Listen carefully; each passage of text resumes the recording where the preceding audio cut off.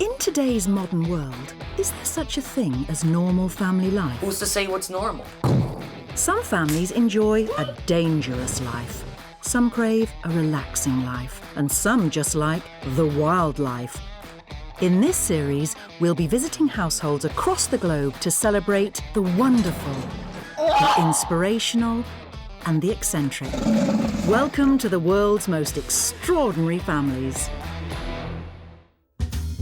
In this episode, the remarkable family who live every day knowing that their bones could break as easily as glass. I've had probably 150 to 200 broken bones throughout my lifetime. The super strong Vegas family who are so competitive failure is not an option. If I come to a competition, I'm going there to win. But first, the family who are getting ready for the end of the world. If you took your scariest experience and then multiply that times 100, it'd probably be like what that was.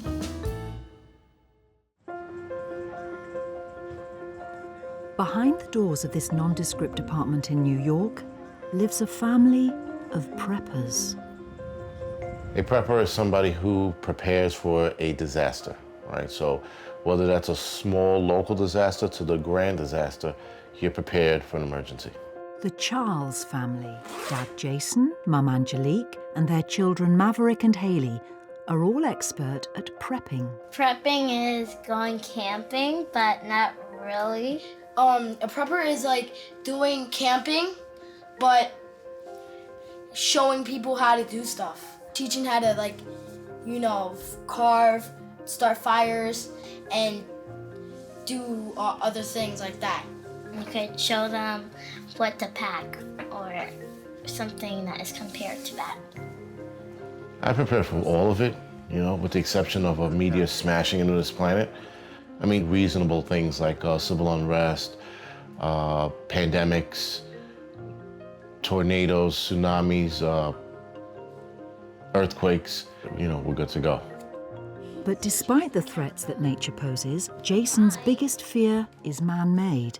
Financial collapse, you know, but then again, with everything going on with the volcanoes erupting left and right, who knows, you know? Could Yellowstone go? It could. It can go tomorrow, it can go 500 years from now. But I'm a little more concerned with the financial collapse. New York City firefighter Jason first became interested in prepping in 2010, and soon his hobby began to take over his life, his cupboards and his hallways. It was slow at first, then it just progressively went into bags and how to pack the bags, and he did a lot of research. So before you know, he was like in a group, you know, New Yorkers that prep also. And then somebody just reached out to him to do a show, and it just warped into like this whole lifestyle for him.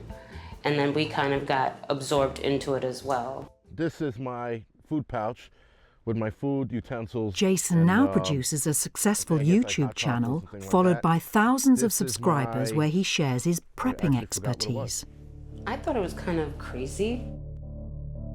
But after 9/11, I always felt like I had to be prepared for something. The devastating attacks on the World Trade Center in Lower Manhattan also had a dramatic effect on Jason, who at the time was serving as an emergency medical technician, or EMT. I became an EMT in 2000, September. And a year later, the 9/11 attacks happened. And I responded off duty.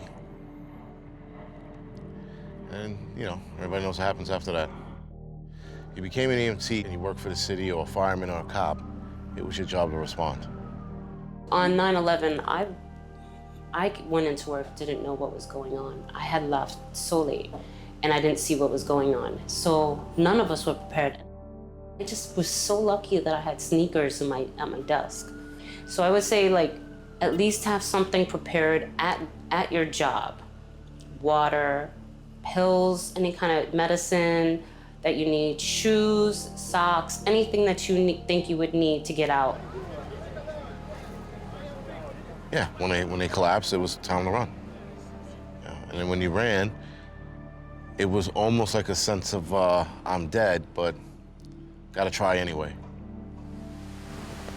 If you took your scariest experience and then multiply that times 100, it'd probably be like what that was. But it wasn't his exposure to the devastation of 9/11 that got Jason and his family prepping. Their interest started after Jason read a book about an attack on the USA that knocked out power and sent the country back to the Dark Ages. They talked about this being a possible attack, how this can happen, and this could, millions of people will die and all. And then with that, I closed the book and flipped out and started prepping. Just started buying things that I didn't need, spending money that I shouldn't spend. And nonetheless, now I'm here, ready with all this gear and food, hoping it doesn't happen, But what sort of threats are the child's family prepared for, and what exactly would make them leave the Big Apple and head for the hills? So there's certain things you can see coming and you leave ahead of time, and there are other things that you wait it out and see where it goes. You have to use your judgment. Anything that has to do with bad air, like a nuclear attack, a blizzard, of course, hurricanes, you stay home. Civil unrest, people acting a fool outside, and you don't have any way to protect yourself, like no guns, stay indoors. If it's a situation where people are dying off because of a disease, a pandemic of some kind. But whatever the emergency, Jason is ready for anything. So this is my end of the world closet. It's a joke, just easy to identify, but this is where I keep all my preps. And other things, like Christmas decorations, things like that. But most of our supplies are in here. I would say probably around 6 months or so of food and water in here. Water is super important. You could live 30 days or more without food, but without water, you can only live maybe 3 days. As well as his cupboard, Jason also has a secret storage unit across town where he keeps even more supplies. And then in the storage unit, we have another 6 months worth of food and water there. That's not including the food that we keep underneath the bed, which is probably another month or two. So in the house, we probably have running with between 7 to 8 months worth of food. Canned goods, MREs. MREs are meals ready to eat. They're those military pouches that food in. Processed foods, say noodles, dehydrated foods. We even have dehydrated milk. We even bought a dehydrator to dehydrate our own fruits and vegetables. Vacuum sealed strawberries and bananas. I did this 2 years ago, 3 years ago? No, 4 years ago. Pretty sure this is not great. Unfortunately for Jason, his dehydrated delights don't go down that well with the kids. I'd be like, I'm gonna throw up, so I'll take a pass. Well, which I want to show you, this is what an MRE looks like. There's 2 meals in here. But then you have all the extra stuff, the toasted pastry, crackers, tortillas, dessert bars, beef jerky, hot sauce, hand cleaner, caffeinated gum. This First Strike stuff is expensive. I'm a financial person. I work in finance, and for all the money that my husband has spent on prepping has kind of given me a headache. I went bananas buying this stuff. Like the first 3 or 4 months, I must have spent $2-3 grand, easy. Right, so I definitely have probably touching 15 grand worth of stuff. In the beginning, it was hard, but now I've just learned to be like, whatever, okay, fine.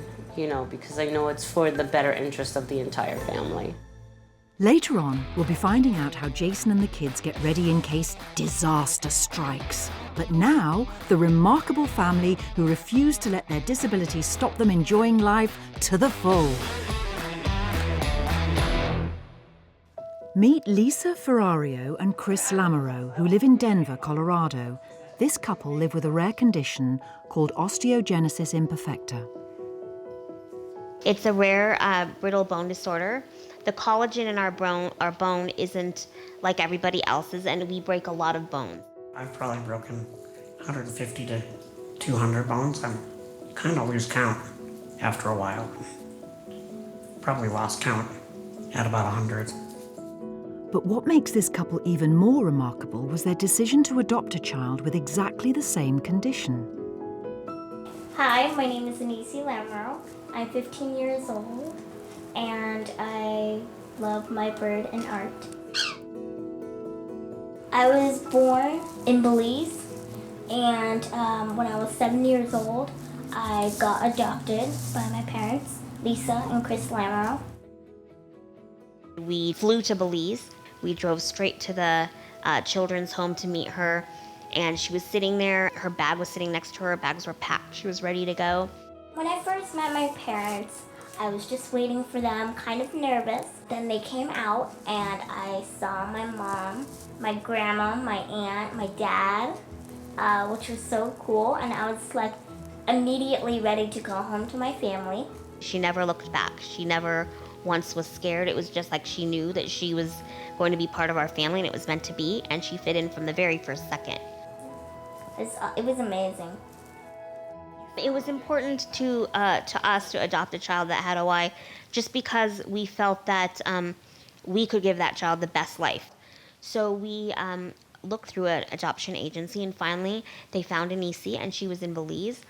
And we applied for the adoption. It took about 2.5 years. We had a lot of conversations about it, but I mean, I think we knew we wanted to be parents, and we also knew that with our shared experience of growing up with OI, we wanted to be able to share that with somebody. They know when I'm hurting or how to deal with that and how to take care of that, and you know what hospitals to go to and what doctors to see. A normal family would not know anything about that, so that's pretty cool. But as Lisa and Chris know all too well, their condition is not only debilitating, it can also be very painful. I have had probably 150 to 200 broken bones throughout my lifetime. Chris the same, and probably Anisi is close to the same. It happens a lot when you're younger. I think as you get older and go through puberty and grow up a bit, the fractures happen less. A lot of times when I broke stuff as a kid, it was because I was doing something stupid. Like I played wheelchair basketball, which is really not something someone with OI should do. But as Anisi found out recently, you don't have to be playing sports for injuries to occur. In school, I was reaching back for my folder and my arm just popped, and I knew that it was going to be a break. But she heals very quickly, and we all have a pretty high pain tolerance, so she's not down for long. But living with osteogenesis imperfecta, or OI, means a regular home would make life very different for Lisa and her family, so they had theirs specially modified. The counters are lower, as well as the stove. It's lower so I can reach the burners. And the cabinets below have been taken out so that I can easily put my chair under like this. Although living with OI can be a challenge, Anisi doesn't let it stop her enjoying one of her favourite hobbies. I started painting at the age of 3, and when I got adopted, my mom could tell that I really like art and stuff, and said, "Why don't you see if you want an art lesson?" My favorite thing about painting is expressing my feelings through my artwork and making other people happy. That's a big part about why I like painting so much.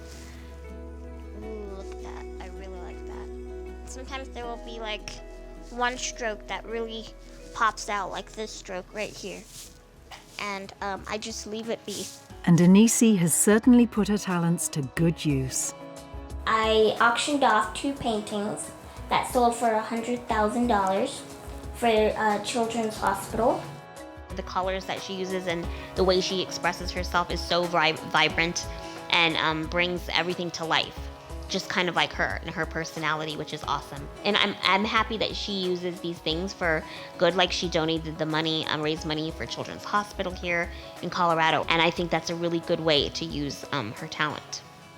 And we'll be catching up with Lisa and her family later as they show off their talents to a global audience. But now we're off to Sin City and the family who have an extraordinary claim to fame. Fabulous Las Vegas is famous the world over for its nightlife, its casinos, and the golden mile that is the Vegas Strip. This Nevada city is also home to a rather unique family. Hi, my name is Callie Best, and I have the strongest family in the world. Callie and her family, Dad Nick, son Dylan, and daughter Jessica, or JJ, might not be as renowned as their hometown, but between them, They hold several world records and have been awarded hundreds of trophies and won competitions around the world. They're also really, really strong. I've been the two-time lightweight champion in the US. I've won Nevada's Strongest Woman. I've won an international contest up in Canada. If I come to a competition, I'm going there to win. More weight. I won 6 straight California Best Lifter. I got into strongman in 2005. I have like 5, 6 world records in strongman still. Broke 11 world records, but I still hold 6 of them. My family is very extraordinary. Like, not a lot of people can do what we can do. I have all my friends, I'm the strongest. We're definitely not like normal families.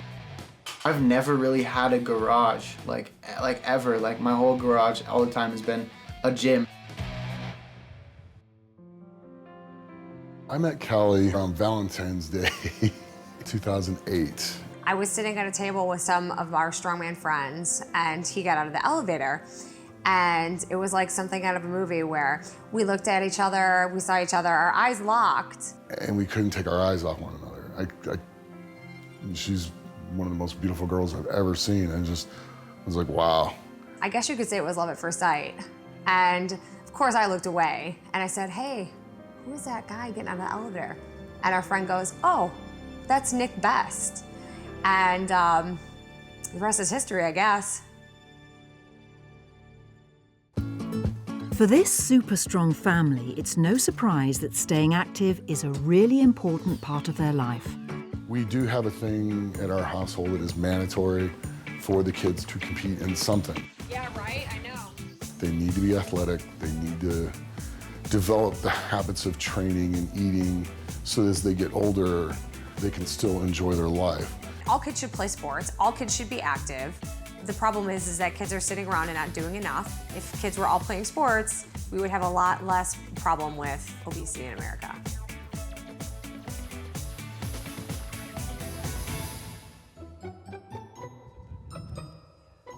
But in this household, taking part is not the aim of the game. Participation trophies, those don't mean anything. It's like, oh, I think they're garbage. When my children bring home participation medals, I will throw them away. Congratulations, you have a pulse? No. Teaching them how to work hard, have a good work ethic, be tough, and follow through is more important than congratulations, you showed up. everybody participates. The person in first place obviously worked a lot harder, and the person in last place didn't really try. And when your daughter can do this, who are we to argue? Jessica's really strong. She can flip a 200-pound tire. She can pick up like a 50-pound keg. She can deadlift her body weight and a little over. But understandably, Nick and Callie have faced criticism for letting their kids lift weights at such a young age. We've gotten criticism about the kids working out, and again, I just tell them, well, you don't know what you're talking about.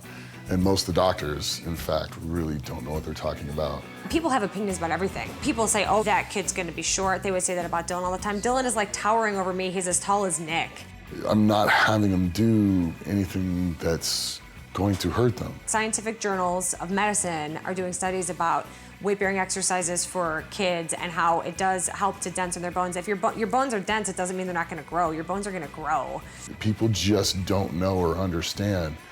And a lot of the old way of thinking that was completely incorrect is still being taught by a whole lot of people.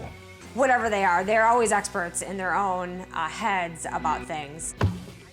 And we'll be back with the Best family later, as Nick lifts the lid on his pre-competition diet. But now we're heading back to the Big Apple and the family who are preparing for the worst-case scenario.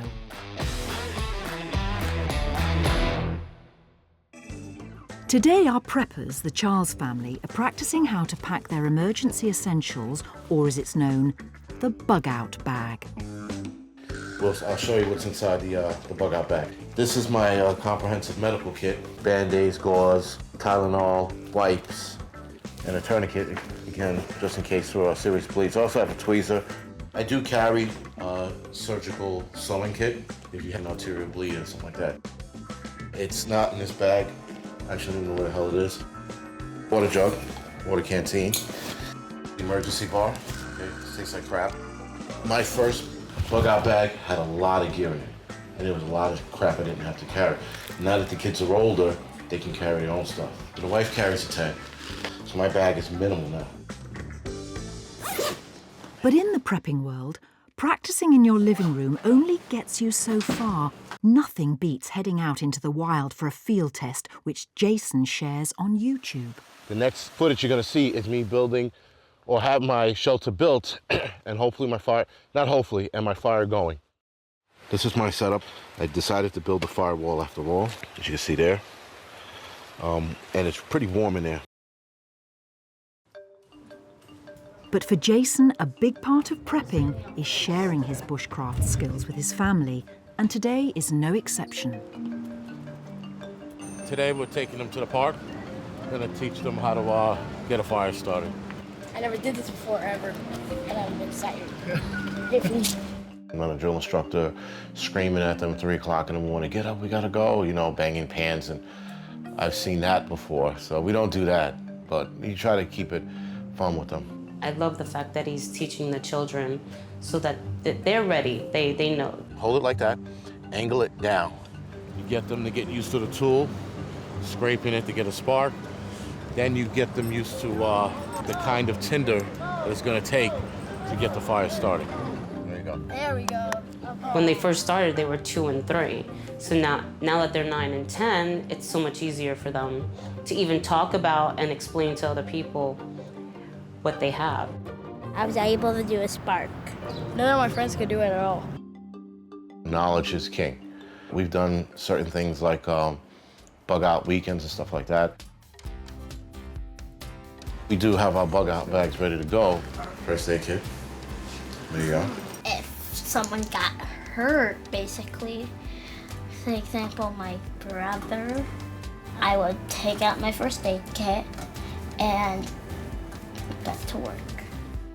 Know that, you know, the wife would know what to grab and when to leave. And then this is my toothbrush that I don't often use. Everybody is paranoid until it happens. And then when it happens, the first steps would just be to watch and see.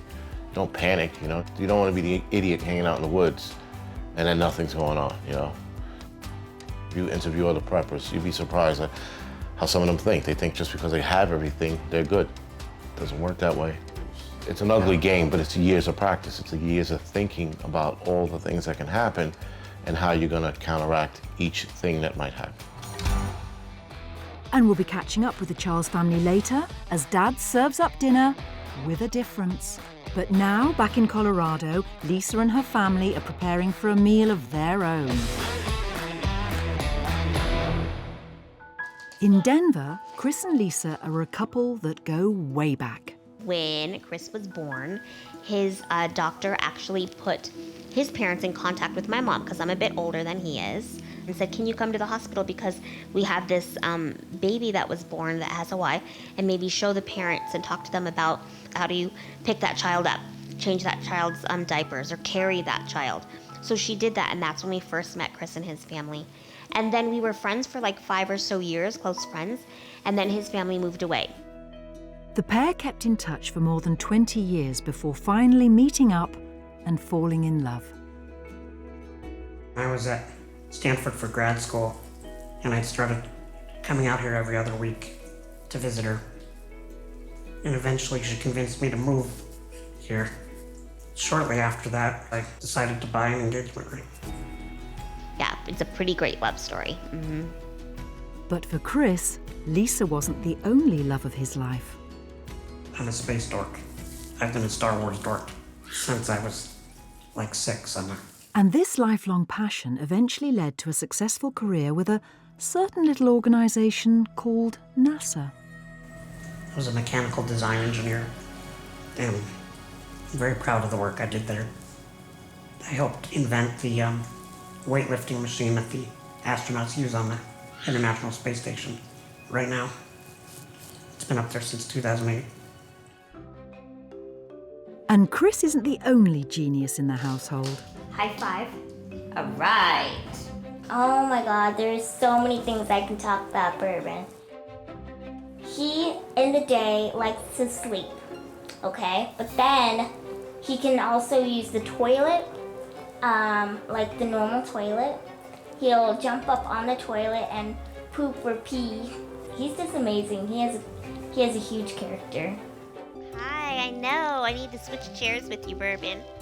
We rescued him from a place here in Denver as well, and he is fantastic. He's another companion for us. He's super smart. He does many things that cats don't usually do.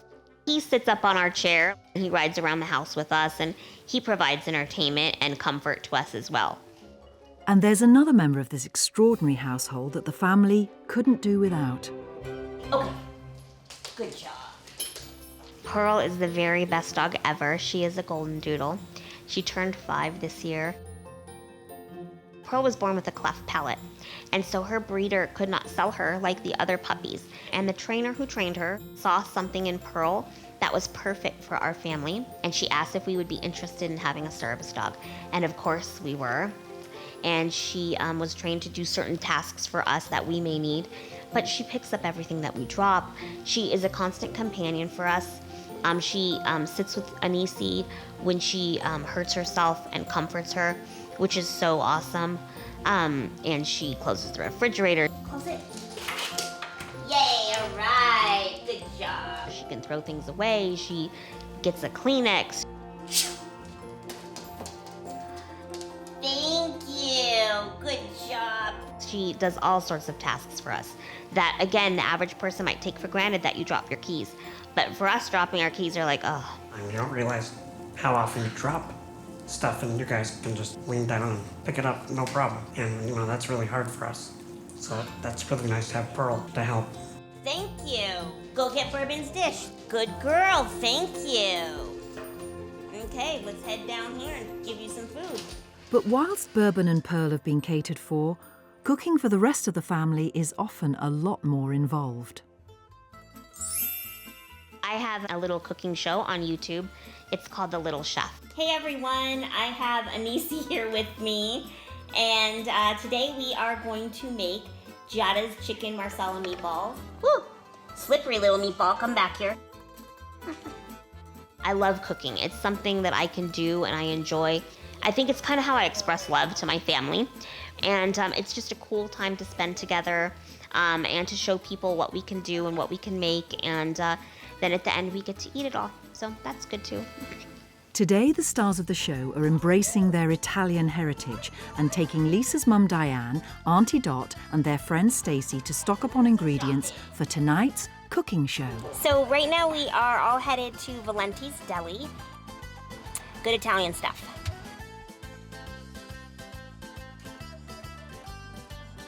Aunt Dot loves these, so for sure we're gonna buy these for dessert. And now we're going to go look at the meat counter and buy some mortadella and some meats. We're gonna get some mild Italian sausage, one of these rolls just like that for tonight. In tonight's edition of The Little Chef, Lisa's dish of Italian meatballs in sauce has been handed down from her Auntie Dot. But is Dot willing to share her secret recipe with us? Oh no, that's... No, then I'd have to kill you. I think there's a misconception that when you see just an average friend hanging around with some people that maybe have some physical challenges, that it's a helping situation, when that's not the case. Good to see you. Come to see us again soon. Bye, Dot. Take care. Everybody that comes through the front door is unique, and I think we could all take a cue from their family. They're just amazing people. We'll be catching up with Lisa and her family shortly as the curtain rises on the latest instalment of The Little Chef. But first, we're heading back to Vegas with the best family, and what better way to spend an afternoon in the Nevada sun than dragging a truck down a road.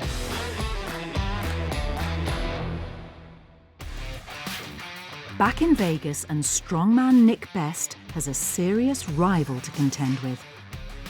Dylan and I are starting to get a lot more competitive together because he's finally starting to catch up, and there's a few things he can beat me in now.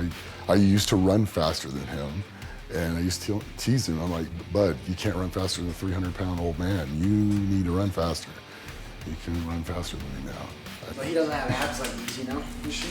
Look, you don't have them like me. He's not built like me. I would say me and my dad sometimes have little moments of like masculinity. Like sometimes I try to mess with him, you know, because you always gotta mess with your dad. I come up and like start punching him or start, you know, trying to wrestle him. Then he'll just flip me, and then I'm on the floor the next moment. I was just like, oh, yep, now I know why you're the boss and I'm not, so. And it's not just Dylan and his dad who are competitive. We are all very competitive. You know, races to the mailbox, the last one there. JJ won. She cheated, but she won. Well, you cheated too. She cheated first. No. It's very competitive, I would say. My stick just like happened to hit your stick. My stick just happened to hit your ball. No, that's not how that works. All right, we're gonna do a pull-up contest. We're competitive in like everything we do. Me and JJ are always competing. Who can hold on longer? Yeah. All right. It's fun to have those competitive things with your kids. Why did I do this? You were a gymnast, this isn't fair. They're like any brother and sister. I mean, they fight a little bit. No, it didn't. Yes, it did. I won. Like we have this little handshake that we do, and we always try to be the fastest person to do it. We monkey around, and we just have a good time at it. But it does push us to work hard. I mean, he really does a good job being a big brother to her. He really does. Dylan, he is like the brother of my dreams. He's my best friend. I hang out with him every day, and he's just really awesome. Oh, I don't think I can do anymore. I think I'm falling, JJ. Yeah, that was pretty dramatic. We always challenge each other to like do races or something with our lacrosse sticks or something fun. You cheated twice, I only cheated once. But Dylan knows all too well if he wants to compete with his world record-holding dad, he's got to pull his weight. Looks like Dylan's doing a truck pull. We're gonna be pulling a 5,000-pound truck today. And today, the family's friends and neighbours have turned up to offer their support. I love it when the kids come over and they train and do stuff instead of playing video games or watching TV. It's gonna be fun to watch. We might have to attach the tire though to the back just to make it harder for them. Oh, Dad, no, we're not adding a tire. It'll probably turn it into a 20,000+ pound vehicle, the equivalent to. Normally, you have momentum and it doesn't really slow you down, but this is gonna be dragging, which is gonna make it a lot harder. If I make it easier, it won't get any better. I'm ready, I'm ready. Ready, go! Come on, keep moving. Faster, faster, faster, come on. There, drive. You're in the zone, drive. You're over there, come on, faster. Drive your feet. Go. Yeah! My legs are a little on fire right now. Very proud. And after that tiring experience, it's Nick's turn to do some working out. But right now, he's working out how to fuel his 308-pound body in time for this weekend's annual Mr. Olympia event. If I sit around and don't do anything all day, I'm still burning 3,500 calories without fail. And believe it or not, Nick's actually trying to put on a few pounds. With Nick having to try to make weight this upcoming weekend for his competition, we need to make sure that his diet is right on point. 2 cups of ground beef, carrots. A lot of this stuff you prepare ahead of time so it doesn't take that long. There's about 2 cups of white rice. And the reason why you eat this is it's very easily digested.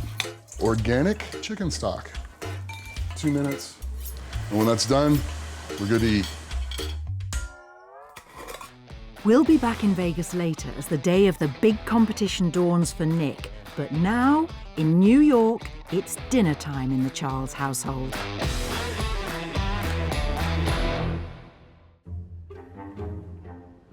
Okay, so this is an MRE, meals ready to eat. Military foods, and under the right conditions, they can last for years. All right, so this is an old one. This was probably on the box. My favorite food is spaghetti. Mine's is steak. This one's called marinara sauce and meatballs. It probably tastes like crap. This is sort of like a backup, right? You fall back on these, you don't eat them right away. All right, so whatever canned goods we have in the closet, We'll go through that first. Once we hit these, we know we have probably 6 months. This actually expired 3 years ago, according to the code. Maybe longer than that, actually. 8 years ago. Expired 8 years ago. Yeah. This should be fun. If the kids start puking, then it's bad. If it's expired, I'm not eating it. I don't want to throw up. This stuff lasts forever, guys. It doesn't get old. Wait, so can I eat it? If it's good, I'm gonna eat the whole thing. The good thing about boiling it in a pan, you can keep using the water. So in a disaster situation, you don't want to keep draining the water out. You let this water be the boiled water. And of course, if it evaporates a little bit, you add a little more to it, but you don't dump the whole thing out every time you're done with it. So as the tension mounts, what's the verdict on the 8-year-old meatballs? Oh, that's good. This is the only one I would tolerate. I think a beef stew might be good too. We have the beef stew. Oh my god. You want? I want again. Here you go. Kids need to adapt to what they could eat, so they know that the possibility is there. That doesn't mean that it's going to happen next year or 20 years from now. So it's good that they open themselves up to trying it out, and that they like it, because we got a ton of that crap. So. For Jason, it's not the threat of nuclear war, civil unrest, or a tsunami that keeps him going, though. It's spending time with and protecting his loved ones. Family is very important. I think with society today, we've gotten away from that. I think people are selfish. When you start being selfish and only thinking about yourselves and all the trips you can go on and all the places you can see, guess what? I do that with my kids. We take them on trips, we go places. Family is important. Family is what's going to carry you through any disaster, you know. But selfishness, it's not.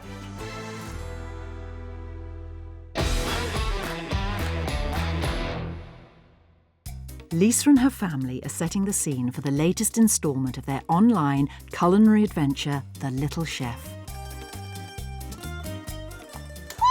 Macy's gonna set the camera up and the lights. I record and I'll say like, okay, stop, now we're gonna do this and that. No, a little bit higher. Okay. No, other side. Okay. This gives me a time to boss mom. No, That would put this you have in to here. put it other way, Mom. You have to turn it. Alrighty. Look at that. What's that? This is the basil and the garlic. Okay. I'm ready. Hey everyone, welcome to The Little Chef. Today I am so pleased that I have my Aunt Dot here all the way from Florida.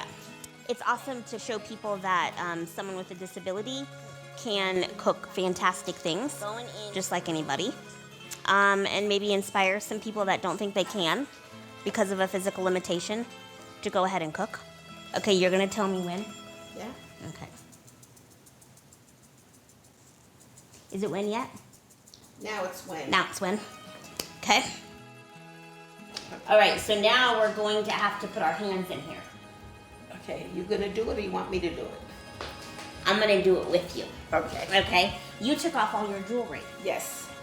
What if I can't get it off? Then we'll just cut your finger. Okay. It came off. Okay. All right. All right, I'm headed over to the stove. We'll be right back. It's awesome to cook and have the 3 generations because it's so important that, Aunt Dot passes things on to me. And same with my mom, she passes things on. I love that tradition of passing everything on to a niecey. And someday she'll pass it on. Oh, this looks lovely. Look. They're beautiful. All right, thanks, guys. I hope you enjoy the meatballs. Bye. Done. Woo! Woo! Very good. That's a wrap. Way to go. With another episode safely in the can, the family can finally relax and enjoy the fruits of their labours. There's so many things in our daily existence that are difficult or kind of bring us down. So it's important to celebrate the little things. It's lovely to have everybody together having a meal, and especially since you guys cooked it. We definitely have a unique family with Lisa, Chris, and Anisi, and all in wheelchairs, and they always seem to be able to do anything they want to do. There's nothing Lisa can't do. I'm so proud of her. I want to make a little toast to Aunt Dot being here, and to doing the cooking show, and to family. And I love you guys all. Cheers. Cheers. Our family is the most important thing. They bring me joy, and knowing that they are happy is extremely important to me. My mom is amazing. She supports me in everything I do, and my dad is the same. I'm very proud of Anisi. I see a lot of me in her, like the resilience and determination. I know that she can do anything she puts her mind to. They are the best parents that I could hope for.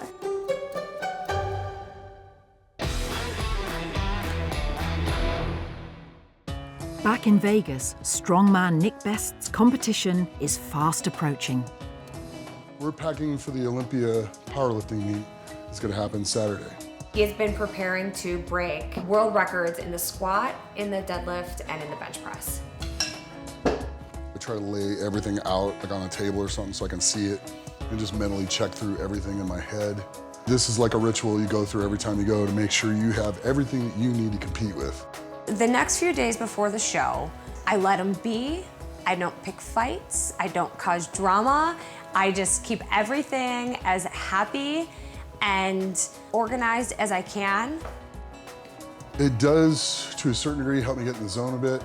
I also relax because it's something else I don't have to worry about. I know where everything is.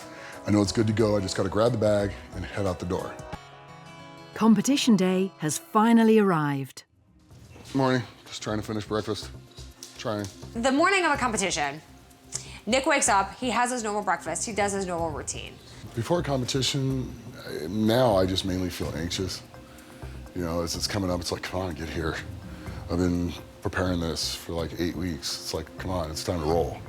The run up to my dad competing gets really hectic in the house. There's a lot of stuff going on, a lot of people coming in and out, people coming over.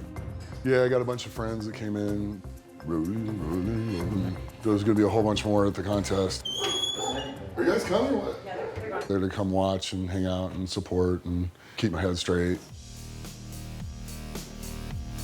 The expo's a lot of fun. It's a great atmosphere.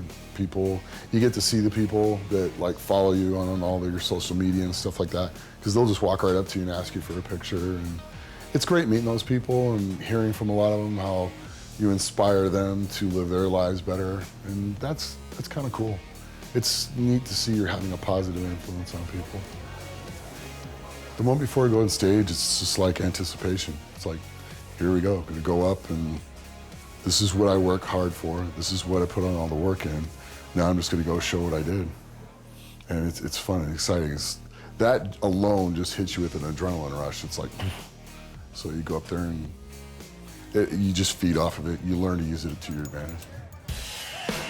I got no point to prove to anybody anymore, but there's goals that I have. So now I'm just proving stuff to me. I got to answer to myself now. Oh, I broke the world record. So much pretty good. My hopes are to break the world record in the squat and break the world record in the deadlift.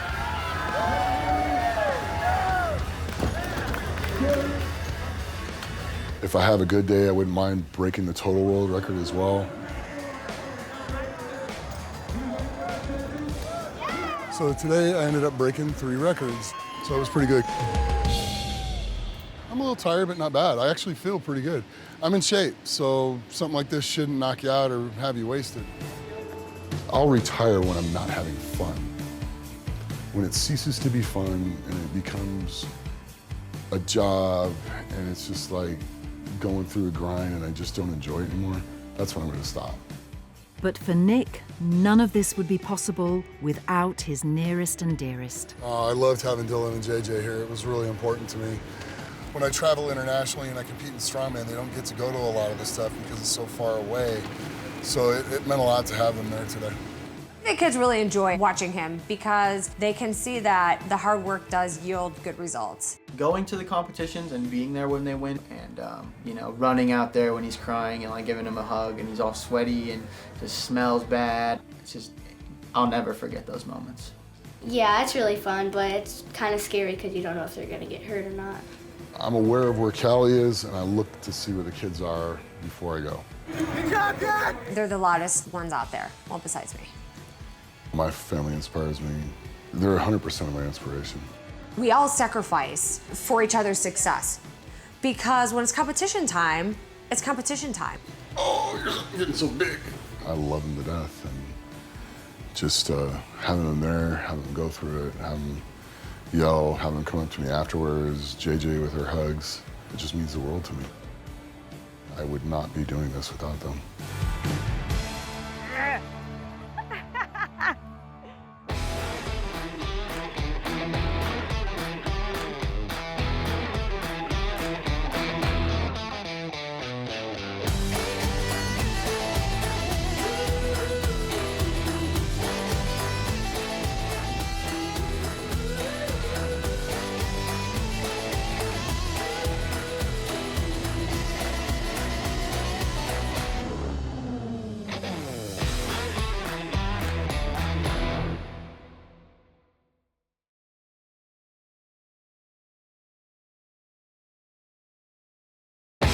In today's modern world, is there such a thing as normal family life? Who's to say what's normal? Some families enjoy a dangerous life. Some crave a relaxing life. And some just like the wildlife. In this series, we'll be visiting households across the globe to celebrate the wonderful, the inspirational, and the eccentric. Welcome to the world's most extraordinary families. In this episode, we're off to Detroit to meet a family who are undergoing a remarkable change. Not only is their son becoming a girl, their mum is becoming a man. I'm just like her. I was born in the wrong body. But first, we're heading to Maryland to meet a couple with big hearts. You can't get better than this, can you? And an even bigger family. Why can't you just blindly follow whatever I say to you? Yes! This is the Ness family. Mum Amy, Dad Scott, and their 14 children. Having a big family is wonderful. It is chaotic. It is crazy. It's lots of laughter. It's lots of tears and forgiveness. The best thing about being in a big family is we have a lot of people to play with. I still have my actual brothers and sisters, and I have new siblings, which is actually really great. Like, we're like the biggest family in like Maryland. At times it can get very noisy. It's very loud in a large family. Very loud. The worst thing that being in a big family is that we mostly fight all the time. We do have a lot of energy and a lot of pizzazz. We do have some spunky kids. The Ness family is one of the largest in America, and with this many kids, even Mum Amy has a tough time remembering them all. Destiny is 21, and her husband Lenz is 23. Lexi is 20. Casey is 19. Hunter is 18. John is 17. Samantha's 15. Carter is almost 14. Ashton is 13. Destiny is also 13. Brad and Chad are almost 12. Tatiana is 11. Skylar is 10. Who's next? Oh, Aiden. Oh my word. Aiden is 7. Although the older kids Casey, Destiny and Lexi have moved out of the family home, things are no quieter in the Ness household, and there's certainly no such thing as a lie-in for Amy. A typical day for me is waking up at usually 4:45 when my husband gets up to go to work. We get up, we sit and have our time together before the kids come down. The kids will come down somewhere around 6, especially on school days. And of course, a household this size wouldn't run smoothly without teamwork.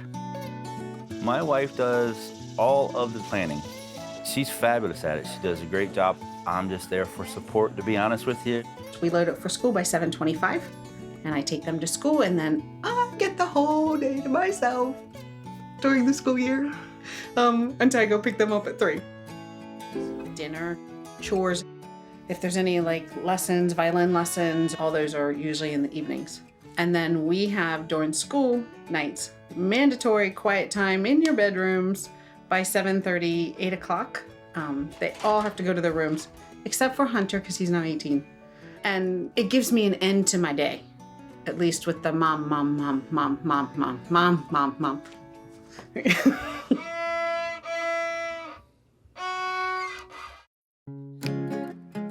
But how exactly did this all-American family grow to what it is today? The Ness family adventure started in 1994 when Scott and Amy met. Less than a year later, the couple were married. This would be my husband. I am so super proud of him. You can't get better than this, can you? That's my handsome, handsome husband. In 1998, their first child, Lexi, arrived, followed 50 months later by their son, Hunter. Hunter actually has Asperger's, which is on the autism spectrum, but he's very high functioning. And he is probably one of the most genuine, sweet-spirited, honest individuals I have ever met. In 2004, baby Carter arrived, but soon after, Amy was told she wasn't able to have any more children naturally. They just said, don't attempt anymore because it really became a high-risk pregnancy then. We have not had any more pregnancies after Carter. But lots more children. Lots more. I never thought that I would have 14 children. I was open to a big family, but not quite 14. We wanted somewhere between 4 and 5, maybe 6. That was, what we thought would be logical in our head.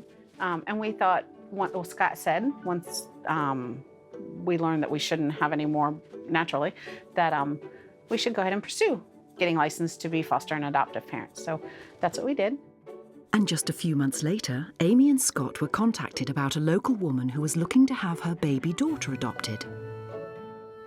Scott actually took that call and he said, sure, if she's willing to bring the baby, we will be happy to adopt it. So that was little Destiny. And then after Destiny is where our story gets really crazy. Coming up, there's a baby boom in the Ness household as 4 kids become 14, and we reveal the secrets to feeding so many hungry mouths. But first, we're heading to the Midwest to meet a family who are undergoing an incredible change. The Mason family from Detroit, Michigan, are an ordinary, all-American family, but this household has a remarkable story. This is Cory. She's a regular 16-year-old who likes nothing more than practicing makeup with her younger sister. Cory's always kind of been feminine and always dressing up. She'd always wear my mom's high heels and dresses. The dolls and the makeup and they want to play dress up and princess and all that stuff. But what makes Cory extraordinary is that she was actually born a boy. I was really young and it was my birthday and I got a truck and my sister got a doll. And I wanted nothing to do with the truck. I wanted to play with the doll. And my sister let me play with it and it's just been girl toys and dressing up and makeup ever since then. So many sauces. So much sauces. Cory has been living as a girl since 2012 and now classes herself as transgender. This means that, although she was born a boy, she has always thought and felt like a girl. She was simply born in the wrong body. But back when she was 10, Cory's family didn't even know what the word transgender meant. I'd never heard the word transgender. I didn't know there was such a thing. We just thought, as parents, that Cory was probably gay.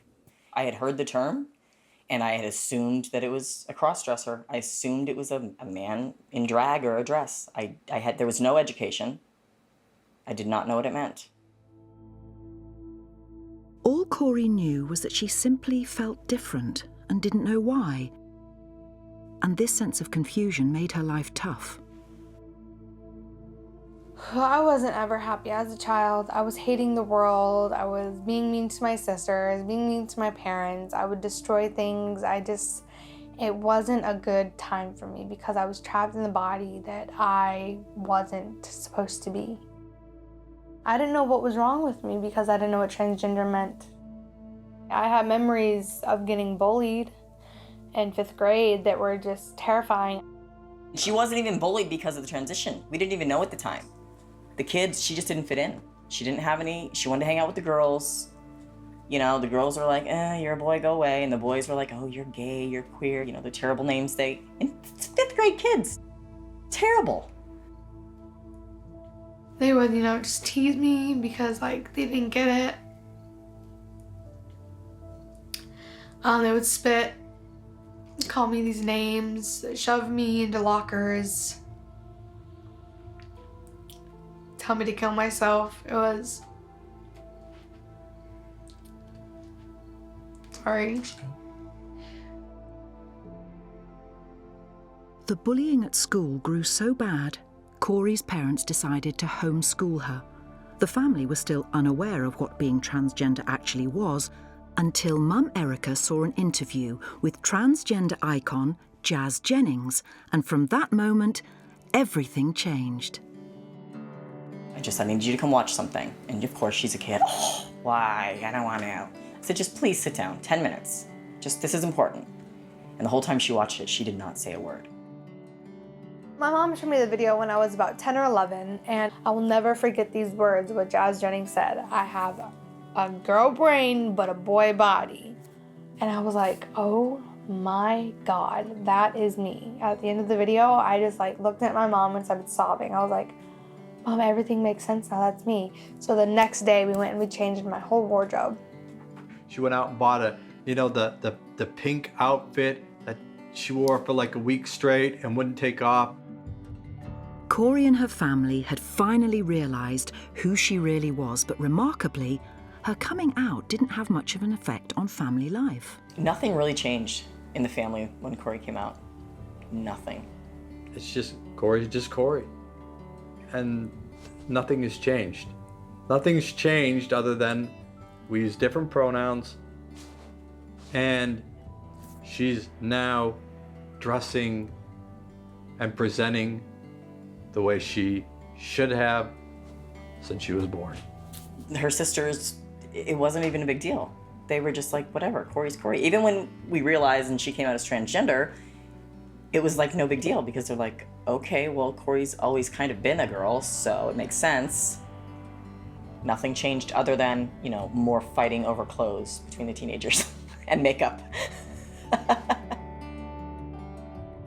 In 2013, with her family's support, Cory began transitioning to become a girl.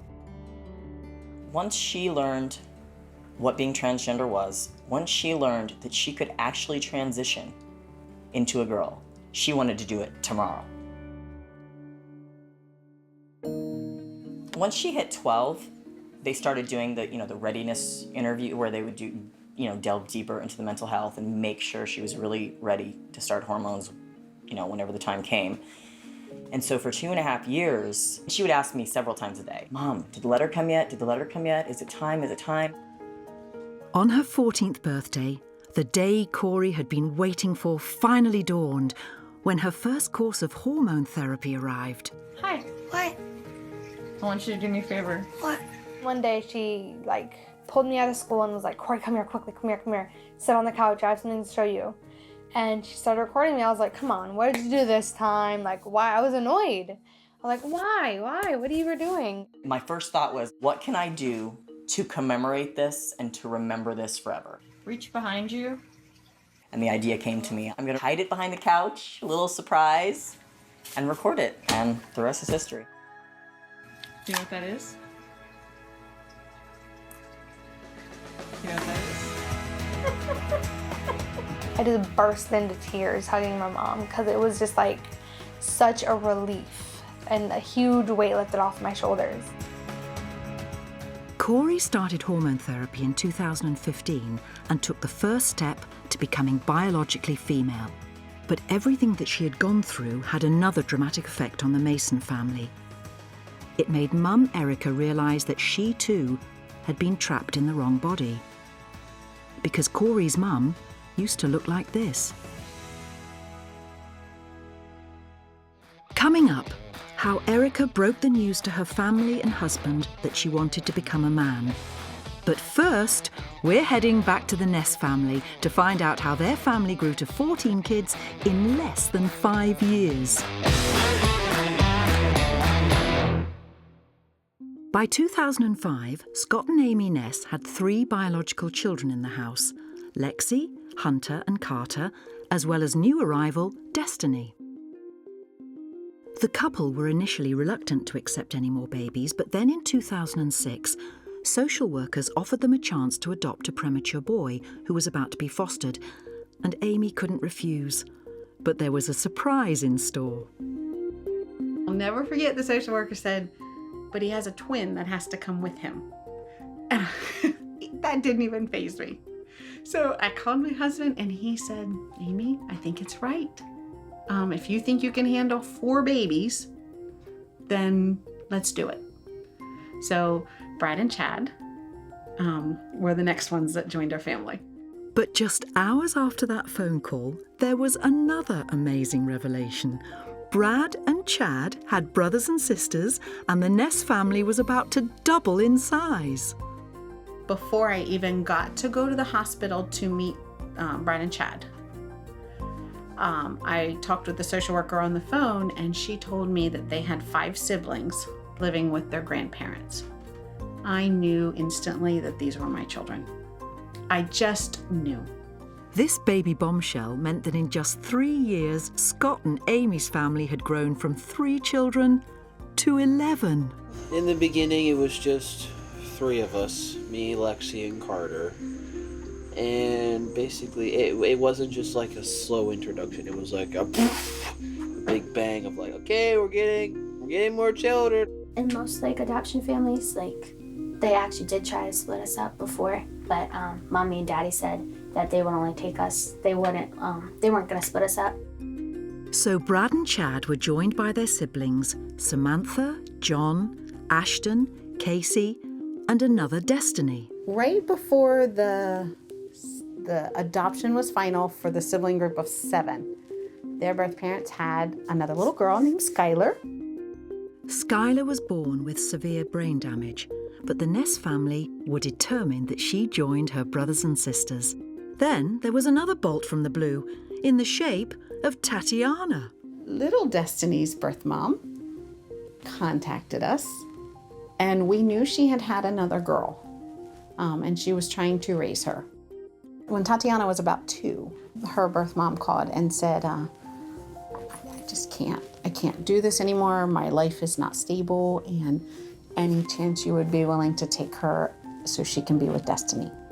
By 2013, the Nesses had 13 kids, all under the age of 13, 3 biological children and 10 who were adopted. But incredibly, the family still wasn't complete. So then a couple years went by, and we, kind of got into an easy pace. We were out of diapers for the first time in 16 years. Totally out of diapers. We were out of sippy cups. We were sleeping through the night. And then we find out that there was number 9 born for the sibling group where we already had the 8. Number 9 was Aiden. We didn't find out about Aiden until he was 1, and there was another adoption family that had him. They decided that it'd be better if they gave up Aiden to us, so that way we could keep all of us together. So there's 9 of us. Amy and Scott were determined to reunite Aiden with his siblings despite his difficult start in life. He had been in the hospital his entire life at that point. He was born with severe medical complications, very severe. He is a little miracle to be alive. Initially, the authorities were reluctant to let Aiden join the blossoming brood. To the general public, we look like crazy people, just gathering children up. But we ended up, again, advocating and fighting, and birth parents requested that he be placed with us. So they did. They worked with us, and here came number 14. You know, we've had people come along and they say, well, what you've done, you're saints and everything else. We're really not the heroes. Our kids are. They're the ones that had to change their whole identity. They're the ones that had to change who they called mom and dad. So with 14 kids in the family, the first question anyone asks is, how much is the grocery bill? I would say that our grocery budget is somewhere between $400 and $500 a week. We have different connections and inside things where people will donate large chunks of like frozen meats to us because they either have a program that they run that they couldn't use it, and we're fairly known in this area, and often we get calls, hey, could you use 23 pounds of chicken? Yes, we can use 23 pounds of chicken. It is a lot of food. Basically, it's just what we're taking on vacation, provided I can get it all in our van. As if looking after so many hungry kids wasn't enough, this summer, Amy and Scott are planning to take their family on holiday. Take it in and set it in the, put it in the utility room for now. But first, it's back to their 10-bedroom house to unpack the groceries. I don't know what he wants to do with that. Okay. Oh, that's right, you do. No. All day. Aiden. All right, now, who can put the milk out in the garage? We gotta put the refrigerated things away. That goes to the garage refrigerator. Okay. All right. We use a tremendous amount of food in this house. We have a big walk-in freezer in the garage that was donated to us, which is fantastic because my husband is a massive coupon shopper. He's one of those extreme coupon shoppers. So I have to plan our food around what he comes home with. It's huge, but it's very messy. Totally unorganized right now, but it's got shelving on the sides, on the back, in the middle, and then there's everything on the floor too. My husband might come home with 72 boxes of pizza, or it looks like we have a whole pile of Hot Pockets. There's boxes of toaster strudels. And sometimes I say to him, Scott, let's see how long we can go without buying, but he has a need to coupon. I think couponing sometimes becomes almost like an addiction to some people. And I have friends that coupon too, and that's what they say is they feel compelled. They have to get those sales. And Scott's penchant for coupon shopping isn't just limited to the frozen section. It looks like right now he must have, I don't know how many boxes of pancake mix and oatmeal. He must have found some sort of deal on oatmeal. So we've been making, one of the things that we made for vacation is some tubs of monster cookies, which the primary ingredient is oatmeal. And today we might make chocolate no-bake cookies, which again, the primary ingredient is oatmeal. So I learned to work with what he brings home. But today, oatmeal is off the menu. Dad Scott has brought home a box of crabs, and the kids waste no time getting stuck in. Peter, now you wait. No, you wait. Wait until the table's set up, okay? Right? You're supposed to nod your heads. But a crab feast is a messy business and needs the whole family to help out. Who needs water? Thanks, Mom. You're welcome, son. It absolutely can be done to have a big family and not be wealthy or really well-to-do. You just have to learn to be content. We are very careful with our finances. Sometimes you have to be. If you just don't have the money, you have to be thrifty. There's no other option. A box of crabs can be made to go a long way in the Ness household, but it's also a great excuse to sit down as a family. You'll usually get 2 or 3 days out of them. You can pick for hours because it's just a little bit of meat at a time, and conversation. It's fantastic. Mainly in Maryland. You know, if you had crabs, you had friends. We'll be back with the Nesses shortly as they pack up the kids and a ton of groceries and hit the road for their summer vacation. But now we're back in Detroit to discover how Mum Erica realised she was a man trapped in a woman's body and what happened when she told her husband.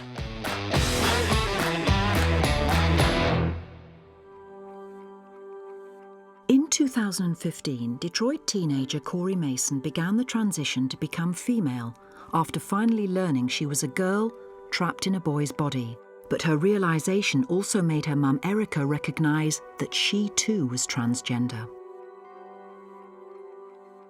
It was such a relief because growing up, I was so self-conscious. I hated myself. I hated my body. My friends would say to me, "You're so beautiful, you know, you have this perfect body." And I was like, "I'm so glad that you see it that way," but I don't. I just thought I was a tomboy. I was one of the guys. And I would always make a joke, like, you know, my friends would be going out to get ice cream, and I'm like, I'm really not a sweet kind of guy. I'm not a sweet guy. And I always called myself guy. It's so bizarre to look back and say, well, duh, that makes perfect sense. I had absolutely no indication at all, nothing whatsoever, other than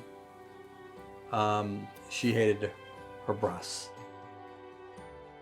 Life as Erica was a very depressing life. I tried to find the joy in life. I tried to look and be grateful for the good things in my life, but there was still this nagging sense of hopelessness and depression that I carried with me every single day of my life, and I did not know why. Ellen, I think they're probably fine. With Cory's transition underway, being able to share her daughter's experiences meant Erica could finally make sense of her own feelings. But having kept a secret to herself for over 3 years, she only now felt strong enough to tell her husband. We were watching the movie The Danish Girl about a transgender woman. In the end, she'd had, I guess, the first surgery, and in the end, she ends up dying. And I was crying so hard, I was sobbing. Like way more than you cry at a movie. And at the end of it, she just looked at me and she said she apologized. And I looked up at him, and the woman's name in the movie is Lily. And I looked up at him and I said, "I'm so sorry that you got stuck with a freaking Lily." And he was like, didn't kind of understand what I was saying at first. And he said, "What does that mean?" I said, "That means that I was also born in the wrong body." I thought for sure that it would be the end of my marriage. I just hugged her and I said, "Everything will be fine. Everything will be fine." And then it just opened up dialogue. I said, "I married you for the person you are. I love you inside. I don't care what you look like outside. We'll make this work no matter what we have to do." And I just, I don't think I've ever cried harder in my life. I was a mess. People look to me like I'm some sort of superhero for just doing the right thing. It's just doing the right thing. It was so unexpected. I never once thought that he might stay. So I was just completely blown away. I signed up for till death do us part.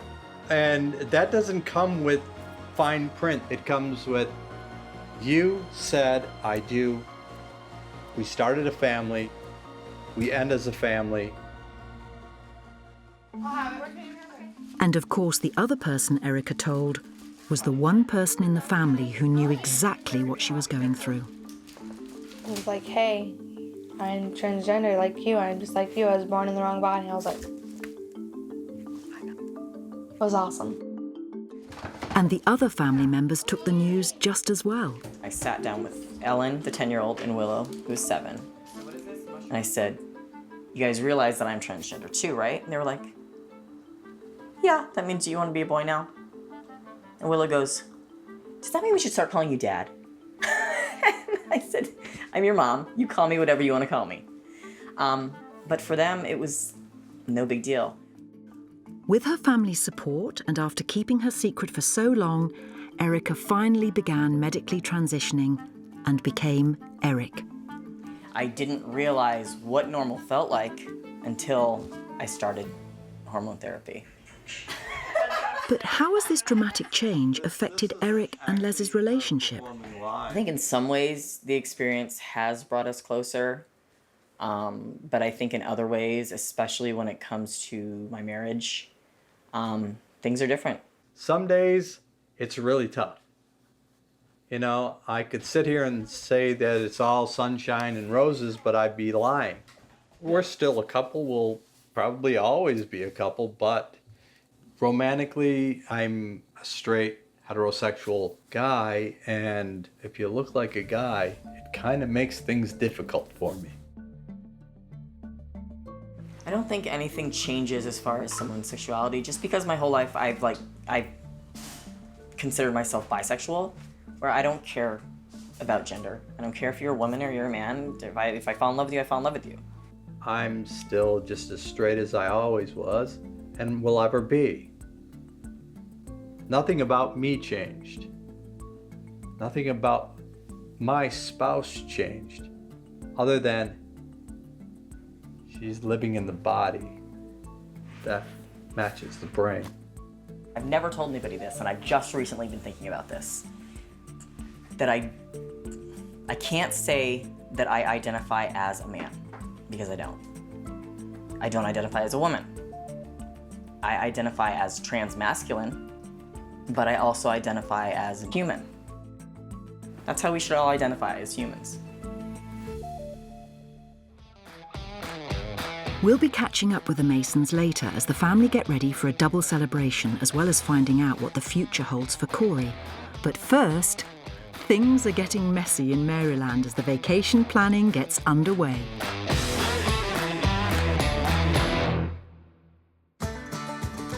The Ness family and their children are about to embark on their annual holiday, but the destination is a closely guarded secret, for now.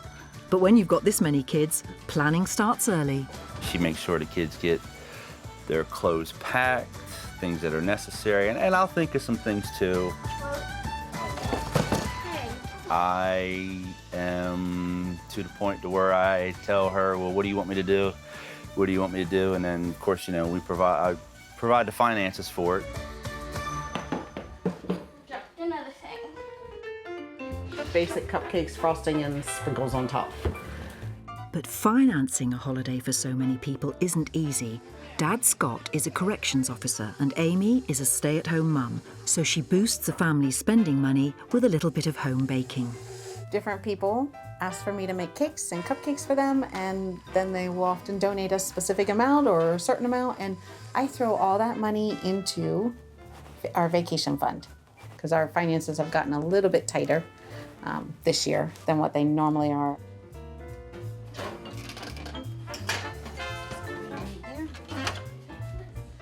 Thankfully, this is a tiny order. When you've done 400 for a wedding with sugared fruit on top, you work for hours.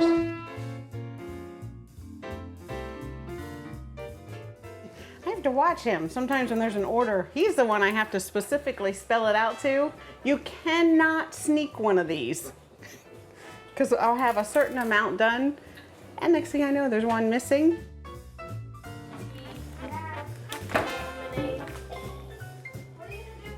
Oh my gosh, did he put his mouth in it?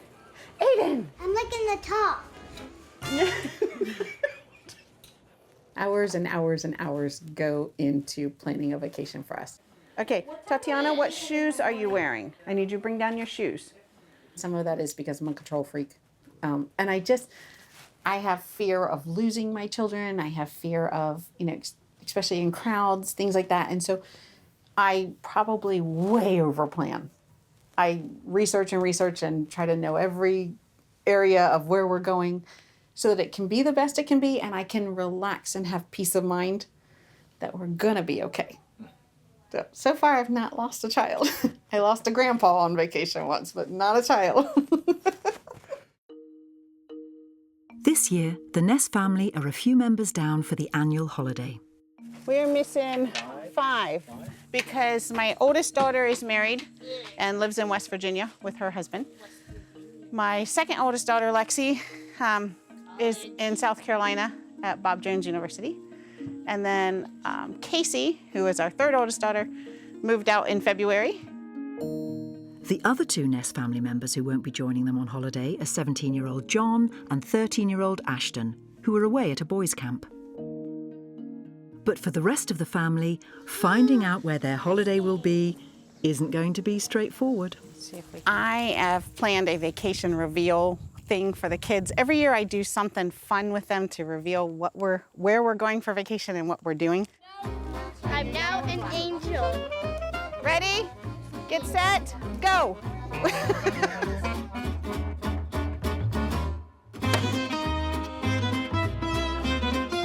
I love family vacations, I just do.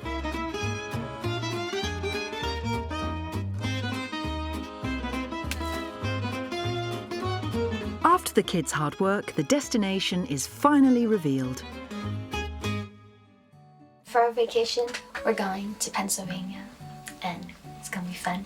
We have a house rented on the lake, and it will just be simple this time, not a massive amount of activities. It's near a lake and a pool, and it's really in the mountains. It's going to be beautiful. We're going to a different house, and we get to be in a different place, and there's usually different stuff there that we get to do.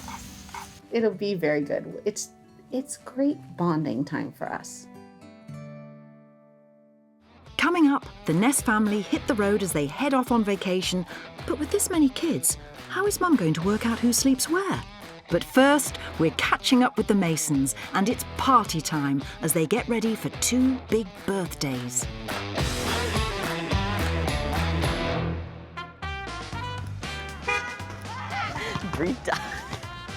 Back in Michigan, and the Masons are heading out to prepare for a very special celebration. We are at Party City. We've come here to get some decorations for Sweet 16 and 17th birthday party in 2 weeks.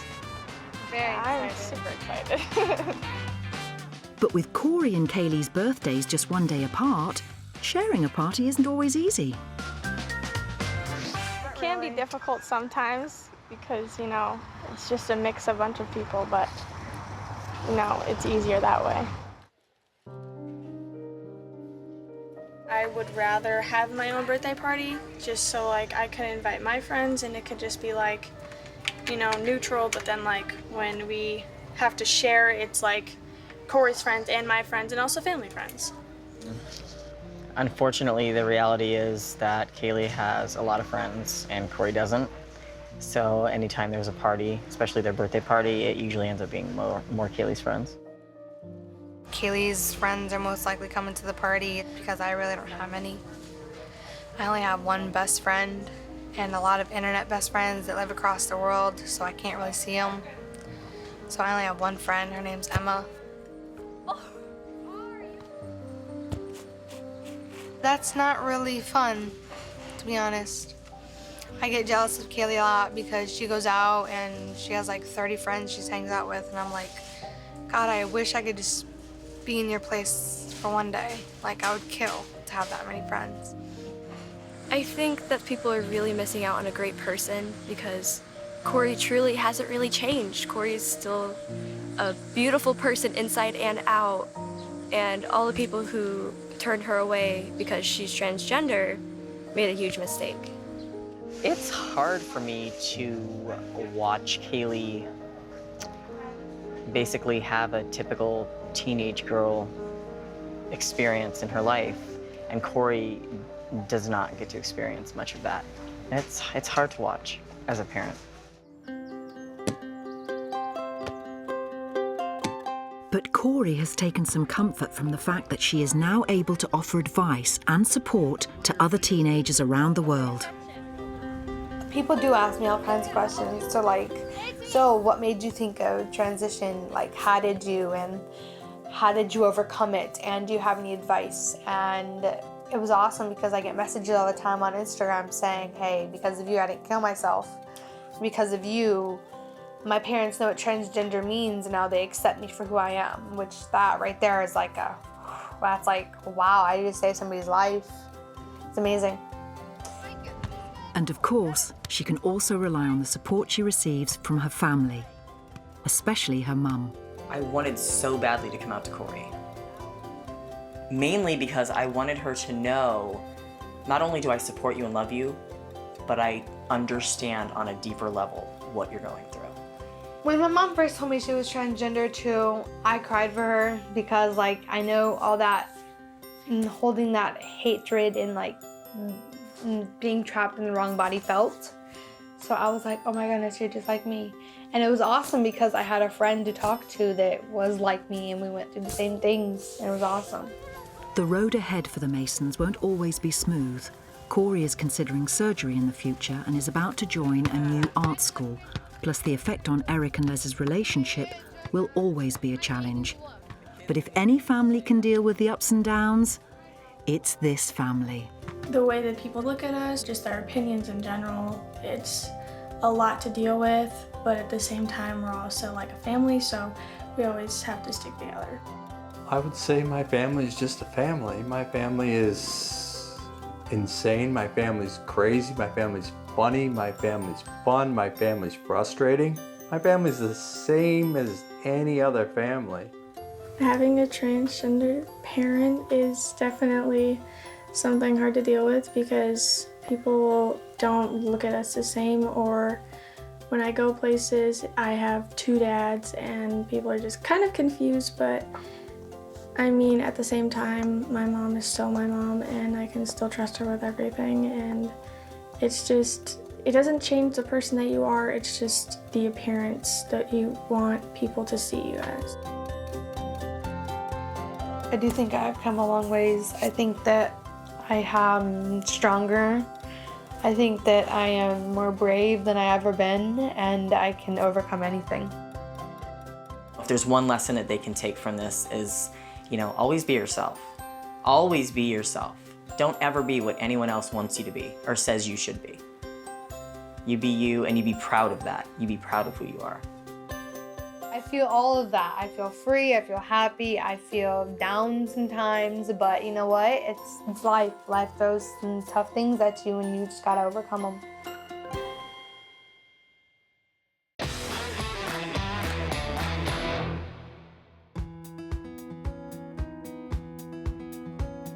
Finally, the big day for the Ness family has arrived. They're heading to a holiday home in Pennsylvania, 400 miles and 6 hours drive away. But before they set off, there's just time for a few last-minute jobs, including feeding the cats and installing the in-van entertainment system. Let's get in. I gotta load this stuff up front.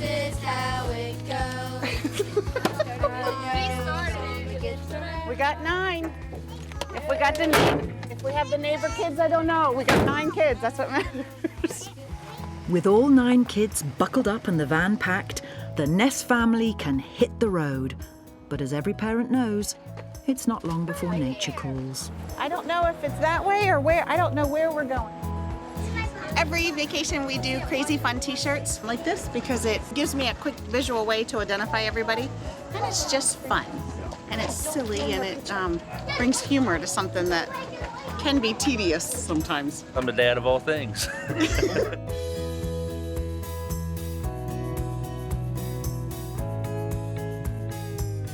Another bathroom stop. Okay, let's go. Back in the van, and how better to while away the miles than a family sing-song.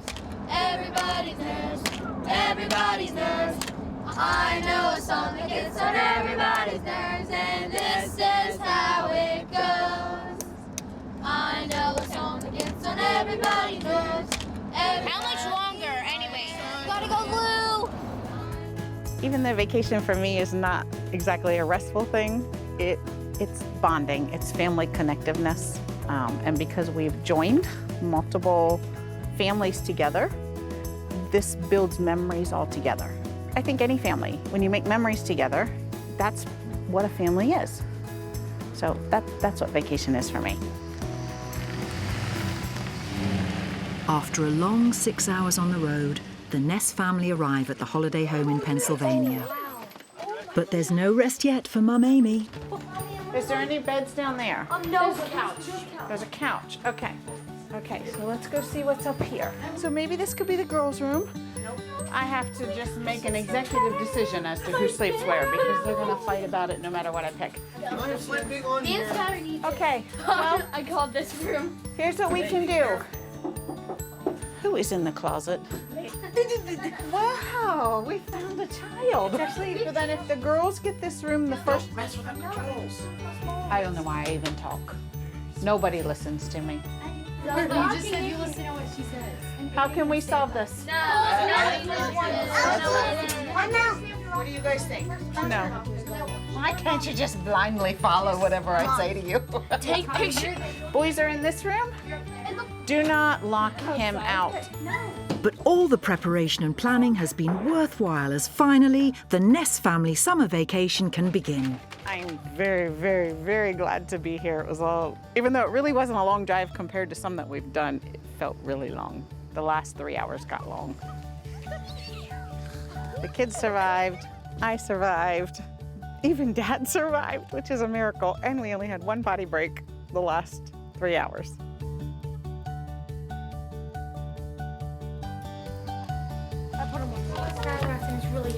Put this back, not right now. No, please don't ruin that and get. Oh. Did I always want to be a mom? That's a really good question. No, I wanted to be a neurosurgeon. I would have never, and I think people that knew me back then would have never told you that Amy Ness is going to be a mom of 14 children and make cakes and cupcakes. They would have told you no, she's going into the medical field and she will be a successful doctor. But here I am, and I love my life, and I don't think I'd want to be a doctor, ever, now. Mine looks terrible. Mine is perfect. I am simply a simple country woman with no great mom skills or no great therapeutic skills, and if I can do it, anybody can do it. And if my husband can do it. The difference that you can make in a person and their destiny for the rest of their life can be phenomenal. We're both broken human beings with lots of flaws and lots of imperfections, and these kids don't care. They just want somebody to love them.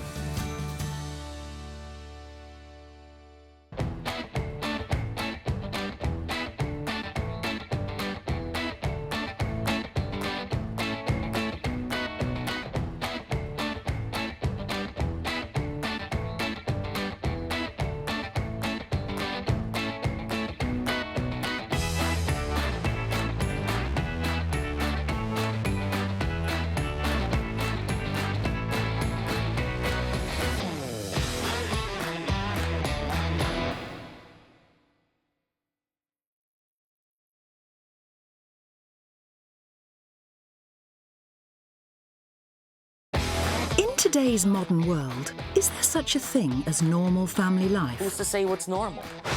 Some families enjoy a dangerous life. Some crave a relaxing life. And some just like the wild life. In this series, we'll be visiting households across the globe to celebrate the wonderful, the inspirational, and the eccentric. Welcome to the world's most extraordinary families. Coming up, we go monkey mad with the Janota family. It's like raising a 2-year-old child on steroids. And we meet the Gford family, who left it all behind to sail around the world. Our family went from the American dream lifestyle to living below the federal poverty line. But first, we're off to Canada to meet a family of bodybuilders who flex their huge muscles on stage together.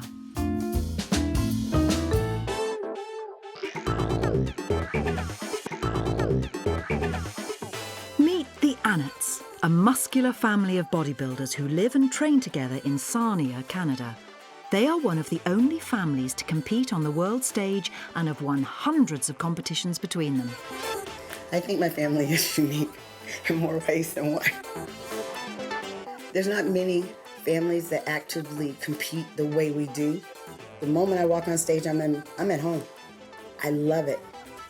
You see families that are into fitness, but we've taken it almost to the next level. Like my mom's a pro now, and like my sisters, they both look, amazing on stage. You feel very proud of them, and my dad's 50 now, and he looks just amazing.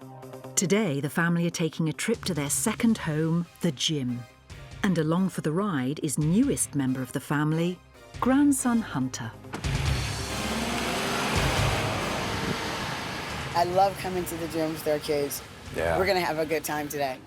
This is our hot spot. We come here and get down. We don't play here. We spend usually maybe 4 to 5 hours a day when I'm prepping. But on a regular day or off season, maybe a couple hours a day I'll spend at the gym. We'll do some upper body movements, be chest, maybe arms, a little bit of shoulders. We'll try and key on 1 or 2 different muscles today. This is easy. Belt concerts. Are you ready to work Yeah, out? that's right too. It's the Hall of Fame for the fitness athletes, different sports. That's my picture. I was probably about 35 there. And of course, we've got the family picture here as well. Alongside his day job as a fraud investigator, 50-year-old dad Dean has been competing in bodybuilding shows for the last 18 years. Always grew up looking at like bodybuilding magazines when I was a kid. And I said, you know what, one day maybe I can do that. And then once our kids got to a certain age, they were more independent. That's when I got involved. I was probably 32 years old when I started, so I started late. My category is the lightweight division. I'm not a real big guy, but when I get on stage, I look big and I'm very conditioned. And that's where I really win and I beat the big guys. Even at my age, I beat the young guys still. Once you stand on that stage and people are looking at you, you become a different person. You wouldn't be like that in your real life. But that is the bug. There to witness Dean catch the bodybuilding bug was wife-to-be Bridget. Just seeing him on stage like that, I was like, oh wow, he's like Superman. I was his little fan. I was oohing and ahhing around, and I was like, I want to do it next. As well as being a safety technician and emergency first responder at a gas refinery, 47-year-old mum Bridget began a grueling routine in preparation to compete on the world stage.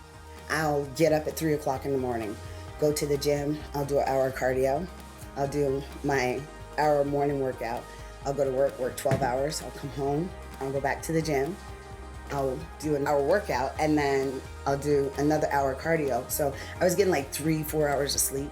And for the couple's 4 children, growing up with bodybuilding parents was a unique experience. You know, you stand up in class and they'd be like, tell us something cool about yourself. And I'd be like, so my parents are bodybuilders.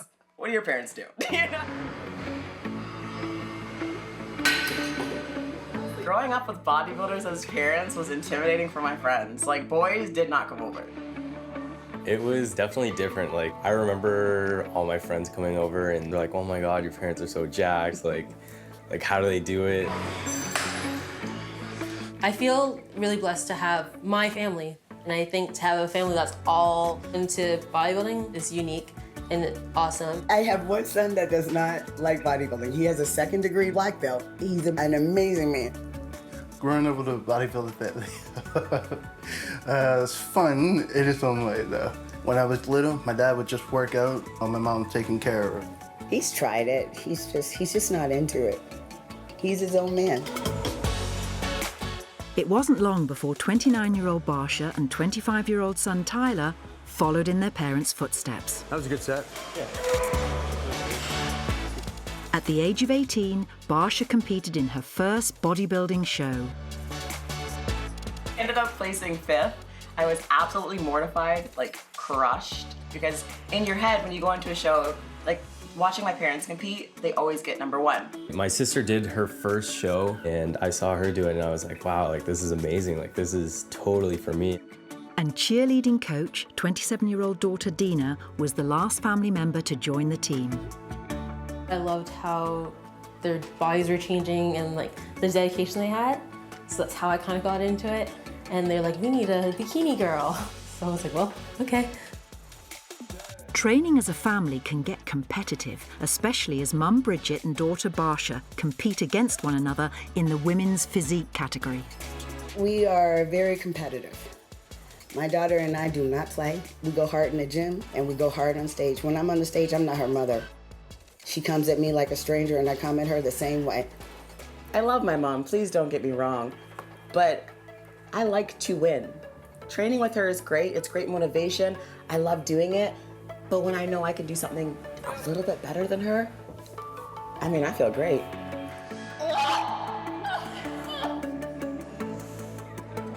We're very competitive, and the boys, I believe they're the same way. They won't admit it, but they really are. You'll see. Who's the strongest family member? We all have our strengths.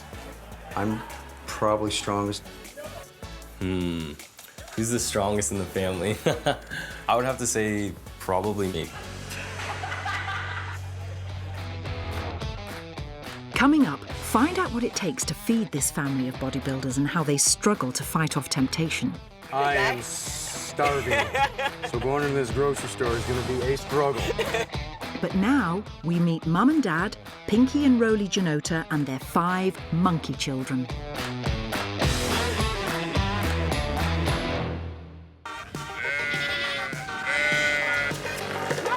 In the rural town of Beecher, Illinois, animal-mad Pinky and Roly Janota live on their farm, Settler's Pond. Well, I chat more to the animals than to humans.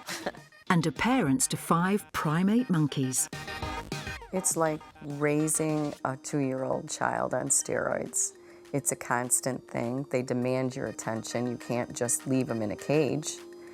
And they want to bottle. They want to be held and cuddled and loved, and it's a very demanding job. The monkeys joined the family after they were mistreated and abandoned by their previous owners. The names of my monkeys are Maybelline, Max Factor, L'Oreal, Avon, and Mary Kay. Maybelline is the matriarch. She's the head of them. Mary Kay is the baby. She's a year-old. L'Oreal is my thumbsucker. You guys are funny. Come here. Come here. Avon is a bonnet monkey. Max was the sickest one that came in. He's 3 years old. Max is laid back. He's a sweetheart. Yeah, buddy. How you doing? He just is probably one of our calmer primates. And just like human babies, the monkeys can make quite a mess. When they were little, they weren't too bad, but when they get big, like they'll jump over you or run around you, or you try to get them and they're gone. They're fast. They're a lot of fun, though. Pretty cool, huh, Max? I make them breakfast, they get a bath, and then they play. And then we get cuddle time. You know, my husband will rock them as well. And then they do go to sleep, and they'll sleep all night through. They're very good. But now the monkeys have been forced to move out of the family home after Pinky developed cancer. I am spending less time with them now because I am ill, and I spend 18 hours on a machine that infuses nutrients and vitamins and minerals that my body's lacking. I miss them terribly. They miss me too. I can't bring them in as often as I would like to, so it's very hard to spend this kind of time with them. It's like having a bond that you have with your own children. It's a beautiful feeling to see them get excited when they see you walk in the room, and unconditional love, and no matter what happens, they're there to love you and you to love them. But the family haven't always had a home full of exotic animals. I used to own a restaurant, and I did catering. And my husband, he used to raise beef and dairy. It just wasn't very fulfilling. It wasn't what we wanted. You're awake. Oh my goodness. The couple sold their restaurant and dairy farm to start a new life at Settler's Pond, an animal sanctuary for abandoned and neglected creatures. Their family was about to get much bigger. Settler's Pond went from just a couple animals and a few dogs to about 300 animals on a 60-acre facility. You ready for your breakfast? Through the years, they just keep coming in. We try not to turn anything away. Some people think we're nuts, but it's been kind of rewarding. It's kind of neat because you get an animal that you don't see any way it's going to live, but it makes it. Settler's Pond has become a charity rescue shelter with around 10 volunteers helping to care for the animals. We got a horse that came in that had foundered, and we called the vet, and we have chose to give him a chance at life instead of euthanizing him. So we're going to clean his hoof and repack it and give him his meds. Come here, General. Come on, bud. Now, the family might be hairy, but they're also hungry, and feeding them doesn't come cheap. It's very expensive. The specialty feeds that you need, the medical needs. My husband used to work 50, 60, 70 hours extra a week overtime. Then we reach out to the public, which, you know, the public only does what they can do too. There are times that an animal needs a surgery and the mortgage needs to be paid. Sometimes the mortgage goes on the back burner for a little bit, and we just beg, borrow, and steal, I guess. This is Bubba, the camel. He's a couple years old. He came in from Oklahoma. He's just like a dog. When I ride my moped up and back and forth to the barn, he chases up and down like a dog would chase you down the driveway. Bubba! Bubba! Bubba the camel was rescued from a zoo in Missouri after it was forced to close down. He was orphaned, and we went down and picked him up in the ambulance.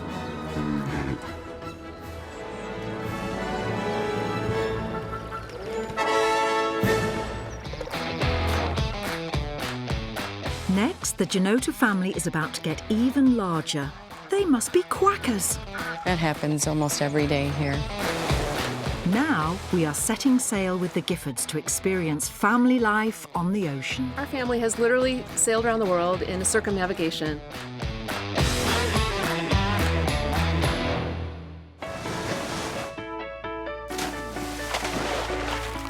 Meet the Gford family. In 2008, Mum Bian, Dad Jamie and their 3 children embarked on a dream voyage around the globe and have been living on water ever since. Welcome aboard. This is exciting for me to get to share what it's like to live on a boat that's a home. When we started, our kids were 4, 6, and 9 years old. And at that time, none of them were swimmers, which made us probably the worst parents in the world, taking our kids to live on a boat when they couldn't swim. Choosing to live adventurously on a boat and explore the world with my family was the best decision I ever made. 10 years on, the family have visited 48 countries, travelling over 58,000 miles. We've been to Indonesia, Malaysia, South Africa, Lesotho, Grenada, Mexico, all over. I mean, too many to count, really. Our family has literally sailed around the world in a circumnavigation, and that took us actually 8 years from the time that we went out. And when I think about how many places that actually is, it's overwhelming. A lot of what we do are just things that we would never have been able to do if we stayed on land.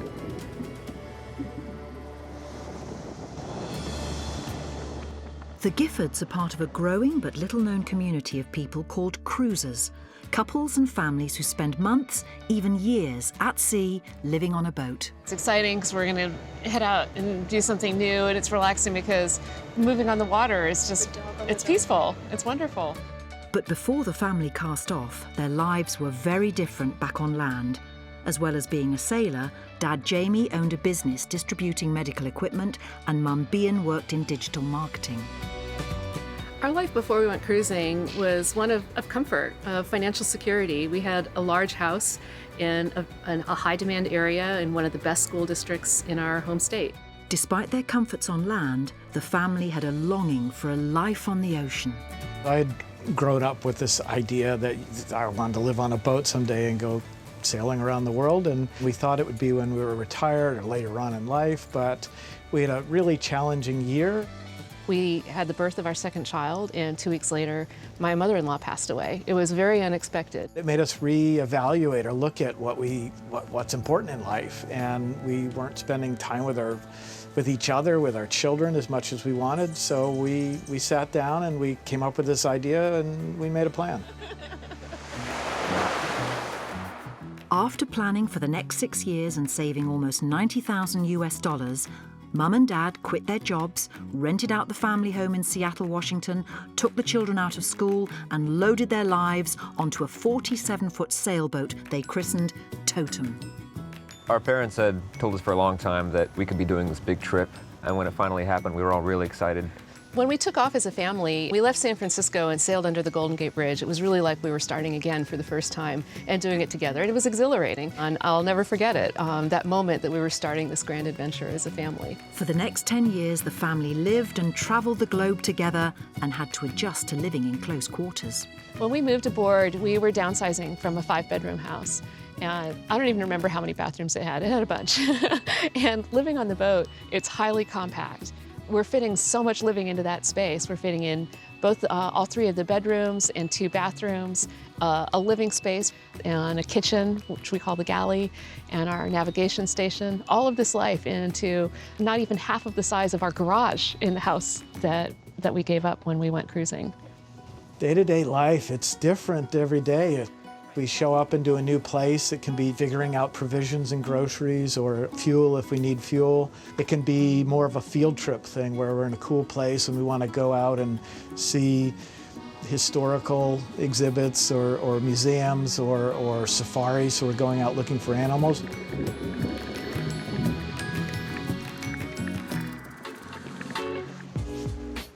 After 10 years living on a boat, the family have returned home. They have been docked for the last 2 months and are having to get used to being back on dry land. Their home, the good ship Totem, needs some maintenance. This summer, we're taking time away from the boat to come back to the Pacific Northwest because it had to come out for a bit of work. So it's in a shipyard getting some necessary work done. We've now been back for a couple of months, and it's changed a lot. The U.S. is a very different place. We feel in many ways like we're visitors in our home country. The family's 3 children have spent the majority of their lives living at sea, so returning to land has been quite an adjustment. The places we've been able to go, and the people we've been able to meet, and the things we've been able to see, the animals, the culture, especially coming back to the U.S. and getting into land life, going through the motions, and not having any of that anymore, I really started to feel it like, wow, I had it good. Coming up, the family meet a new pair of cruisers and warn them of the potential dangers of the high seas. We were in Australia before we left, and every Aussie we spoke to was basically like, you're gonna die. But now back in Canada with the Annett family, who are trying their best not to cheat on their diets. I am probably the worst one. I'm the closet eater of the family. I've heard of coming out the closet, but not for ice cream. Come on.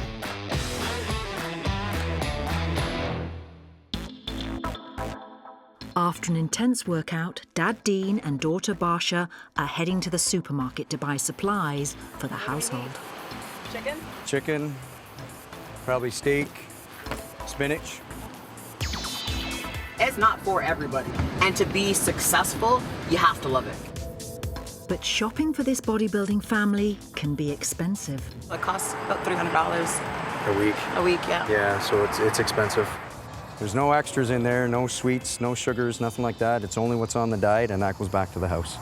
I am starving. So going into this grocery store is going to be a struggle. Survival is at its peak today, let me tell you. To be a bodybuilder, you must follow a strict diet, and in the lead up to a show, the family follow a process called prepping, a 4-month period of intense workout and dieting. Once you switch from the off-season diet to the on-season diet to get ready for stage, it's 5 square meals a day, and you eat all meats in those meals. You have to decrease the carbs in order to lose some body weight and body fat. We got broccoli, got some green beans.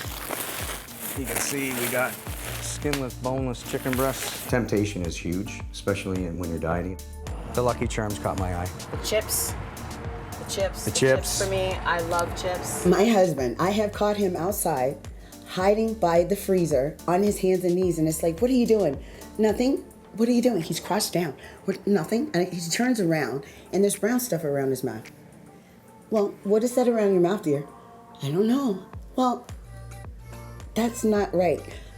Chocolate ice cream. Okay, I couldn't help myself. It's like Mission Impossible. You go in with a goal, you go in, you get out, you slap hands because you did it successfully and you keep it moving. I am probably the worst one. I'm the closet eater of the family. I've heard of coming out the closet, but not for ice cream. Come on. We're human, so sometimes we do cheat on our diet. Not so much me, because I'm perfect, right? When you catch someone cheating, like on their diet, if they're getting ready for a show, it's a lot of guilt trip. It's oh, so is your competitor doing that? I hope second tastes good. Things like that. So, you know, you don't want to mess up because you don't want to hear that. All right, Big Mo. All right, good job, Dad. I'm not old. I'm not that old. We all hold each other accountable, trust me. My son, Tyler, he is the worst one. If he sees somebody eating something they shouldn't, he'll say, you aren't supposed to be eating that. That's not your diet. And he will hold you accountable. I'm making sure everything's running smoothly. Oh my God, I missed it. Who wants fish? It's so hard to stick to it, and the last month was horrible. The scraps are bad. Look, I have 2, don't touch mine. You don't have mine. I have 2. Leading up to a contest, bodybuilders must live on controlled portion sizes. The men of the family eat around 2,000 calories and the women around 1,500 calories per day. People think bodybuilders are stupid. No. They're very intelligent. You have to know how to manipulate your body to do what it does. Anybody that can stand on that stage, they have to have discipline. If the family stay disciplined and stick to their diets all week, they reward themselves with a junk-infused cheat meal. Those are good days. It's a free-for-all, I'm telling you right now. Burgers, fries, chips. I love sugar. Chocolate cake. Burger and fries, and then I have some ice cream. Mac and cheese balls wrapped in bacon and deep frying it twice. I'll eat that double. We'll go to sushi, we'll go to get a burger.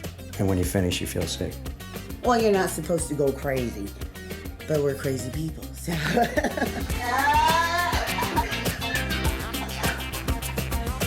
Oh, they always crazy. Everybody in the house is crazy.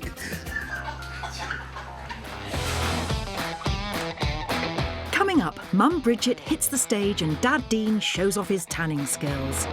This is the best part of it.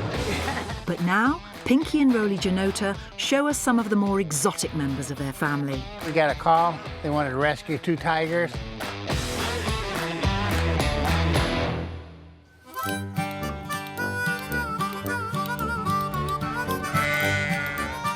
The Janota's beloved monkey family are now unable to live in the household as Pinky continues her treatment for cancer. You want your cookie? I miss him terribly, because each one of these is like my heart and my soul. They might be her favourites, but the monkeys aren't the only creatures to steal Pinky's heart. The couple care for over 300 other rescued animals, and today they welcome another addition to the family. Hi there. Yeah.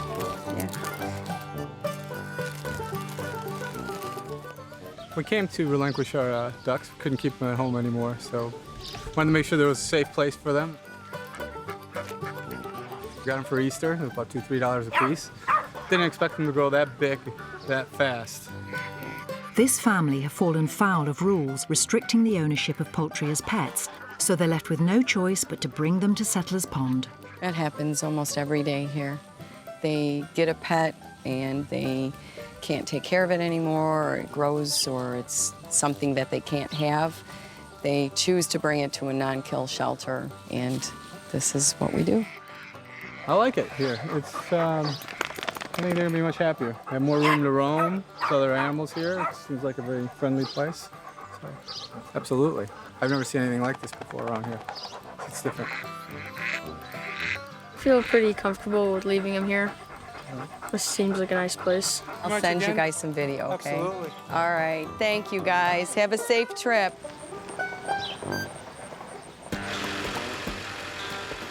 Ducks and monkeys aren't the only creatures to find their way to Settlers Pond. The family answer distress calls to rescue all types of animals in their very own ambulances. We've probably had about 40, 50 calls. You know, mostly dogs and cats and fallow deer and then a camel. Our area is very large. It's from Minnesota to New York to Florida to Oklahoma. And we travel that with 2 ambulances. And we get calls from people or businesses or organizations that need help. The team travel far and wide, and it can sometimes put them in dangerous situations. We got a call. They wanted to rescue 2 tigers. I guess they might have been somebody's pets, and then they started getting too rough to handle. So the crew went out, and they didn't know really what to do because it was kind of scary. It was new for everybody. And actually, we were able to get them in there pretty good with nobody getting hurt. Got them rescued. You get in a situation where you just kind of got to figure out what's the best way where nobody gets hurt. Keep it safe. Settlers Pond is one of only 5 rescue centres in the country licensed to care for domestic livestock and exotic animals, so the family's farm has become a home to creatures great and small. These are my African crested porcupines. They came in from a zoo in Branson, Missouri. So we picked them up in the ambulance, and she was pregnant. And they don't shoot their quills at you. They stomp their feet, they growl, and if you haven't moved by that time, I don't know what to tell you. In some states in the US, you are not required to hold a licence to have an exotic animal as a pet. So you never know what could be in your neighbour's backyard. People go online and they can buy any kind of animal they want. And then after the person that's purchased the animal realizes that they can't care for it or it's not what they expected, then what do you do with it? And then it comes into our facility. I don't care if somebody wants a pet. They want to be noticed. Go paint your hair blue. Coming up, the family have a monkey birthday party and the whole town is invited. It's your birthday, right? But now back on board with the Gford family. And what would you do if you were in the middle of the ocean and your boat caught on fire? We needed to find the source of the fire. It's somewhere on Totem.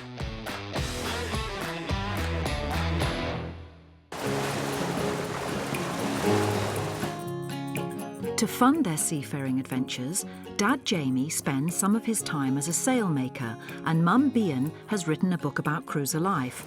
However, the family claim they are far from rich and live on just $30,000 US a year.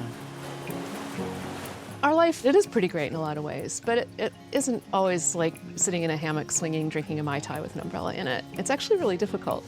The hardest parts of it for me are actually the stress of financial uncertainty. It's taken me a really long time to get comfortable with. Our family went from having 2 really high incomes and sort of the American dream lifestyle in a very upscale part of the country to living below the federal poverty line. And becoming comfortable with that is an ongoing process. One of the other ways they make some cash is meeting and coaching other families looking to start their own cruising adventure. Today, they are meeting Janae and John. Ahoy! Come on board. Great to see you guys. It's really great to have a chance to sit down with you guys. I think it would really help Jamie and I just to hear you talk about where you are and thinking about going cruising and what your major concerns are. You know, we've looked at Mexico. We're worried a little bit. You know, you hear a lot of reports about, is it safe? Is it safe for cruisers? We have dogs. I'm not sure how that all works. These are all things we can work through. Although their life may look like a vacation, it hasn't all been plain sailing for the Giffords, and they have found themselves in some rough waters. I could smell smoke. I could smell burning plastic, that acrid smell. It's probably 2 o'clock in the morning when this happens too. We needed to find the source of the fire. It's somewhere on Totem, and fiberglass boats like this are basically big plastic tubs in the water. You may only have a couple of minutes until you have to be off the boat for your own safety. And Jamie and I are frantically looking all over the boat. We finally honed in on it, and it probably only took 30 seconds, but that 30 seconds felt like forever. It was that water coming into the boat because of the really rough seas that we were having. A little had gotten into the charge controller for our solar panel, and it had caused a short. So Niall is up, and he's preparing for the possibility of abandoning ship. Fortunately, the fuse did what the fuse is supposed to do. Power was cut off to the charge controller, and there was no further risk of fire. This is actually one of the scariest things that we've experienced in a decade on the boat.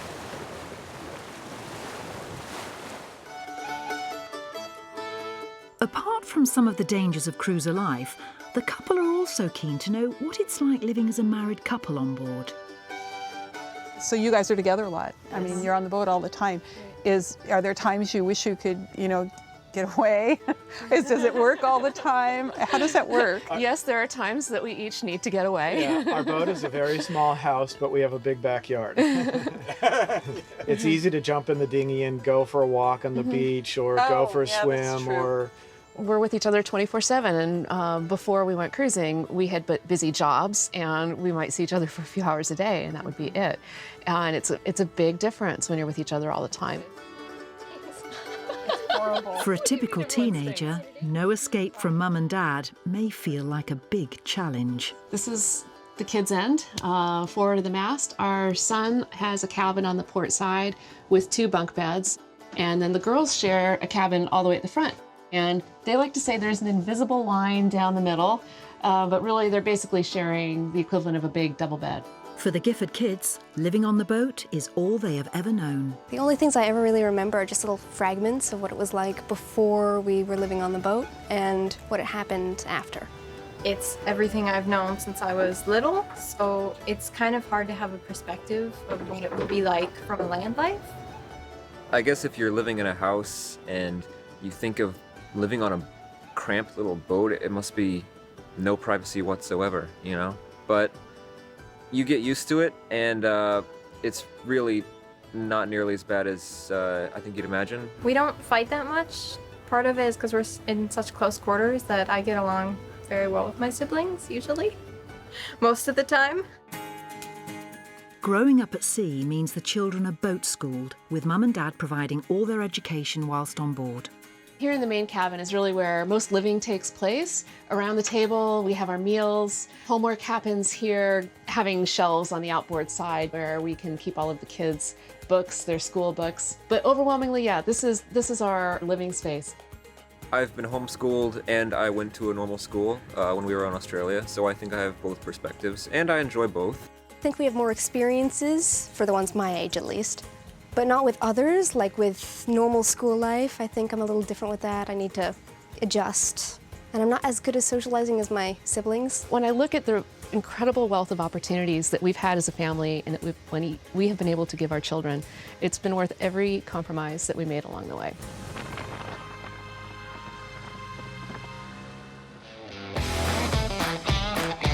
Next, the family share their final meal on board before saying bon voyage to son Niall as he heads off to college. I'll turn my back and I'll be like... But now it's time for a special birthday party at the farm with the Janota family. Happy birthday to you.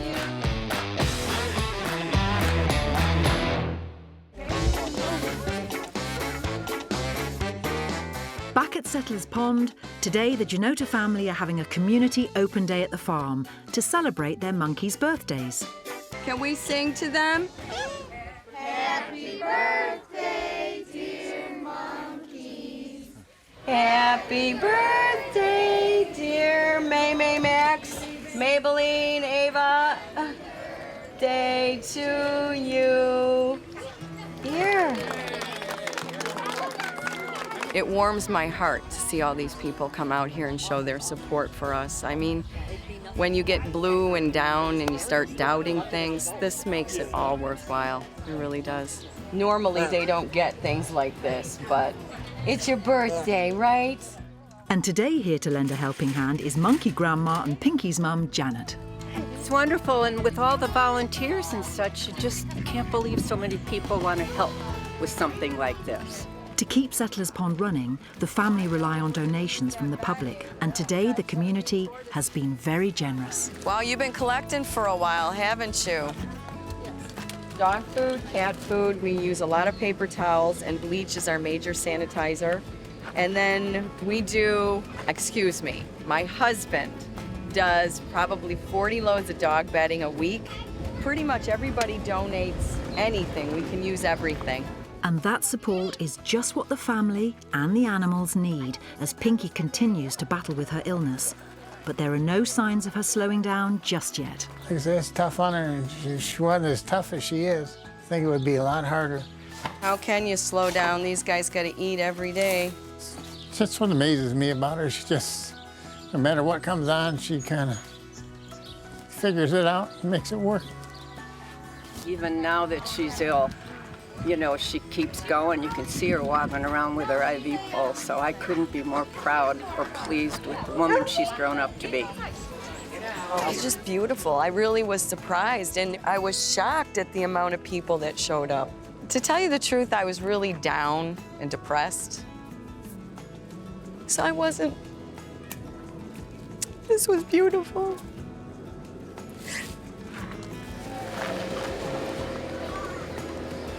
It turned out wonderful, honey. You did a good job.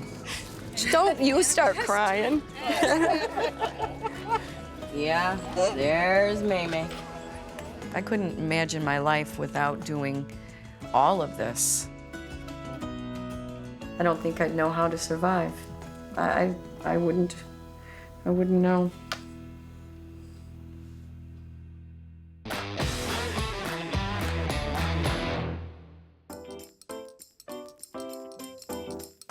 Back on board with the Gford family, and they are preparing to say their final goodbyes to eldest son Niall, as tomorrow he is heading off to Lewis and Clark College in Portland.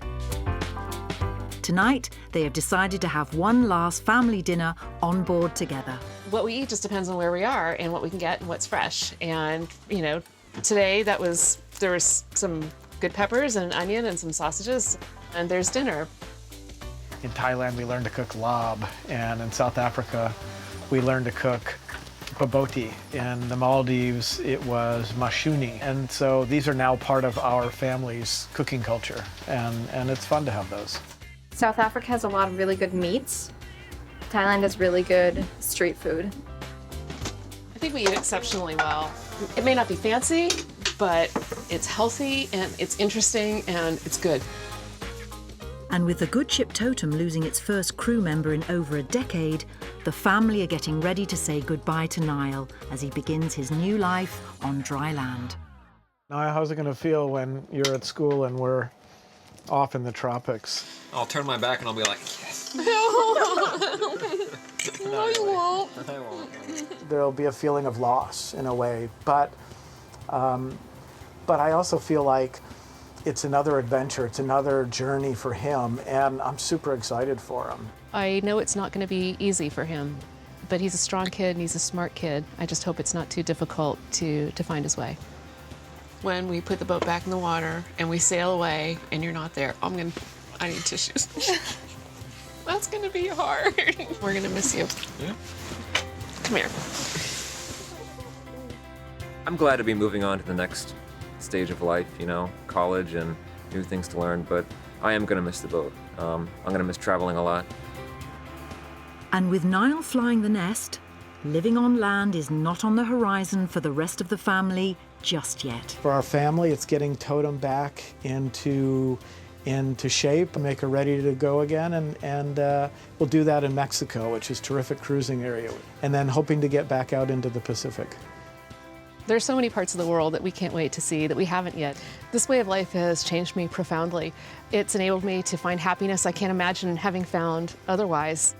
It's brought me closer to my family.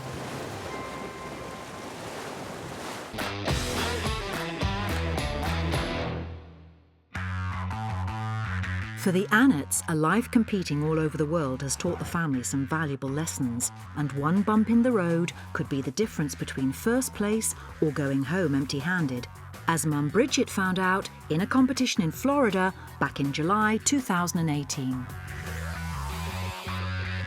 There was an accident on the highway. We got to the airport a minute late, missed our flight, bought new tickets, came back, flew out again the next day, and I gained 10 pounds in the air. When you fly, you hold water. Water is not good because you can't see any of the muscle when you're holding water. Before a big show, these buff competitors attempt to drain out water from their bodies in the hope of looking as shredded as possible. Sometimes the air pressure causes your body to swell. And with me, it's just one of those things that happens. To get rid of the extra carry-on weight Bridget gained on the flight, she was forced to do rigorous cardio, take saunas, whilst reducing her water intake. That night, I had to get the water out, so I sucked it all out. So I lost like 12 pounds overnight, and my body just shut down. You look your best, but you feel the worst. She was upset. She said, I don't think I can do the show. I said, we're here, you're gonna have to make do. But despite the treacherous journey, Bridget made it to the competition. This is the best part of it. Samantha, hey, Samika Cash. She's gonna be amazing. The day of show, I looked after all their paint, I looked after all their shine, and I made sure they were, their color and skin looked perfect, and it was. You gotta trust him. We've been married 28 years, right? So he knows what he's doing. The ladies come to him. In a last-ditch effort to get water out of her body, Bridget eats salt before she goes on stage. But is that healthy? Is it healthy? No. Is it a temporary unhealthy thing to do? Yes, it is. Is it gonna affect my health down the road? No. Bridget's months of hard work have been leading up to this moment, but will it be enough to impress the judges?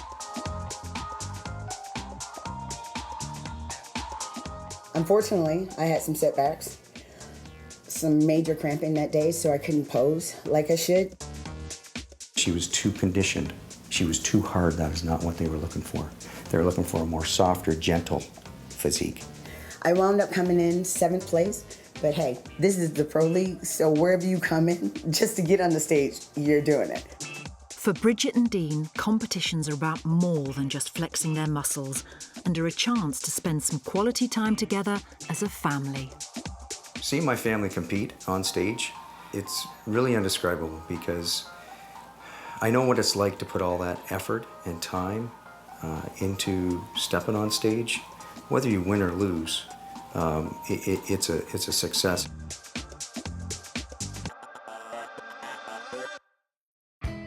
My biggest achievement at this point is having my family compete with me. When you stand on stage with your whole family, there is nothing in the world that feels like that. And they're carrying on your legacy, the same love you have for the sport. And with their first grandchild, Hunter, already initiated into the squad, could we see 3 generations of bodybuilders together on one stage? When I have kids, are they going to be bodybuilders? Yes, because their genetics really good.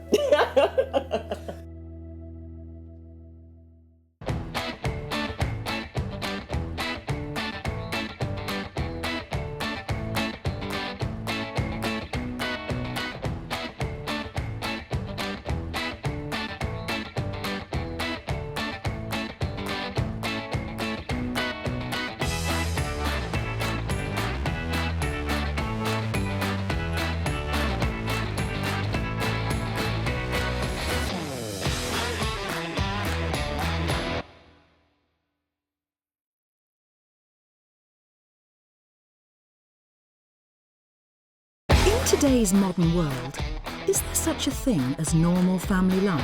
Who's to say what's normal? Some families enjoy a dangerous life. Some crave a relaxing life. And some just like the wild life. In this series, we'll be visiting households across the globe to celebrate the wonderful, the inspirational, and the eccentric. Welcome to the world's most extraordinary families. Coming up, the animal-crazy British family who ended up running a zoo. The Texan family with a £2,000 house guest. But first, we're getting dolled up with a family who share their home with an unusual collection.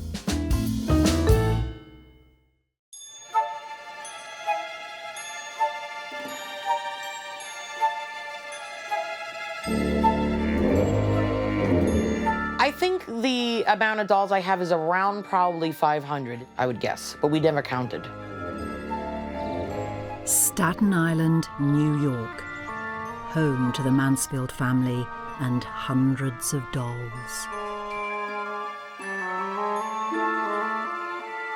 I think I was about 7 or 8, and I got this doll called Real Baby.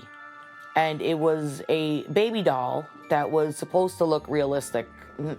I mean, back then I guess it did, but now compared to these, it really didn't. And I remember getting this doll, and that was it. I was like taking care of this doll like it was a baby, you know? And I would like take it out to the supermarket, put it in the shopping cart. So I love this doll. That was my baby. Marilyn's partner, Danny, was introduced to her extended family 13 years ago, and they have lived together in the doll's house ever since. When we first got together, Marilyn's collection was,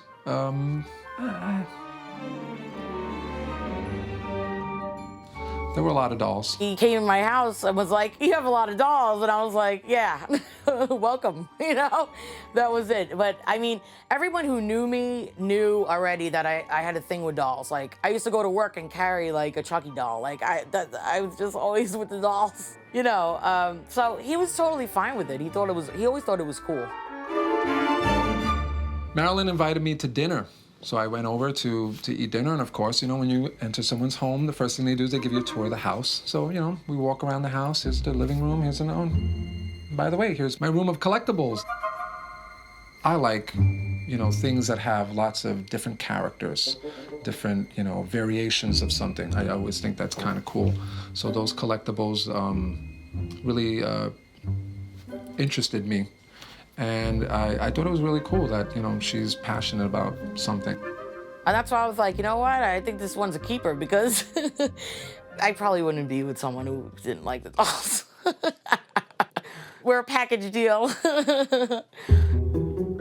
Marilyn's two children, Skylar and Damien, have lived in the doll's house since they were babies. When people first walk in, we give them, I give them like a pre-warning. I'm like, if you're afraid of dolls, then you're in the wrong house.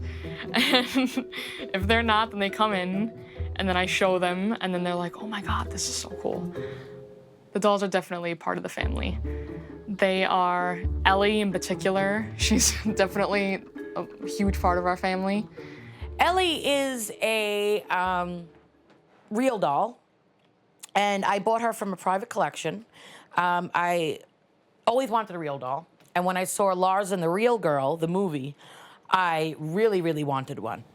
When we got her, she was wearing a robe, so we had to go buy her clothes. Do you remember that? Yeah. And it was fun to pick out. We were like, oh, this will look cute, or this will look cute on her. They've been around so much, like, I don't think we'd know like what it's like to be without them. So they're definitely a big part of the family. And for some of the dolls, the family is also a big part of them. This is Davina. Now she's special because she actually has hair. I rooted her hair. This is my son Damien's hair. He had long hair and I cut his hair. So that's Damien's hair. People do use human hair, so it wasn't that, you know, weird. They are a very, very positive part of our family, though. I couldn't really imagine life without the dolls. It would not feel the same without the dolls. I don't think it would be home without them, and I think they all agree. Coming up later, we'll see how Marilyn and her family have turned her cute and not so cute collectibles into a booming business. But first, we're off to the other side of the Atlantic to meet a household with some furry friends. 150 furry friends.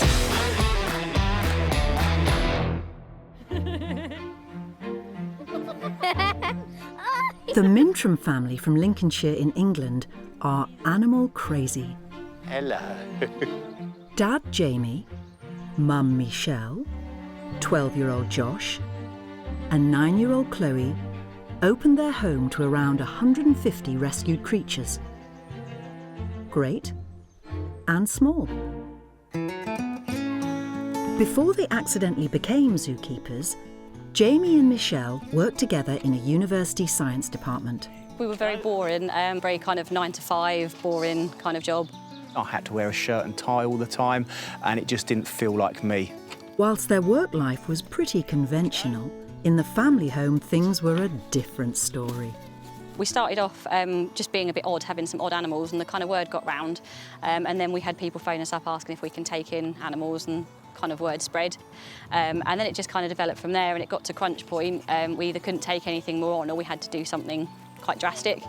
The Mintrams had taken so many animals into their home, the family decided to up sticks, leave their normal life behind and turn a rundown farm into their very own rescue zoo. We moved from what most people would have considered a normal ideal, the 3-bedroom detached house. We spent 2 years living on site in a caravan. I don't miss that at all. But it's meant, you know, we can have dinners every night. We never had that before. Since moving to the site, the family have upgraded to a new purpose-built lodge with all the mod cons. But it's still not quite the conventional family home. Although it might seem a bit bonkers going from a house to a kind of lodgy caravan thing, it's meant we've got more time together and it's been a lot better, yeah. I get to see my kids all the time. Some days, admittedly, that's not a blessing when they're falling out with each other, but I get to spend all my time with my family. I get to work and do what I'm passionate about, and I get my kids involved in it as well, so it's the best of both worlds, really.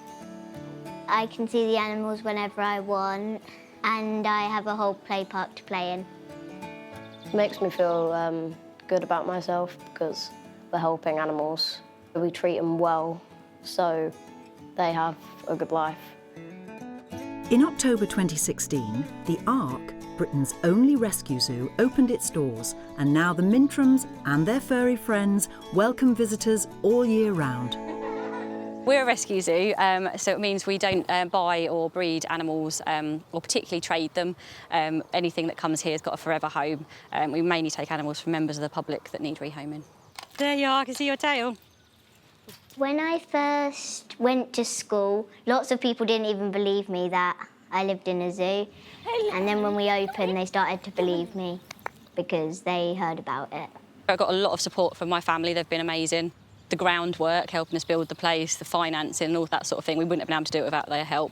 Most parents, what would they say? We want to open a zoo. The response would be, don't be so silly. Bucky, come here. To us, it's normal, and to the kids, it's normal. I don't think they've really ever known anything any different. Socky. Socky, come here. Socks. When he lived in my room, I used to wake up in the middle of the night smelling his poo. Not very often. Not very often, but sometimes.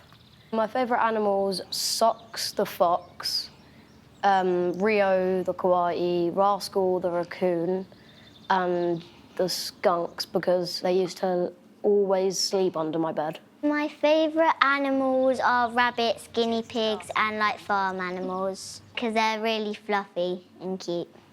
They might be fluffy and cute, but they're also hungry, and with all those mouths to feed, the grocery shop is a big deal. Every week, the animals chomp their way through a van load of fruit and veg, and the Mintrams have to cater for all tastes. It's a real mixture. A lot of the animals that you would have traditionally associate as being purely carnivores, things like meerkats, which traditionally eat mainly insects, will have a certain amount of fruit and vegetables in their diets. The iguanas, the tortoises, porcupines, also are sort of more regular farm stock animals like the goats, the llamas, the alpacas. They'll all tuck into some of this as well, so it's a sort of a cross-section of the animals will benefit from this. Bandit loves lychees. Our Palm Civet goes absolutely mad for lychees. The wallabies love sweet potato and apple. The meerkats, being insectivores, they'll kind of begrudgingly eat their portion of fruit and veg later on in the day when there's nothing left to eat. They're about naughty school children. They'll eat the meat first. Kinkajou, he loves bananas. He'll pick those out first. Even Socks, the fox, who I think you met earlier on, he loves blueberries. Even though we traditionally associate them as being carnivores, he'll actually pick blueberries out of his bowl of meat first. He absolutely goes straight for blueberries. And what's worse than a fussy eater? Goats. They can actually be absolute horrors because although they're friendly, they're so boisterous and so in your face, they can be a real pain to deal with. Fred, unfortunately, although he's the biggest of the goats, he will get bullied. Chewy over there, the black and white pygmy, he's the boss of the herd, and unfortunately, he does throw his weight around. Chewy headbutts him and headbutts all the others because he's mean and a big bully. He's a big bully to me too. He headbutts me. Maybe it's got something to do with the fact that Fred hasn't got any horns. Maybe he's got an inferiority complex, I don't know. But we feed Fred separately every morning to make sure he gets plenty of food of his own.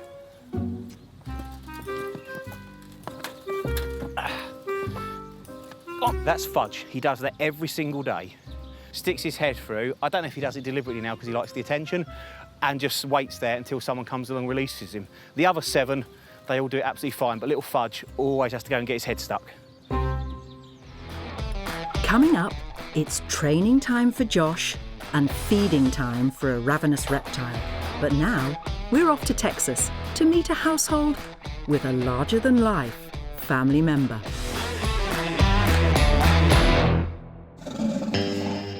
Well, hello! What are you doing, baby? What are you doing, huh? Meet Wild Thing. He's a 1,000-kilo bison, and he likes nothing more than wandering around the house. Well, Wild Thing is a huge animal, but for me, he's still my little baby. You know, even though I know how big he is, but he's my baby. Don't come in. Oh, goodness. Ronnie and Sharon Bridges have shared their Texas home with Wild Thing for 13 years. Approximately 6'2" tall. He weighs around 2,500 pounds, and his head weighs around 400. He's about 500 pounds bigger than any bison I've ever seen. And everybody that has bison come over to see Wild Thing, they can't believe how big he is. When Wild Thing was a calf, the first time we brought him in the house, it wasn't my idea, it was Sharon's idea to bring him in the house. He goes, Sharon, we may not have a house left. And I said, yeah, but you only live one time. And he says, yeah, but we still may not have a house left. He was probably about that long and about that tall. Probably didn't weigh much over 100 pounds. Anyways, RC's kind of like me. He likes to be different. So we brought him in the house, and ever since then, we just opened up the door and he's in. He was well behaved in the house, and then he didn't use the bathroom in the house, so we kind of let him just go in and out anytime he wanted to. And if he's in another room, I don't even worry about him. He's better behaved than my grandkids are. I need a wider door. He's definitely our biggest kid. He's not our oldest by any means, but he's very much a part of the family. Our real kids really do enjoy him, and they're very proud of him, but he's not safe for them to be around. If you had a normal buffalo in the house, you probably wouldn't even have a house left. Although Wild Thing is well behaved inside, when he gets back into the garden, nature takes its course. He's going to fertilize the lawn, RC. Yeah, he does that. I clean up a lot of buffalo poop every day.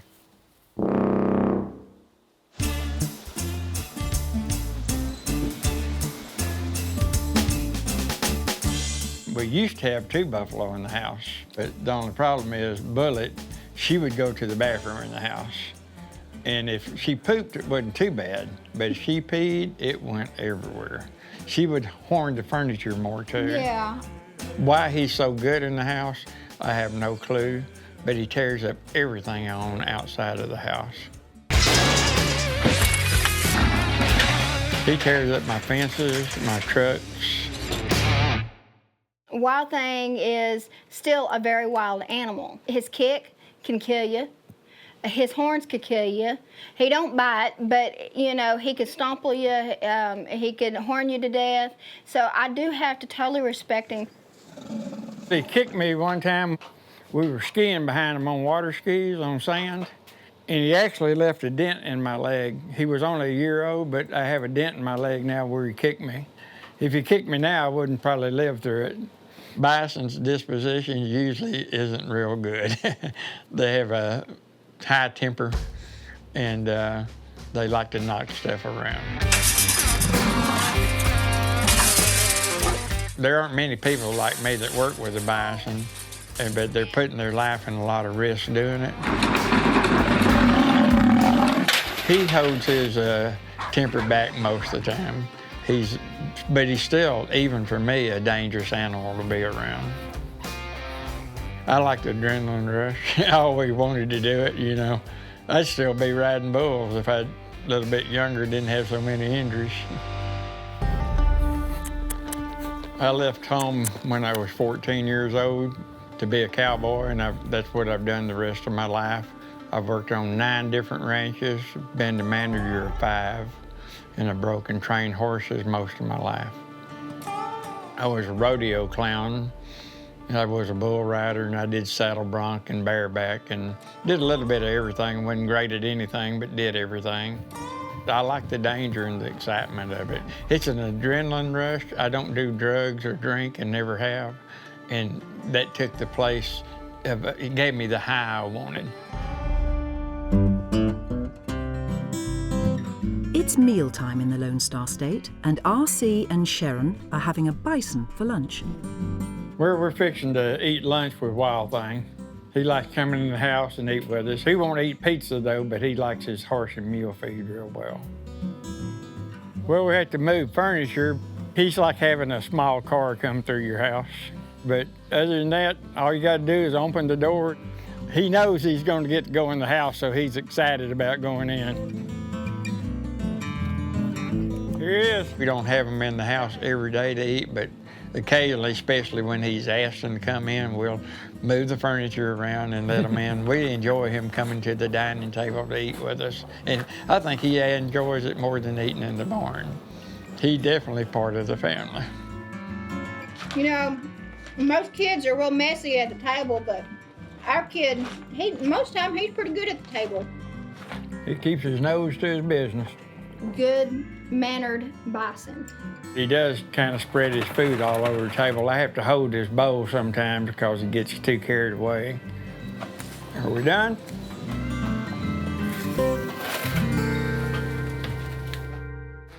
We'll be catching up with Wild Thing later to find out how he keeps cool in the Texan heat.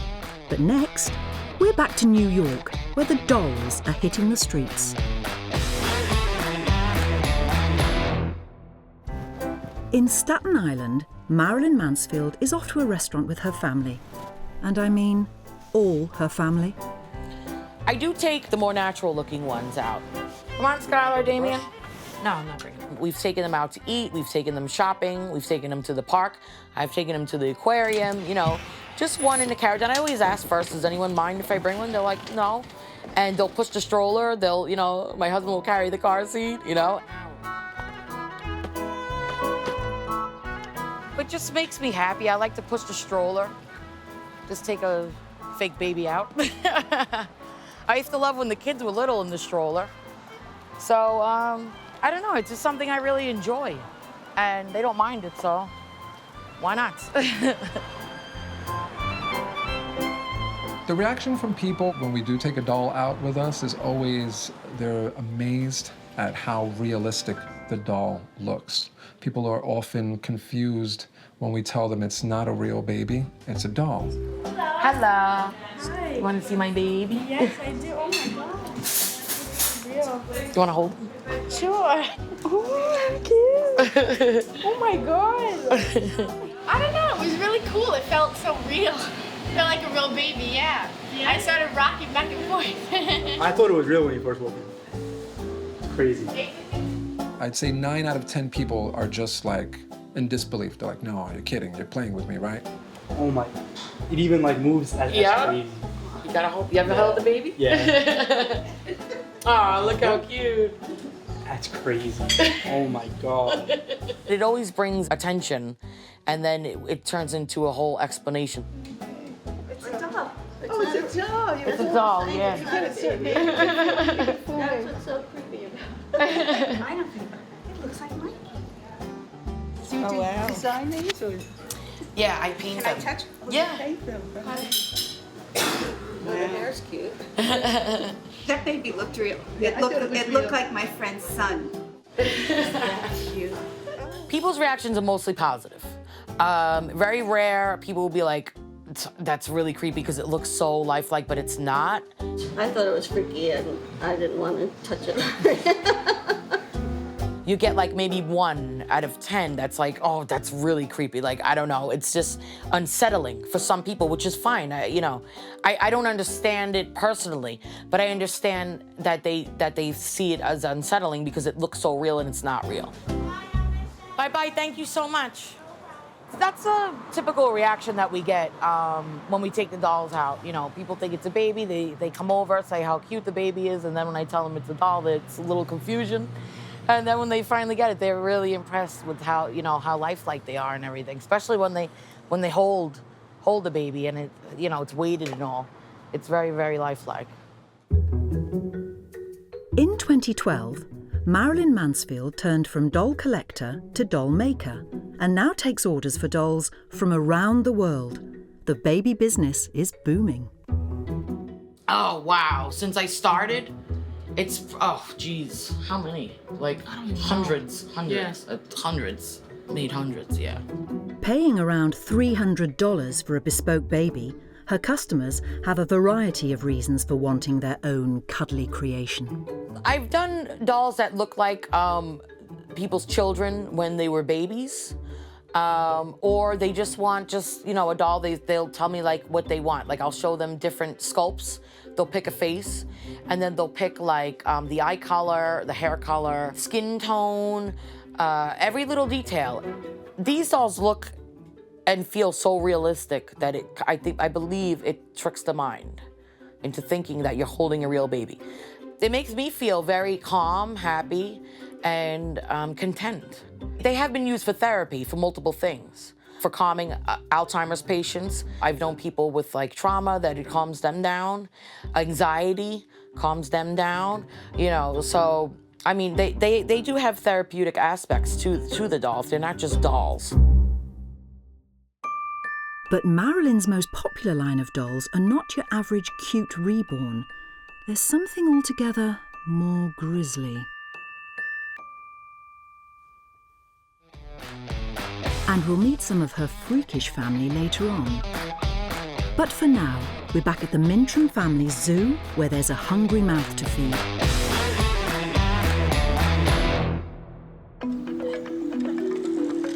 We're back in Lincolnshire, and it's feeding time at the zoo. Right, let's go and feed Becky.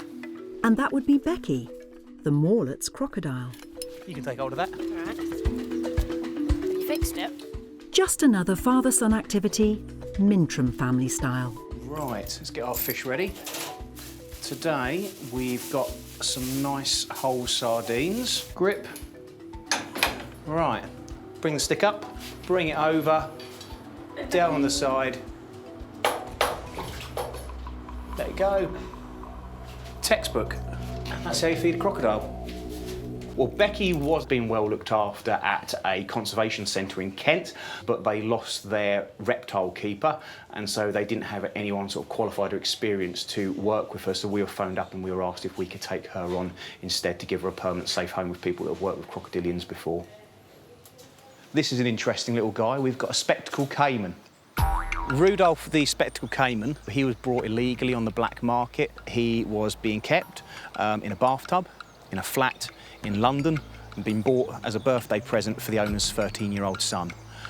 Absolute madness. From what I gather, they were trying to feed him sausages, and obviously crocodiles aren't designed to eat sausages, so he was very malnourished and underweight, and we then offered to give him a permanent home. He came up to us in Norfolk, and he's now settled in with us in a nice heated pond.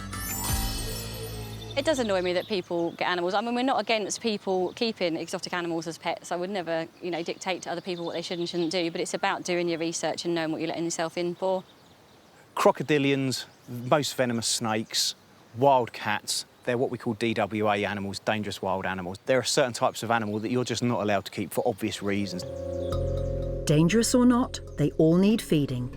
And luckily, intrepid budding zookeeper Josh is on hand to ensure Echo the Eurasian lynx is catered for. Echo, come and get your chicky. Come on, Echo. Oh, hey, Echo. Hold it right at the very end, just like we've shown you a dozen times before. Hey, there you go. You're going to save it for later.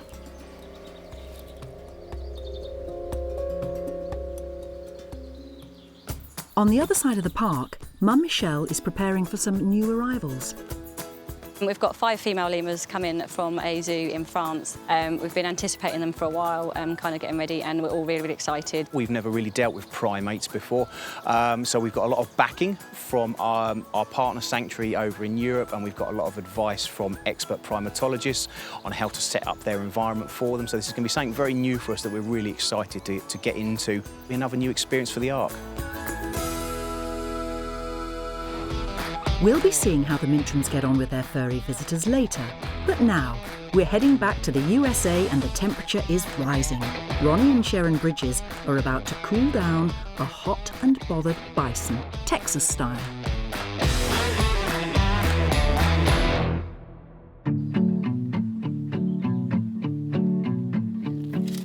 Keep keep the hose straight because it leaks. And Oh, am I gonna get sprayed? No, I probably will. Does that feel good, Wild Thing? Look how dirty it is. Thanks. I bathe them every day, but I don't use soap every day. I don't think it's good for his skin. But he'll ask me to give him a bath. I may be at the garden watering the plants, and he'll go stand by the water hose there, and I know that he's wanting a bath. But this is the first time I've given Wild Thing a bath. Trying to get a lot of that water right there, but without getting directly in his face. You say you don't like that? Oh, Sharon's doing real good. I think Wild Thing definitely loves cool water. In this heat, he'll take it all day long if you'd let him.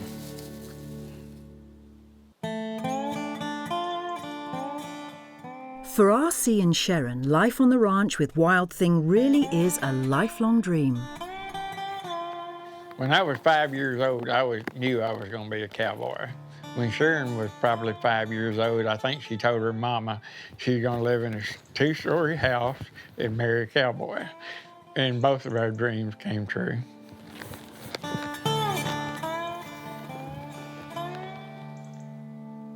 But life as a rodeo rider is no picnic, and R.C. has the scars to prove it.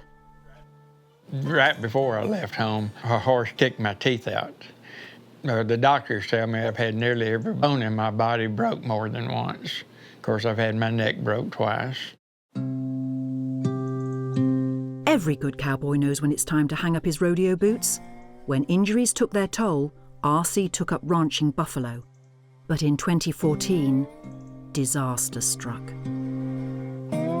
I was swimming in the lake, and parasites got in my eye and ate my eye. And I had put acid in it every hour, and it sounded like I was frying an egg.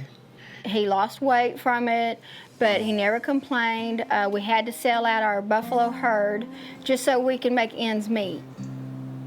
We just didn't have any money to live on. We sold horses, cattle, buffalo, all but Wild Thing. I thought I was going to lose my husband as well. We actually kept Wild Thing really for our older boy, Lloyd. But Wild Thing as a calf, he was beating up Lloyd. And Lloyd says, I can't do it no more, Daddy. He was beating both of us up every day, and anyway, I decided I wasn't going to quit working with him. And he was just tearing into me every single day, and I told my wife one day, I said, all my horse tricks and all my cow tricks aren't working. I said, in the morning I'm gonna get up, I'm gonna act like nothing happens when he horns me and kicks me. And about 4 or 5 hours later, he was bored to death. He didn't care nothing about getting me anymore, but he wanted to get everybody else. I think I understand what buffalo are thinking and doing and know how to control them better than most other cowboys that work with buffalo. Coming up, a big day out for Wild Thing. But first, back in New York, Marilyn Mansfield's blossoming baby business has developed into something more gruesome.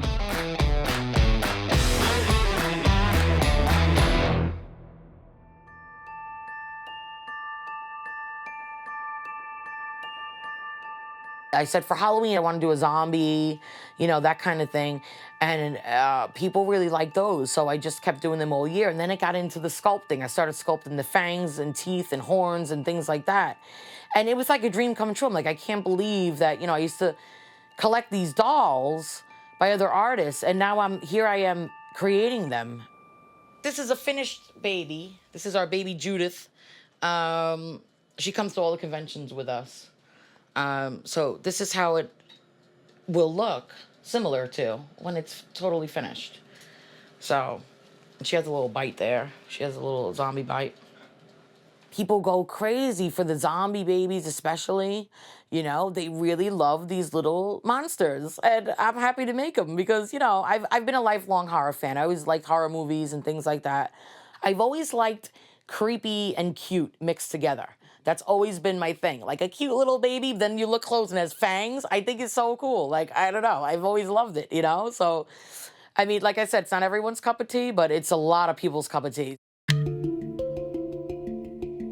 To meet demand for the demonic dollies, the whole family get involved and travel far and wide to conventions across the country where Marilyn's creations fly off the shelves. This one over here likes to sell. He will sell anything. When I get started, I could sell anything. So Just put it in front of me and I'll sell it.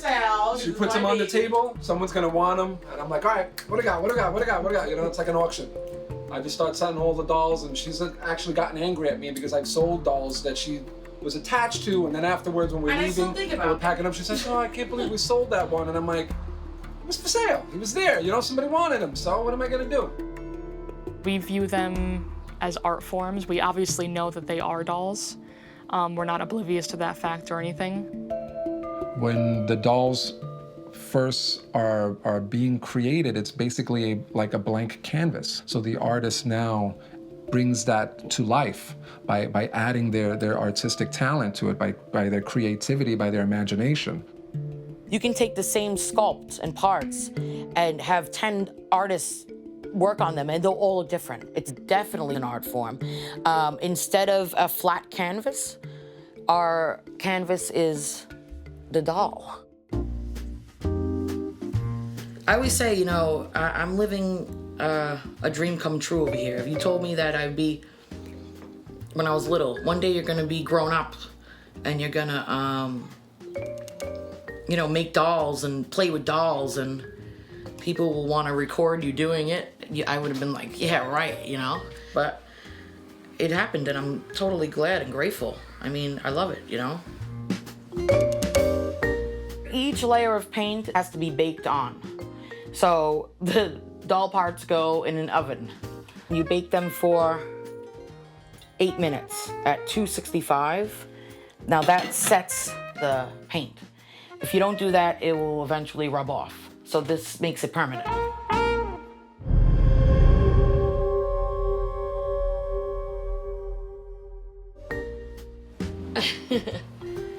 Me and my family are very open-minded. We're not judgmental or anything, so if anything, it also taught us all lessons on how to appreciate another form of art. If the people who think it's strange, that's fine. Who's to say what's normal, you know? This is what makes us happy. So that's where we're gonna leave it. I'm not trying to force this onto anyone, nor would I want anyone to force their tastes upon me. I don't like the word normal, because there's no set on what's normal, you know, to me anyway. That's how I feel. I've always been very open-minded, and I feel people should do what makes them happy. As long as it doesn't hurt anyone else, I don't see any harm in it.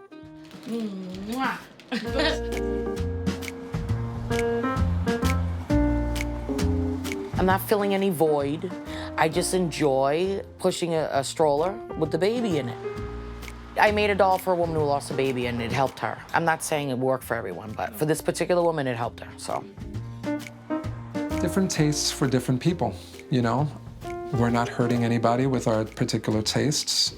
The person that might think this is weird might have their own particular taste that I won't agree with. And, you know, live and let live. The dolls definitely bring us together as a family. We're always kind of together because we're always working together. It did start out as my thing, but it turned into a family thing.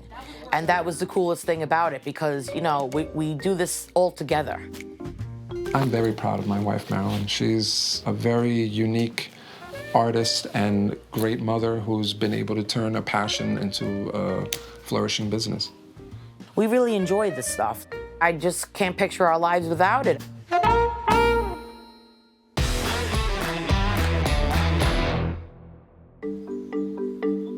It's Lemur Day at the Mintram family's Lincolnshire Zoo. The lemurs will be living on our new bespoke habitat. It's called Lemur Lake. It's going to be a first for Lincolnshire.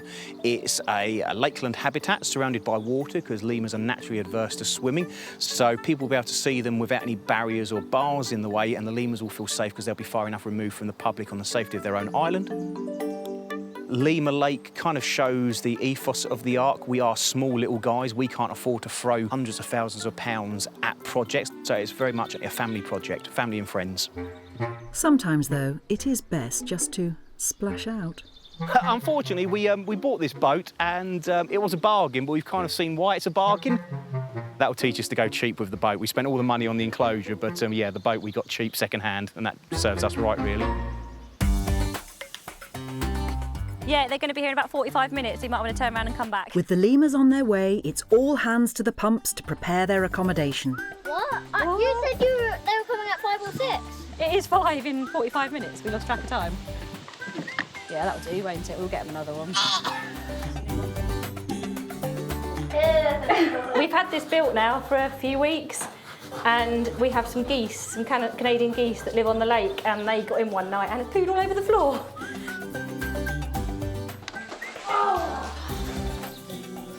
The lemurs are now here, so I'm just going to open up the gate to let Matt in.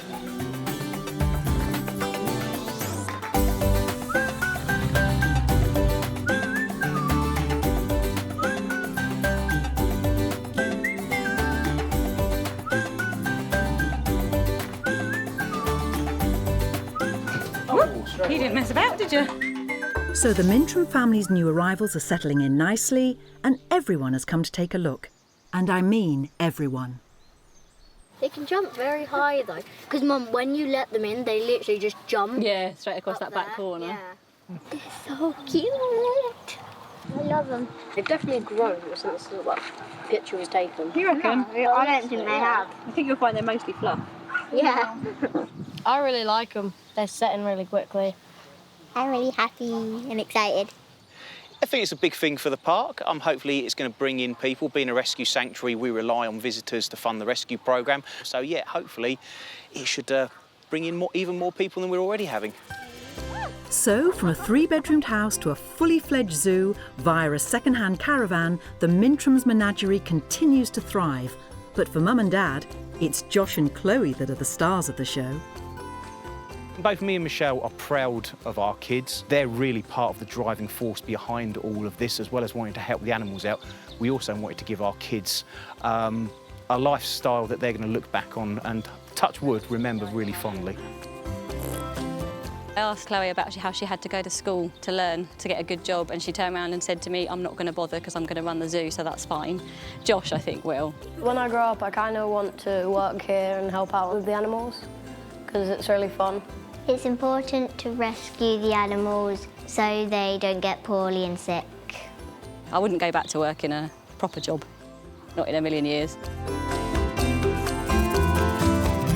Yeah, I don't know what I'll do if I do take it over, but I'll run it well.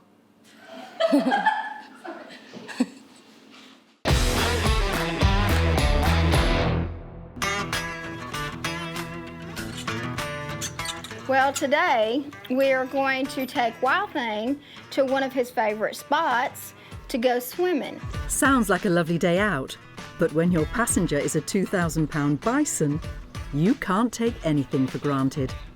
But at least today, he's riding in style.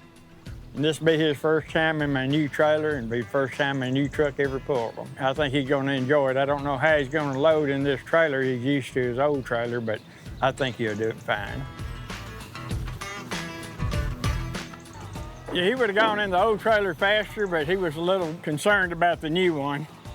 But he did good. Ready, cowboy? I'm ready.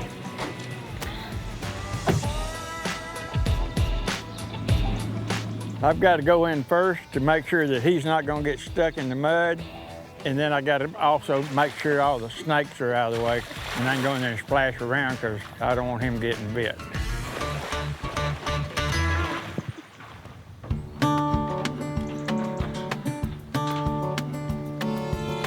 The American bison is so important to the American Indians back in the 1800s and before. That's all they lived off of.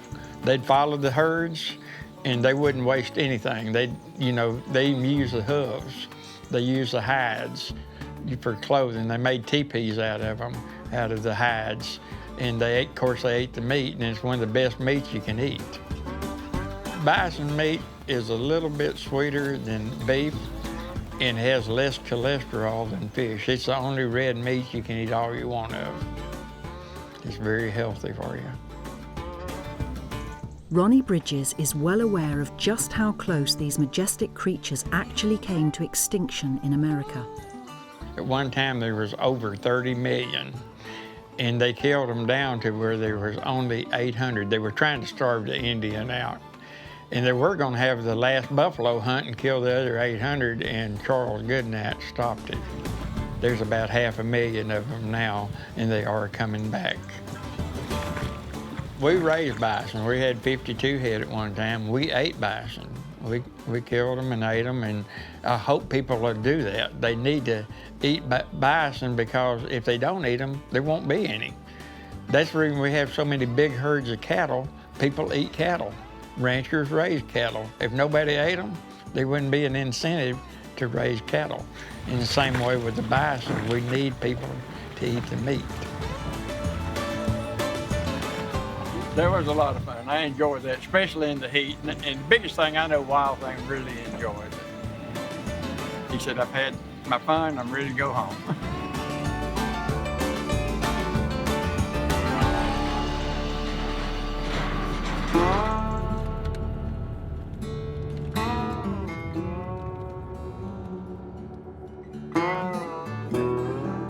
So, as the sun sets on the Texas plain, it's back to the ranch for Wild Thing. He's laying around with Sharon, just hanging out. That's what he likes doing. He likes just hanging out with us. And if there were any doubt what a huge part of the Bridges family this hairy heavyweight is... When R.C. and I first got married, you know, of course we didn't have Wild Thing, but for our 5th wedding anniversary, Wild Thing was a year old. And R.C. just says, well, we need a best man. Let's do something a little different. So we had Wild Thing to become our best man, and R.C. took the rings, hooked them on his horns, and he slung the rings off. And so I guess, I don't know, maybe he didn't want us to get married, I don't know. Maybe he was jealous. But Wild Thing has been our best man ever since then.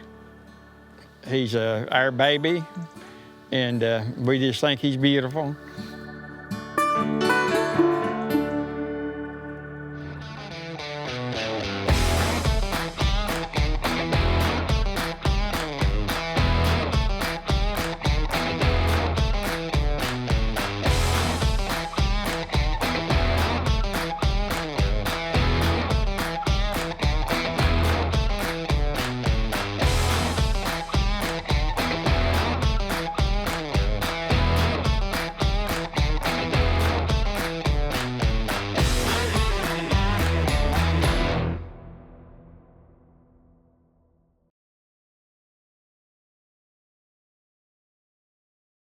In today's modern world, is there such a thing as normal family life?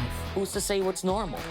Some families enjoy a dangerous life. Some crave a relaxing life. And some just like the wild life. In this series, we'll be visiting households across the globe to celebrate the wonderful, the inspirational, and the eccentric. Welcome to the world's most extraordinary families. Coming up, the Circus family who settle their disputes with sharp objects. And we meet America's youngest storm chaser and his family on the hunt for a good tornado. This is just amazing. First, we're off to Texas to meet the father and son who risk life and limb for their venomous hobby. I just bought me a leg and kept on doing what I do.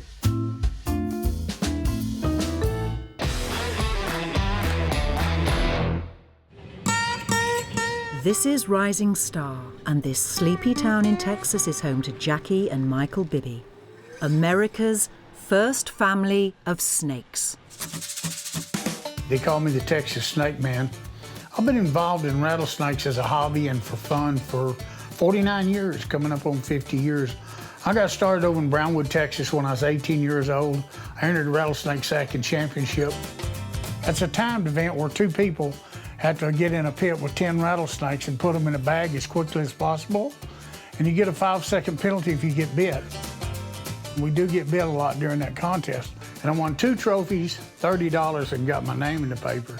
I currently hold the world record for that sport and have over 100 trophies. The rest, as they say, is history because I was hooked.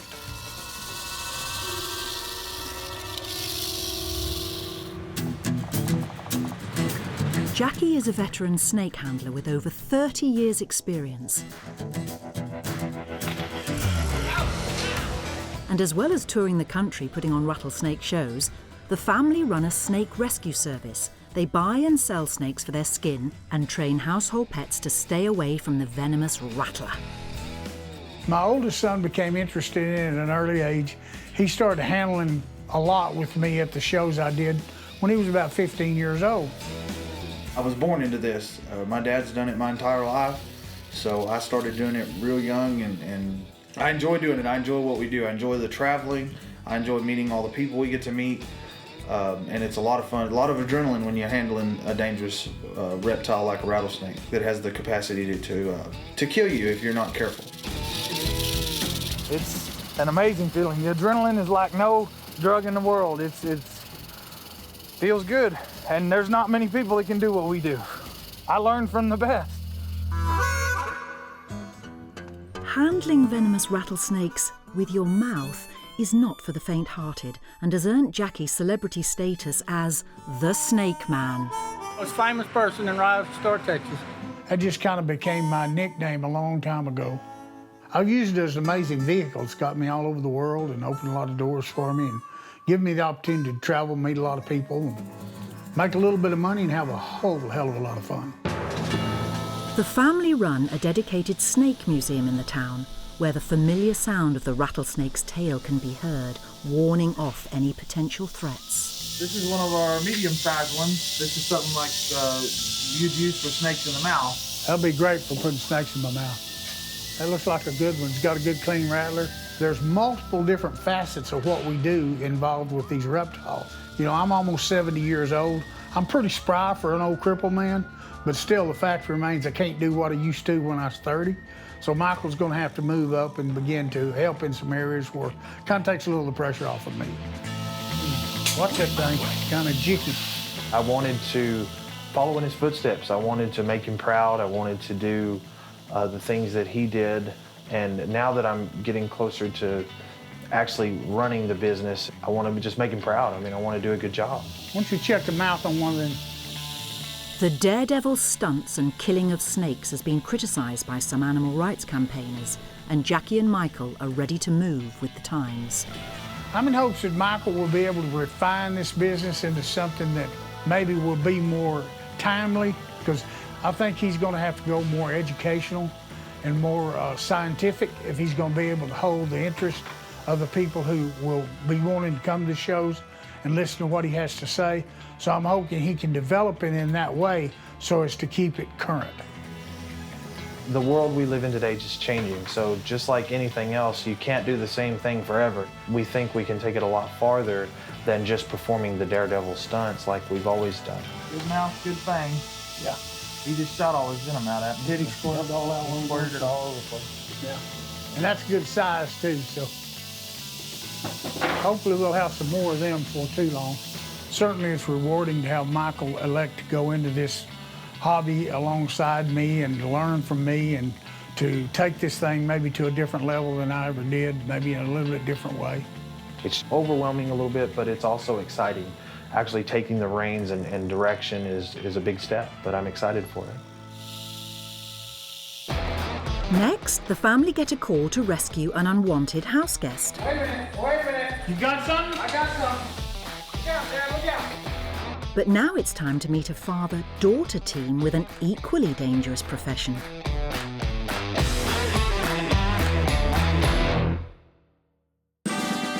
Meet the Travis family, daughter Eve and dad Neil, better known as Yvelle and Baldini, who quit their day jobs and now pay the bills by dicing with death, performing in a dangerous sideshow act up and down the UK. The family are trained professionals, so please do not attempt any of the stunts you're about to see. The family circus tradition began when Dad Neil ran out of money whilst backpacking around Europe and learnt some circus tricks to earn some extra cash. So glamorous, the life of the performer. When he came home, he decided to learn as much as humanly possible and tried his hand at lots of different things. And then when he met my mum, they decided, they'd do that together. And there was Uncle Percy, who did a street show with my dad. And there was this big group of weirdos, basically, that all did circus stuff together. And they performed locally at a lot of carnivals and things like that, but also further afield. Now, with Eve taking over the reins, the dangerous duo have performed at festivals and shows up and down the country. Today, they are preparing in the back garden for their next gig in a few weeks' time. I think at first our neighbours thought we were completely mad. Every now and again, you just get people kind of going as they walk past. Eve quit her law degree and convinced her former circus star dad to come out of retirement to risk life and limb on stage once again. I thought, I'm a bit old for this, there's a reason why I retired. But I wanted to encourage Eve in what she's doing, and always have. If she wanted to do anything, I'd be as supportive as I could. Most parents would be like absolutely outraged after I'd dropped out of university to become a circus performer. They were really cool about it, which was really nice. I actually would have preferred her to work in an office, but it's her life. I'm actually the boss in terms of our working relationship. I plan everything, pick the costumes, obviously with help. I don't have the final say, but a lot of the work that we get comes from me getting it. It's really nice. It'll be good with big hair, not My mum is certainly a force to be reckoned with. She is the only thing that me and my dad are scared of. Which sounds crazy when we're dealing with like chainsaws and fire. Eve and I wanted to create something where the roles were reversed. So he was the glamorous assistant and not her. A lot of acts like ours traditionally would have a male star as such and then a glamorous assistant. But I speak on stage and we both equally share the skill. Eve has the mic and does all the talking, and I'm the idiot. We like to mix comedy with danger or grossness, so it has like a bit of an emotional roller coaster. So one moment's gross, the next moment's scary, the next moment's technically different, the next moment's silly, and I provide the silly. My dad is a huge kid. He's very much like, how can we make this worse? How can we make this more dangerous? What can we add? So, you know, you're on the ladder of swords, you're juggling knives, your head's on fire, there's laser-guided sharks. You know, anything he could think of, it's like more and more and more and more. I really don't like you doing that. I'm just like, oh, no. But we don't. Once you learn how to do that, you don't practice it, because every time you practice it, there is a risk of actually cutting. It's funny what freaks me out and what doesn't, because most things don't, but there are just certain things that either one of us do. Like, he really doesn't like the body piercing, which is called, like, human pincushion. It's horrible. Watching it's just like, no, I know how much that hurts. Don't do it, baby girl.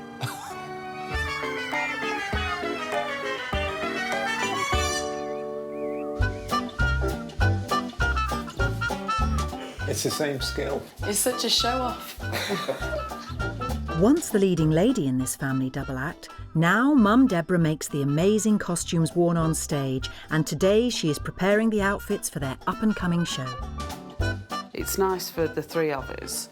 You get to be very creative, to have ideas for costumes and for performances, and to just be really creative and bounce off each other with that's quite nice.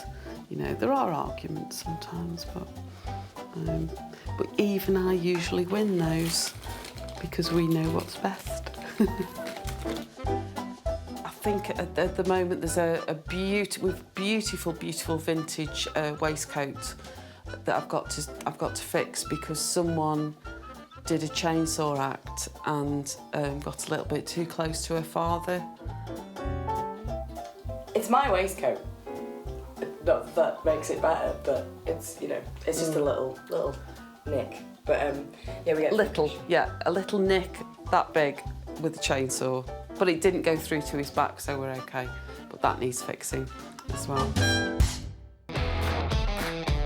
Coming up, in preparation for their impending performance, Dad has a new, dangerous trick in mind. First of all, tip it onto a spoon and eat the molten lead and spit it out to water, and the water boils.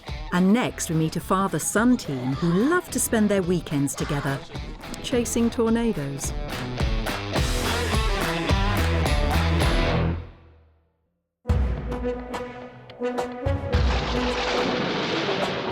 When he's not in school, 9-year-old Chase from Florence, Texas, is one of America's youngest storm chasers. Storm chasing is, it could be scary at some moments could be fun, and it's just very exciting and it's thrilling.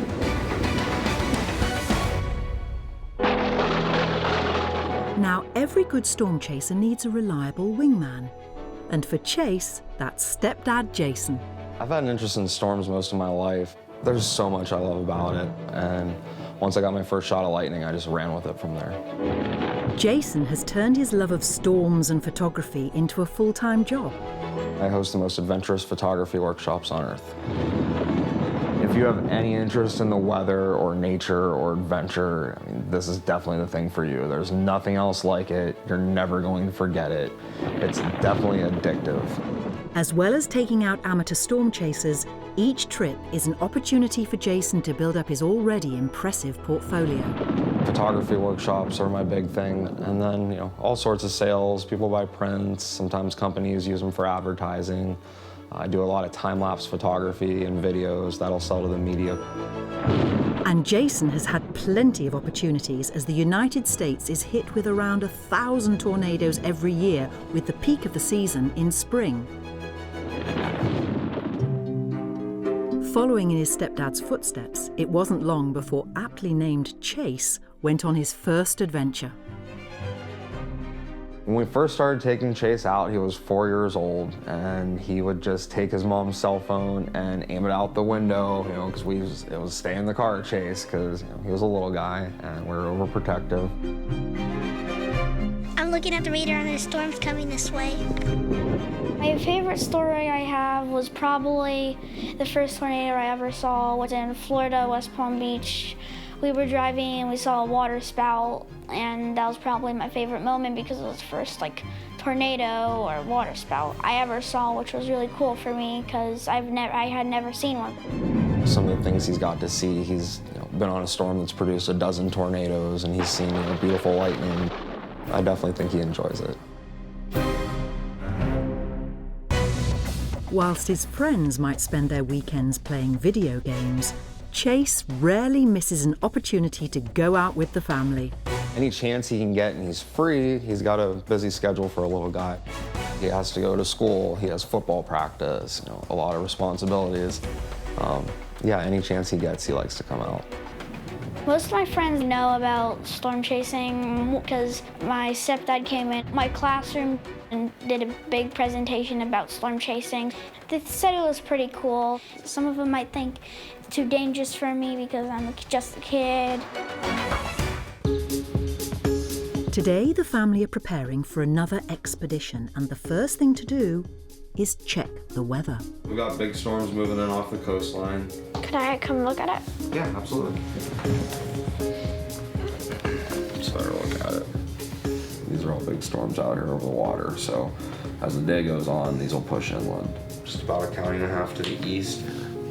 We go all over. We end up into Wyoming, the Dakotas, and Nebraska, and Iowa, and Illinois, pretty far north. Sometimes it's really nothing to go, 1,000, 2,000 miles in a day for a storm chase. Most of the time when you're storm chasing, it can't always just be a night. Sometimes it can be 3 weeks, it could be a month. It just depends. It can be fun, but sometimes it's aggravating because you're stuck in the car so long. Looks like we'll have some storms in a few hours. We should probably get moving. You ready to go? Yeah, sure. Okay. Once you get your tripod, make sure you got your camera. Coming up, this father-son team brave the weather and head out on their next dangerous adventure. But next, it's time for snake handlers Michael and Jackie Bibby to face off against a venomous foe.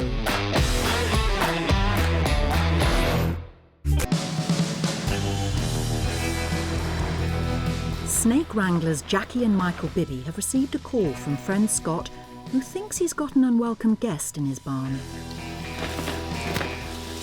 Naturally, a snake is a scary animal, so when people see them and they don't know what to do, they call on us. We go out and get that snake off their property so as to make sure it's safe for their kids, grandkids, for themselves, for their livestock, their dogs, their pets. Wait a minute, you got something? I got something. Texas is home to 10 different species of rattlesnake. The western diamondback is the most common and widespread venomous snake in the state and can grow to around 7 feet long. Oh my goodness, maybe that's the one he was talking about. Now we're talking. That's no baby, that's a real deal right there. He's got flat ankle. Oh, that's pretty crazy.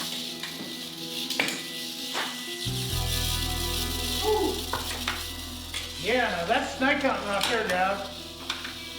You got that? Woo! Once the snake has been captured, they bring it back to base where it will become part of Jackie's show. Way to go! Gotten anywhere from 1 or 2 rattlesnakes to 40 rattlesnakes out from under people's houses. So you just never know what you're getting into. After a successful rattler rescue, the father-son team return to their museum and are keen to show off their most prized exhibit. We have a beautiful white rattlesnake. His name is Diablo Blanco, which is Spanish for white devil. Come on, Diablo Blanco, you got to get out here and be on camera. We got to show people how pretty you are. He's not albino. Albino is an absence of pigment, it means you have none. He has pigment, it's just white. A white snake like that wouldn't survive in the wild. One of a rattlesnake's most important defense mechanisms is their camouflage. They're very hard to see in their natural environment. That white rattlesnake would not live very long. He's a very unusual snake, worth a lot of money. You can tell by looking at his rattlers have never been broken. Many of the snakes we catch in the wild will have broken rattlers because the rattlers are very brittle and they oftentimes break off. But Diablo Blanco has about 20 rattlers and they're a perfect set, so they're very beautiful. You see that right there, all those rattlers. Started with the first button that he had when he was born. Very, very pretty snake, very big, very heavy. He eats like no snake we've ever seen. This snake does have his fangs. He does have his venom. He has the capacity to inflict a deadly bite. So he's very, very dangerous. So we're extremely careful when we're handling these snakes. Diablo Blanco. Next, the Bibby family head out to the desert on a wild snake hunt. Always got snakes out here. But back in the UK, the Travis family are making their last-minute preparations for their big show.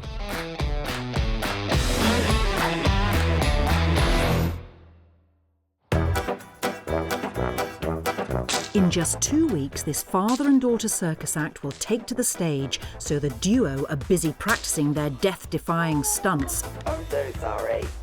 Oh my God. And for this family, practice can be painful. When I first bought that whip, I couldn't even make the sound. I didn't really know how that worked, so you're sort of just waving this ridiculously dangerous thing around. And I caught myself so many times, and I had like welts and like little cuts and scratches, and it's really, really, really painful. You wouldn't want to volunteer for it every day unless you're bald and crazy. It's not as easy as it looks. You know, and I think sometimes people watch Neil and Eve and think, oh, I could do that, and you don't see the hours and hours of practice and preparation.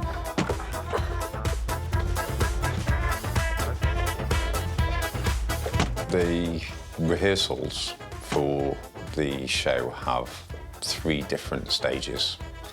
You learn the techniques first, and that's about getting the technique right. So I want to practice until I can't get it wrong. Not practice until I can do it, but practice until I can't not do it. Then we'll rehearse what movement is around that and what language, what words we use around it. Then we rehearse the comedy. You comfortable? The way to make it safe is rehearse it until it doesn't go wrong.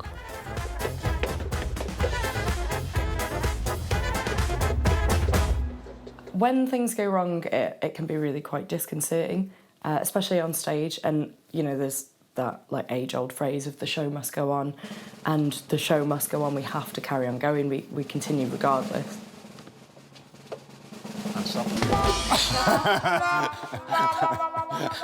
Maybe backwards is too soon, Baldy. You can be the most practiced, the most perfect, and eventually something might go wrong, whether it's your own fault or like extenuating circumstances. Whenever you're doing anything at all, any activity, every so often things go wrong. And we accept injury as part of it. We've had a couple of incidents. I broke my dad's rib. That was fun. And then we had to go home and tell my mum, which was less fun. Hopefully there will be no more broken bones here as the family head to the local park to try out some of their bigger stunts. Sometimes they want to do things that I think are too dangerous, and so I might argue with them about it. I can also get quite carried away and think it's a really good idea, but then I might sleep on it and say no. I have mad ideas because I think when you're coming up with a concept, if you want to aim here, you chuck in all the ideas, even the ones that are as crazy as this. I tend to have the maddest ideas because I like challenging myself. I think, oh, I want to learn this. They were talking about eating molten lead at one point, but then I thought about it and decided perhaps not. Ready?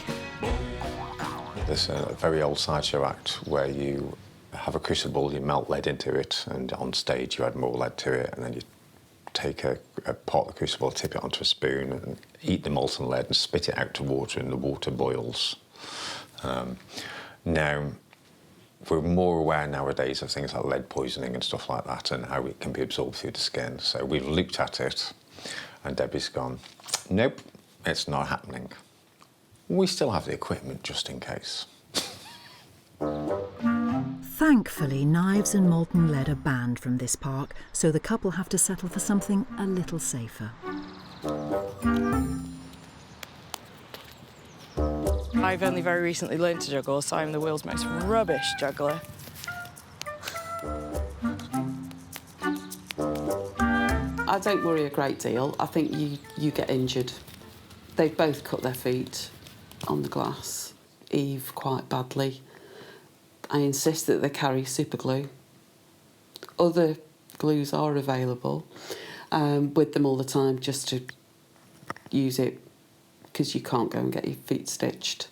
But it just happens and that's life. But if you practice and you get good at what you do, then you're less likely to get injured.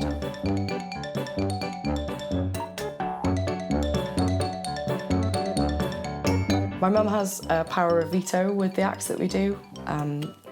Mostly we decide all together anyway.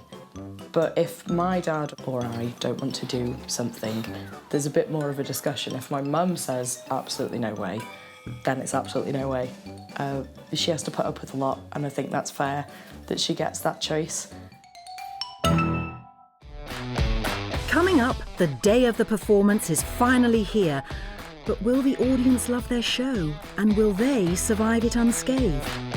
And next, America's youngest storm chaser hits the road in the hope of finding his biggest twister yet.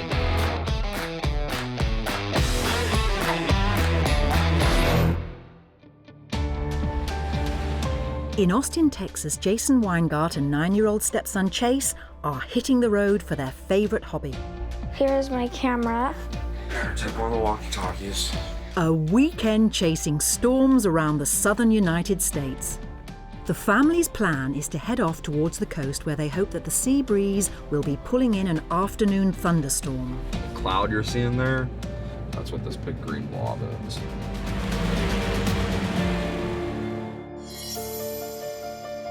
Now, most trips out for professional storm photographer Jason consist of teaching amateurs how to capture that perfect image. However, this trip is an opportunity for Jason and Chase to try and get their own iconic shot. When everything works out perfect and you're standing there and your storm's blowing up and now there's a tornado on the ground, I mean, that's the best part. I think I'm very lucky because not a lot of people get to go out and storm chase. My favorite picture I've taken, we were driving and there's this funnel with a rainbow over it. It was kind of like a tornado and there was a rainbow over it, so I thought that was a really cool picture. Some of the things I do with my pictures is sometimes my parents will go to art shows, they'll take a couple of my pictures. Sometimes people will buy them, sometimes they don't. I'm feeling excited. I hope that it's gonna be a good storm, but we never can be sure. It can be very dangerous, but it depends on the circumstances. You could be far away and there could just be a small tornado. That would be kind of safe if you're far away. You just have to be careful for traffic and stuff. It's getting stronger, so that's a good sign. Yeah, this one has a good potential. Now, the weather seems clear at the moment, but it can be unpredictable, and it has put the family in some dangerous situations in the past. When you're not planning ahead for the unexpected, that's when you're going to get yourself in a bad spot, and that's where it can become dangerous. You don't want to have your main road going out of, of a storm into safety being a road that's just been sitting there getting rained on is going to be completely, mud and impassable, and then you're in trouble when you're trying to get out of there. So you want to make sure you have a nice, clean way to just get right out of there and have yourself safe within a matter of minutes. This is a bad situation here. We got a large tornado coming behind us, and everybody's stuck on this road right now. Closest call we had, it was actually my second tornado. It was in El Reno, Oklahoma on May 31st, 2013, and it was the largest tornado in US history. It actually killed several people, including some well-known tornado researchers. There was a lot of traffic on the roads, which made it a lot more dangerous that day. It was just west of Oklahoma City metro area. They told people to evacuate, which kind of made a bad situation even worse. And then we had another tornado drop down to our west while we were stuck in traffic. So going back to those escape routes, that's kind of something we took from that day.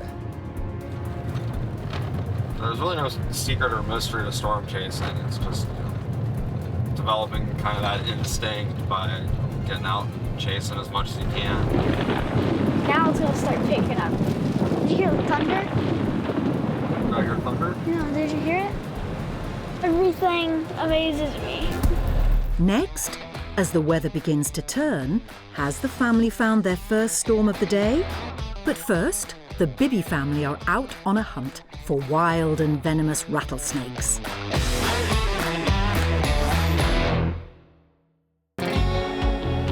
Jackie Bibby knows more than most that rattlesnakes carry a venomous bite that can be lethal. They can still bite even after having their heads cut off. Certainly there's always a danger of being bitten when you're handling a venomous reptile. And in the time that I've been handling 49 years, I've received 12 serious bites. Now, a serious bite means that you have to require hospitalization. About 4 out of 10 rattlesnake bites are what's known as a dry bite. You receive a puncture wound but no envenomation. Now, I've had numerous ones of those, but if they don't require hospitalization, I really don't keep up with them. But 12 bites, which the worst ones when I lost my leg, that was about 6 or 7 years ago. I was doing a show in Dallas, Texas. Rattlesnake bit above my boot, envenomated so much that by the time they got to the hospital, it had killed my leg, and so they had to amputate my leg. They started out below the knee, but 10 operations later, wound up above the knee. They finally got it to good flesh, and then I just bought me a leg and kept on doing what I do.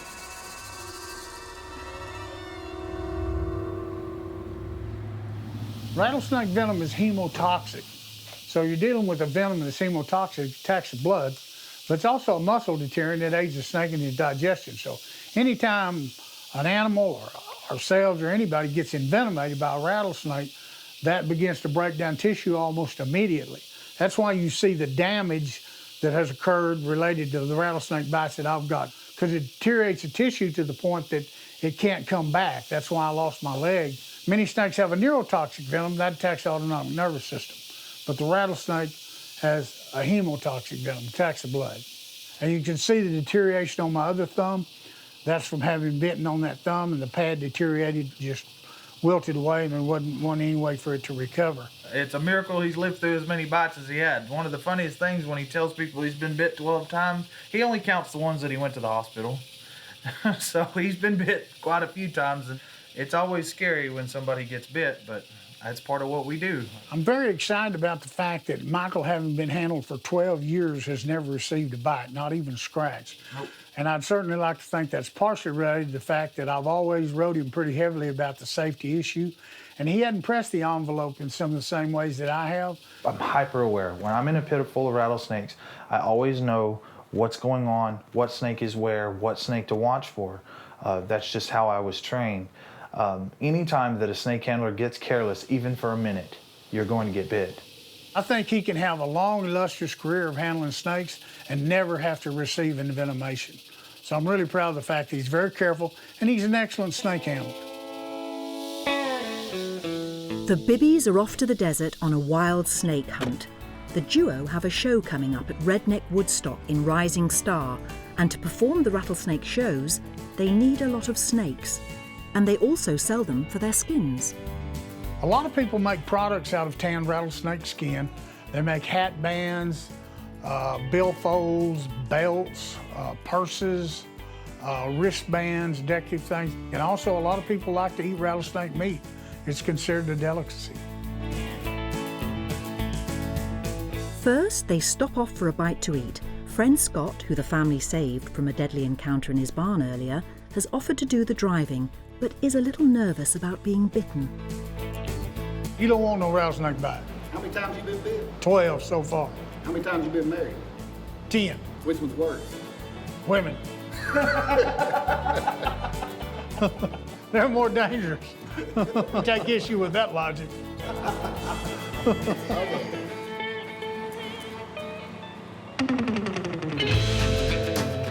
Wild rattlesnake hunting is strictly controlled and also really dangerous.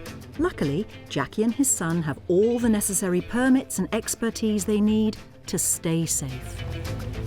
I think any individual who might be in an area where they could encounter a wild rattlesnake, they should know and understand what to do. Because a lot of people are going to jump and run, and that's probably the most dangerous thing they can do, because they might run over a rattlesnake they don't see, step on it, and it will cause them to be bitten by the rattlesnake. The most important thing to do if you encounter a rattlesnake in the wild is to be very still. Look around and find a clear avenue of escape, because the snakes are very difficult to see. They're almost invisible in their natural environment. So look around and then walk away slowly and cautiously. In most cases, you'll never receive a bite. And this gravel pit, this point right here and then that point right over yonder, always got snakes out here, every time. Am I proud of my dad? Absolutely. He's done something with rattlesnakes that nobody else has ever done. To the degree he's done it. All right, I got one. I'm very happy that he's gotten to live out some of his dreams, traveling the world and being famous and things like that. So I'm absolutely proud of him. It's about a 2-year-old. I'd like to see Michael attain the success I've attained, maybe even more. I have great confidence in the fact that he's going to do really well. So I'm very excited about him taking over and just going on with this thing and having a lot of fun and making a little bit of money like what I did. All right, Dad. We're definitely living our dreams out. We have a really good life today. You know, we go a lot of places, see a lot of people, have a lot of fun. We just have a blast.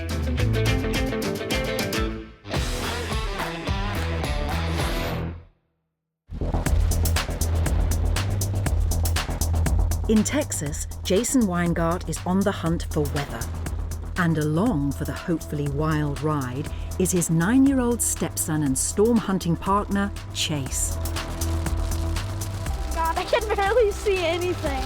Not quite the storm they were hoping for, but the family are thrilled to run into a thick cloud of mist. Why? It's not always about getting a really close lightning strike or seeing a big tornado. Sometimes it's cool just to see something you've never seen before. This is just amazing. Look at that, man. It's awesome. Dude, I gotta get another picture. I've never seen anything like that.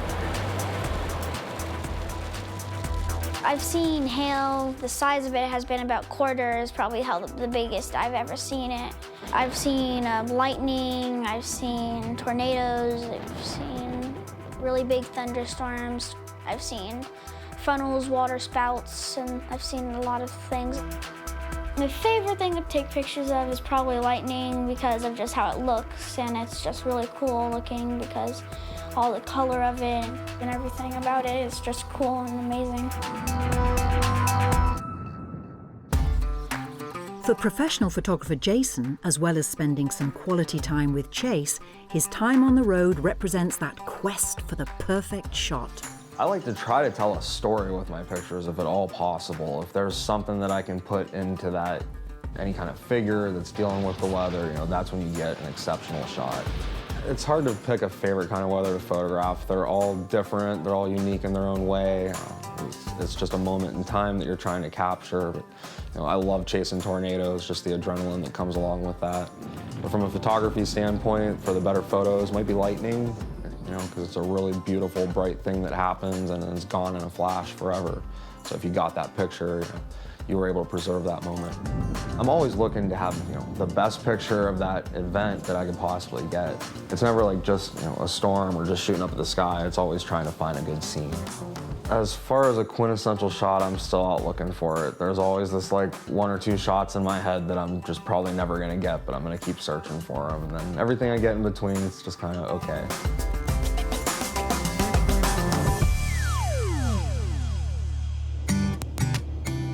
Unfortunately, today the weather isn't playing ball, but as Jason and Chase know, a good day out doesn't rely on seeing a twister. Oh, look, there's a rainbow. Oh, wow, yeah. It's really fun just being able to come out and take pictures of the storms and just whatever you get to see. I'm really glad I get to do it. Storm chasing definitely gives us some time to just get away from all the stress and come out and just hang out and get to know each other a little better and spend some good time. Maybe do a little bonding, and, you know, and get to see awesome stuff like even just rainbows. But he can appreciate this as well too. It's been awesome seeing him grow up into a very impressive and respectful young man. This picture looks pretty good. Yeah, that was cool. I didn't like storms at all because I didn't really like them and I didn't like getting all wet from the rain. But now I do. Let's go.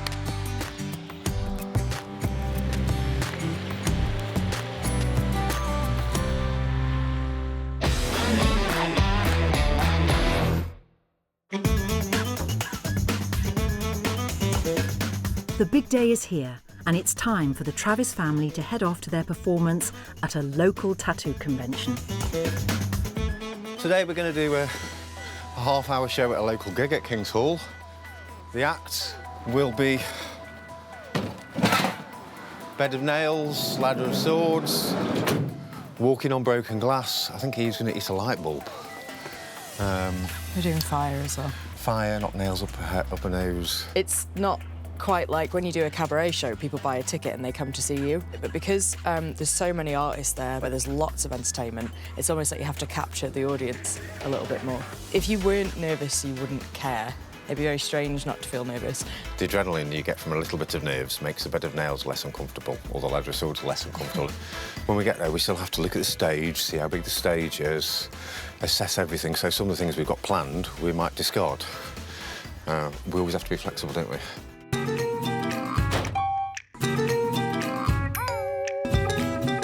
Makeup and costume are absolutely necessary to like create the whole image. Shows someone instantly before the show even starts sort of what to expect. It's very important not to get that wrong. You kind of hide behind it. Like it literally is a mask and you're this persona and you're not yourself. Hello. My job is to mess things up.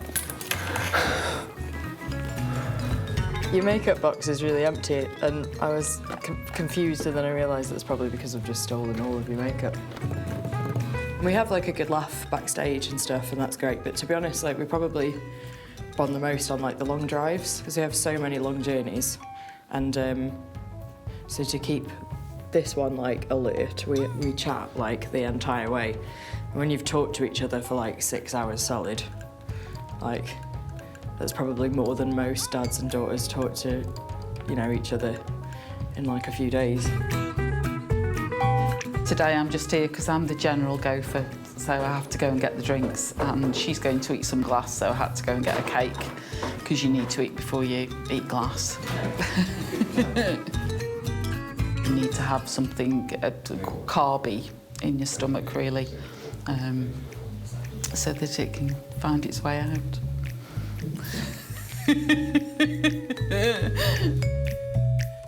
So, glass eating to start. Then I'm thinking knife, swords, and then I like doing the bed of nails after that. Whip to finish. All done. Finished.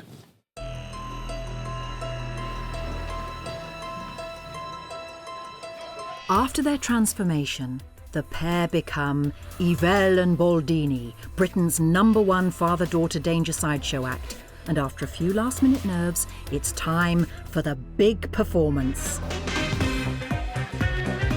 Ladies and gentlemen, welcome to Staffordshire Tattoo Gathering.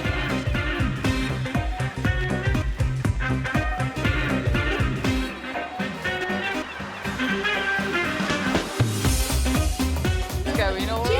Nobody's died.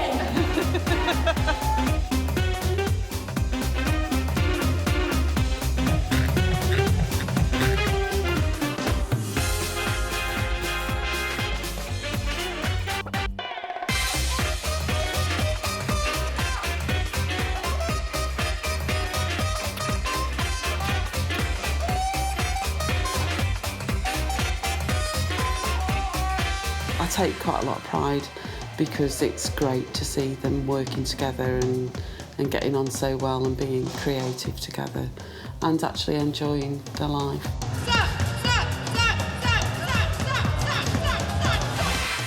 We'd be financially a lot better off if we all had normal jobs, but I don't think we'd be quite as happy. Don't make him do it.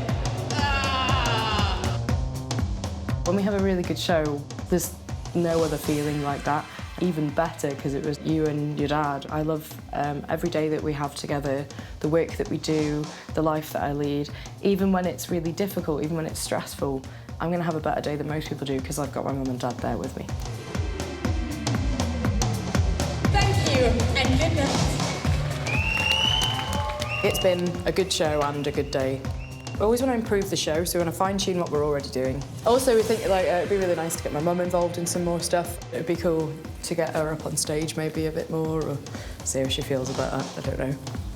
I think she's quite keen. I'm worried about my wife. She's more fragile than Eve. Eve's a very tomboy sort of strong girl. You're going to get in so much trouble for calling mum fragile, and in so much trouble for saying I am not.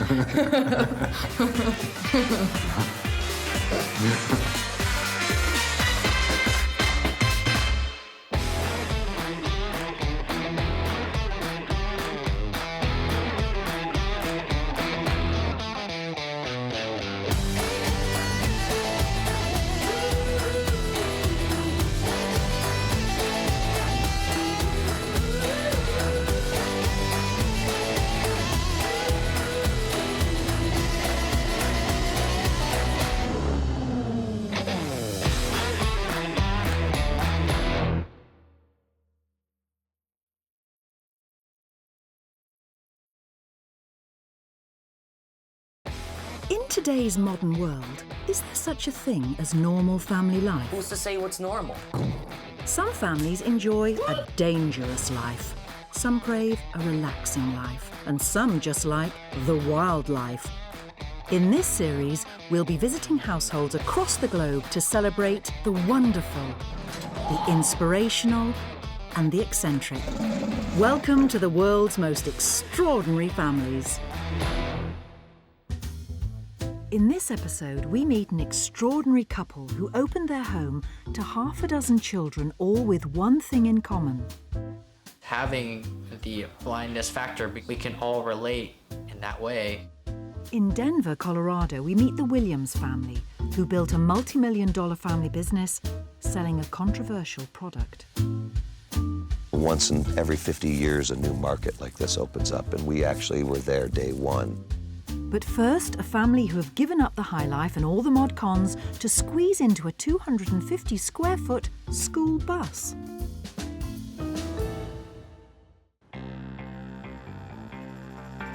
Welcome to our home.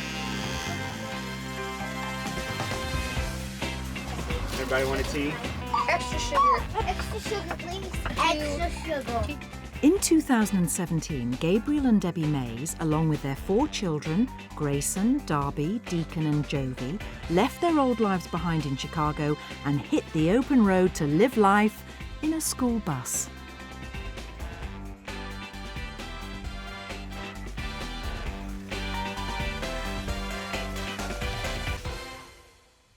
This is basically our living living area. We like to have one big open area between the kitchen and the living room.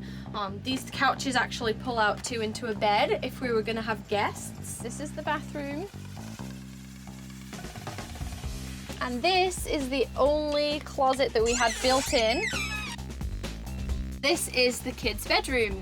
No, Deacon's bed. That's Deacon's bed. Or this is our master bedroom. But before their new life on four wheels, the family were living the American dream.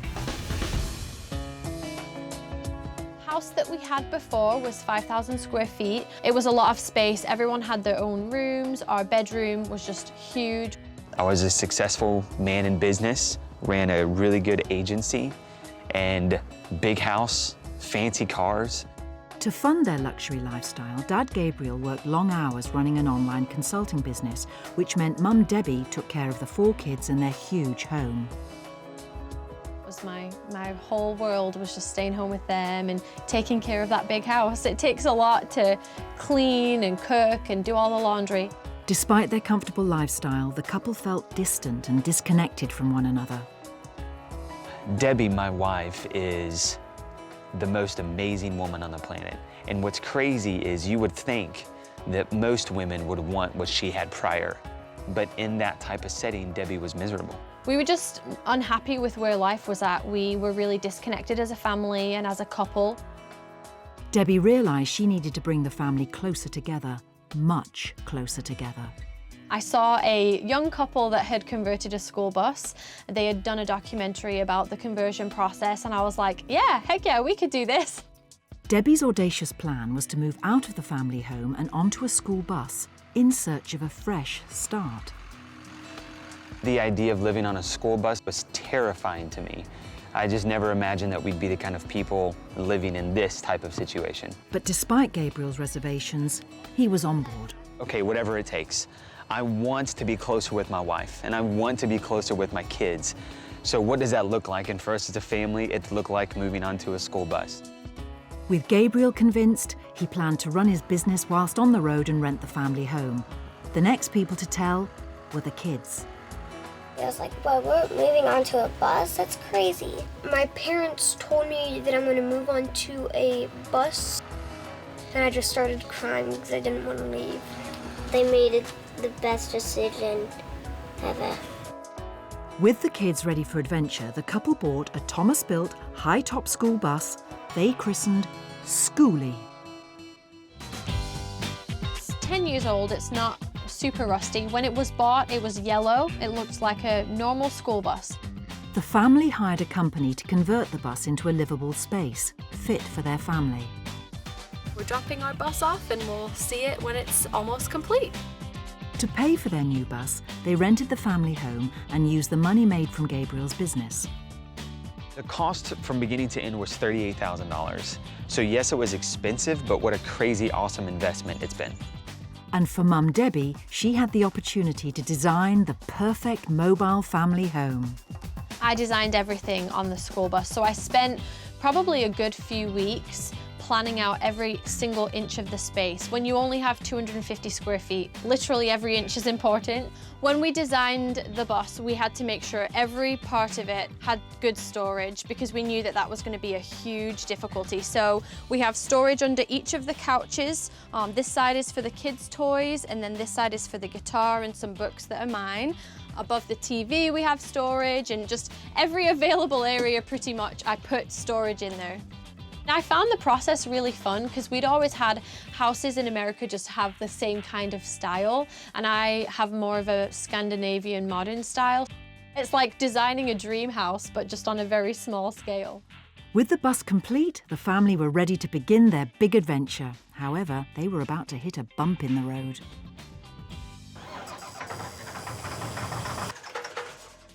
When we actually pulled away, there was quite a few things that weren't done right. The roof leaked really, really bad. It was raining on the inside. That was a really big struggle in the beginning because it was one of those moments when it's like, okay, was this the right choice?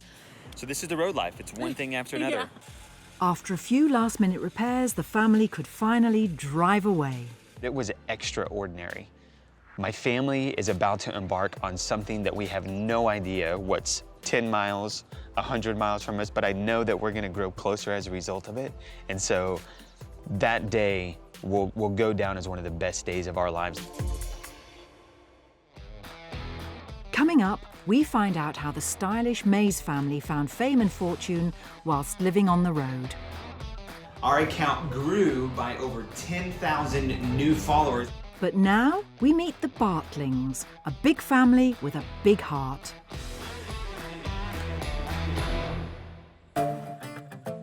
In Oakton, Virginia, kind-hearted couple Joe and Karen Bartling have adopted 6 children from around the world who are all blind. I'm David. I am the second oldest of the 6 blind kids. My siblings are pretty cool. We have Hannah, who's the oldest. I am considered the talkative one and the funny one too. Dun, dun, dun, dun, dun, dun. Bethany's the quiet one. Abby is a funny one. Rip it. Jessie doesn't say much. She's a girl of few words. We have Obed, and he's like the lovable one. He's like the really crazy man. Really fun to hang out with and play around. How you doing out here, Obed? Mr. Cutie. The blindness actually pulls them together, and their common experience of being, visually impaired is, is something that they all have. Sugar baby mine.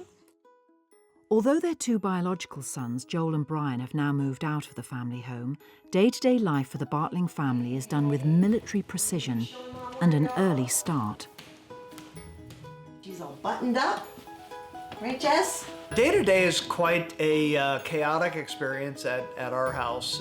The alarm goes off very, very early, and Karen gets up usually around 4:45 or 5 o'clock in the morning to get kids ready to go to school. Not only are the 6 children blind, but daughter Jessie has autism, and son Obed lives with cerebral palsy. Jessie and Obed will be like this forever. That's just the way it is. And so in some ways it's like Groundhog Day. This story of this extraordinary family began in 1986, and it was love at first sight. Joe and I met on a blind date. My friend told me, well, you're not gonna like this guy, he's not your type, and she kind of, painted such a horrible picture that when I saw him, oh, he's not that bad. We met and were married within about 4 months. The couple had always dreamt of having a large family. Husband Joe had a son Brian from a previous marriage, but after the birth of their second son Joel, they received some sad news. We were diagnosed with unexplained secondary infertility, which comes as a result after you've already, given birth to a child, and then you just can't seem to conceive or have another child. We started down the path of adoption. We never tried to adopt 6 blind children. Karen and I just wanted a large family. It just so happened that the first child that we were presented with happened to be blind. At the time, Mum Karen owned a gift shop, and she overheard one of her customers talking about a family in South Korea who were fostering daughter Hannah. She was looking for a permanent home. First, when we found out that she was blind, it took us, probably 2 weeks trying to kind of wrap our brains around, could we care for her? Could we take care of her needs, meet her needs? In 1996, the couple officially adopted 2-year-old Hannah, who was born with no eyes and a love of singing. Mrs. O'Grady, she was a lady. She had a daughter whom I adore. I started singing when I was at our children's choir at our church. It makes me feel happy.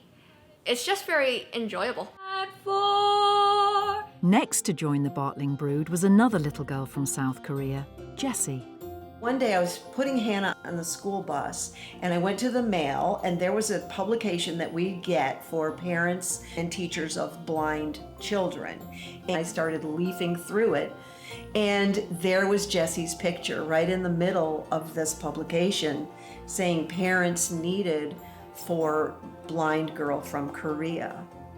And in that moment, I just knew that she was our daughter. In South Korea, where Jessie was born, the authorities decided because of her disabilities she was unadoptable. But just before she was to be put into an institution, the Bartling family swooped in to bring her home. Jessie has severe autism and severe intellectual disabilities in addition to the fact that she is blind. But she's mobile, she's fun, she's musical, she brings so much life and happiness and joy to our family. We just can't even imagine life without Jessie. Good job. Go! As we play. Oh, Jessie's playing. With 2 new daughters in the family, just 1 year later the couple received a phone call from a social worker about another young girl in India who was found abandoned in a bin. Good job, Babs. Here, give me 5. Yeah. Abby, when she first arrived, she got off that plane and came toward us in her buggy, and we had no idea. We thought, oh my goodness, she's got a lot going on. Abby suffers from Fraser syndrome, a rare disorder that affects development. The condition can also result in the eyes being completely covered by skin. Abby she's quite a miracle. She is rare amongst the rare in this genetic disorder that she has, in that she is so healthy and she is doing, so well. And so we just couldn't be happier. Next, find out how this household doubled in size and the family head out to try a fun new activity together. Trampoline! Now we're headed to the Williams household, who are not your average gardeners.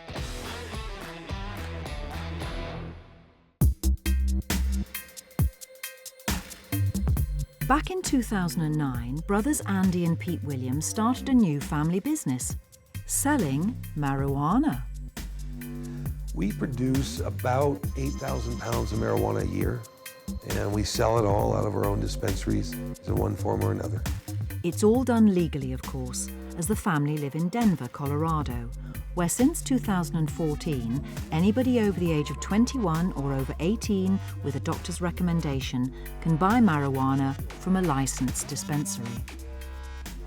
Pleasant younger, earlier, and ready to harvest. The family business sells medical and recreational cannabis and employs 10 members of the Williams extended family.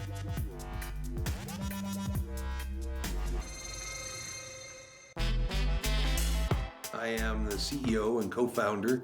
My brother Peter is also a co-founder. Pot grown efficiently makes me excited. These fall-like colors are beautiful. The industry is so exciting. My sister Sally came on a little bit after we started, but she is running the brick and mortar.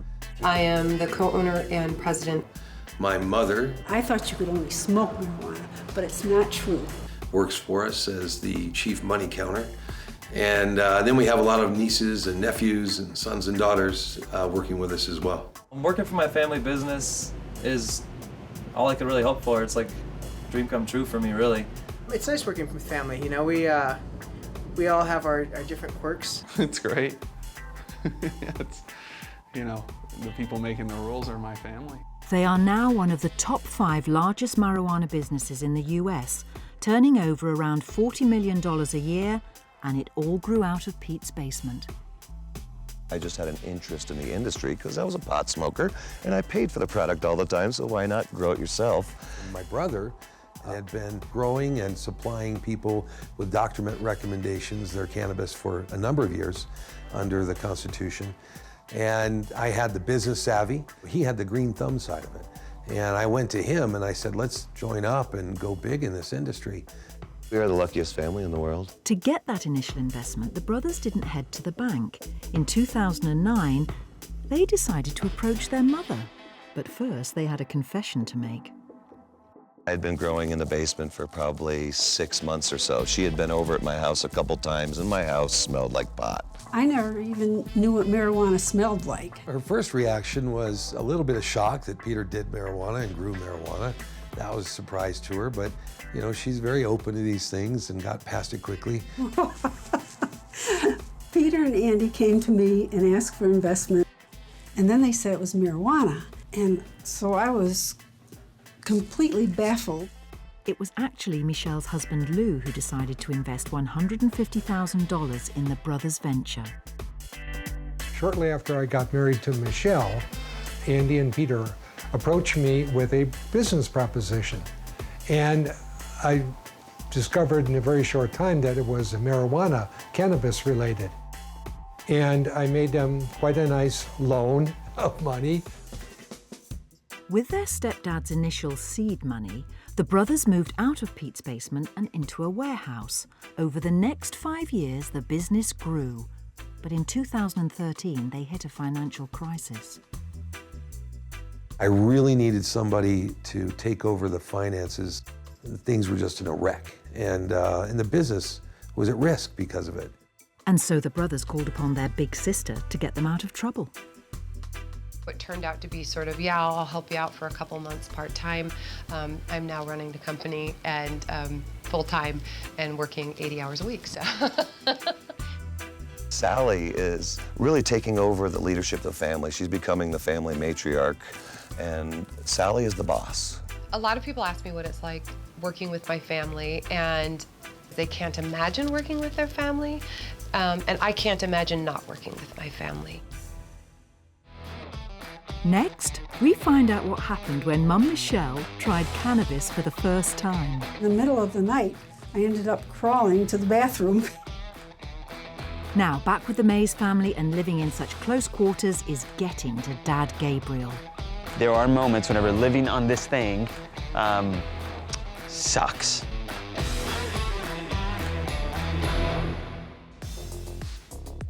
Back with the Mays family, who after being unhappy living in a huge suburban house in Chicago, packed their lives into a stylish converted school bus and hit the road in search of a new start.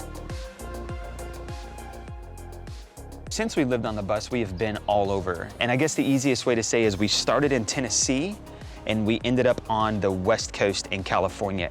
We travel a lot of places, but my favorite place so far was Sacramento. The views of the mountain and going to K1 and just spending time as a family, and then we can just explore the world and just go wherever we want. To fund their new bus life, Dad Gabriel continued to run his website design business whilst on the road. Basically, the way that we make money is from behind the computer. And we've been doing that for the past couple of years, and that not only gives us the opportunity to live like this, but it also gives us to work from anywhere we want. The reason that we can do what we do is because we run our own companies and we're able to be flexible and be online, and that was kind of our dream, was to be able to start a business that could travel with us wherever we go. And so we work really hard, but we love it because we can set our own schedule and we can travel and we don't have to worry about that. We run our businesses together, and she may be cleaning right now, but I even do some of the cleaning as well and cooking. And it's just is awesome teamwork, you know, hence the Mays team. We say teamwork makes the dream work, and yeah, it's awesome. Our marriage has gotten stronger, our family union has gotten stronger simply because we get to do everything together. I get to clean the bathroom, and my brothers also have chores, and we get paid after we do our chores. Since I'm 7, I get $7. My chores are doing the call and also cleaning this whole place.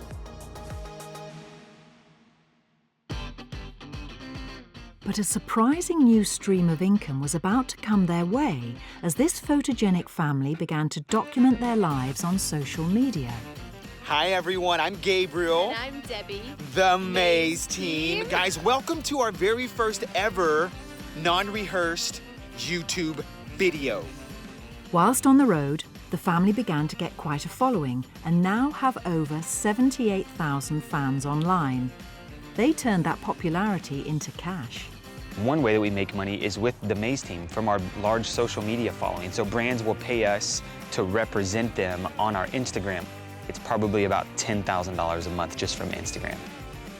And to capitalize on their newfound stardom, they've even begun coaching other families to become successful on social media. From November of 2017 to February of 2018, our account grew by over 10,000 new followers, and it actually continues to grow today. behind the camera, being on the road with such a big family in such a tight space has its downsides. Living on the bus has a few bumps, like you go to bed. I've got my little brother underneath me, so he like kicks the top of the bed, and it's just really annoying whenever I'm trying to get some sleep. Having no space has been, it's the highest point of tension in our family. Oh no! It just means doing the dishes every day by hand, which sucks. You know, it means that we have to pick up after ourselves, and that sucks. Honestly, when I was in a house and things would get lost, I wouldn't get frustrated. But living in a bus when things get lost, I'm like, how? How could it possibly be lost? Whenever we go to the restroom, we can hear each other go into the restroom, and that sucks. Debbie and I have to be strategic about when we're intimate with one another, and that sucks to a certain extent. So yes, there are moments whenever living on this thing sucks, big time. Coming up, has their school bus home made its final journey as the family park up so the kids can go to school? We can just go and do whatever we want after school. It's just so much fun. Now, the Bartling family head out to try some trampolining for the very first time. I'm doing it!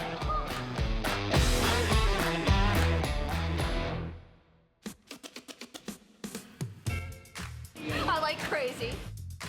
In Virginia, Joe and Karen Bartling, along with their 6 blind children, are heading off for a day of trampolining.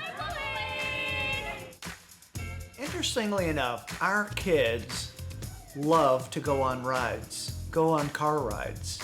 And we call them drive-by vacations, or they could be sightseeing trips. They have no idea what we're going to see, but they love it. I'm doing it! After adopting 3 blind daughters by 2004, the couple decided they wanted an even bigger family, and their next addition was a spirited 5-year-old boy from China. David was a very rambunctious, crazy, wild 5-year-old. David was originally brought to the US by a different adopted family. The family went, they got him, they brought him home, and then they realized that he was more than they felt they could handle. And so Karen and Joe stepped in to give David a permanent home.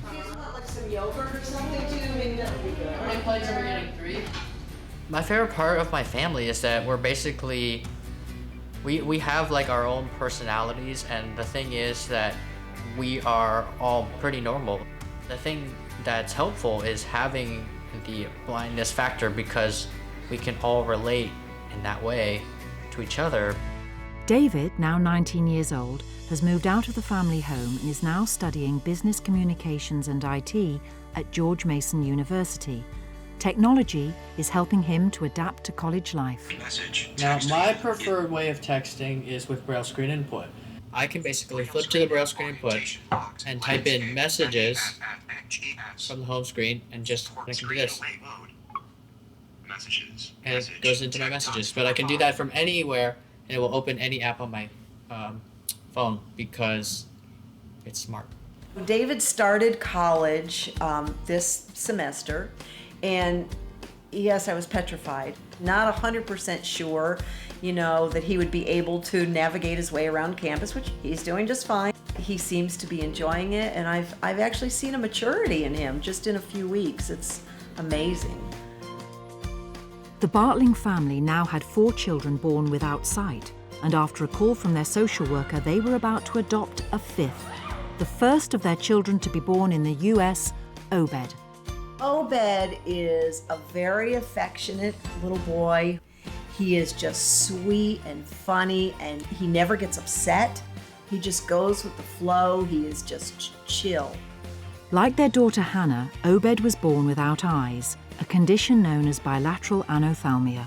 He's just astounded us with his progress, and the fact that he is able to, with his cerebral palsy, that he's able to actually walk, and he is very, very happy. By 2006, the family had 2 biological children and 5 adopted children, all with various disabilities. But Joe and Karen weren't finished yet. However, This time, to get their final edition Bethany, they'd have to take on the government of Thailand. Right away, we were told, you're too old, because every country has its age restrictions. You have too many children in the home, and no. Bethany, like David, was adopted by a different family in the US, but they decided not to finalise the adoption. A few years later, the Bartlings received a call to adopt Bethany. And here she was, now 7 years old, finally coming home to where she should have been all along. But now we didn't have to go up against the restrictions and all that with Thailand, because now it was a domestic adoption.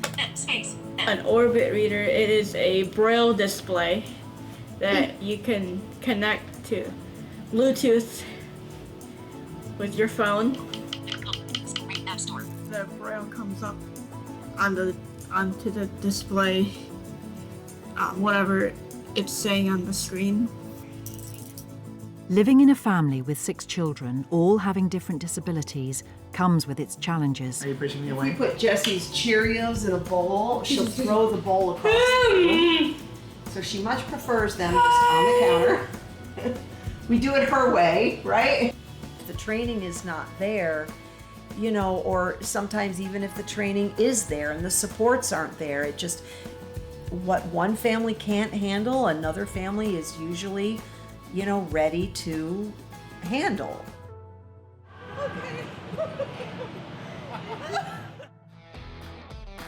Next, daughter Hannah heads off to earn a crust at the local bakery. This part is a little chipped right here.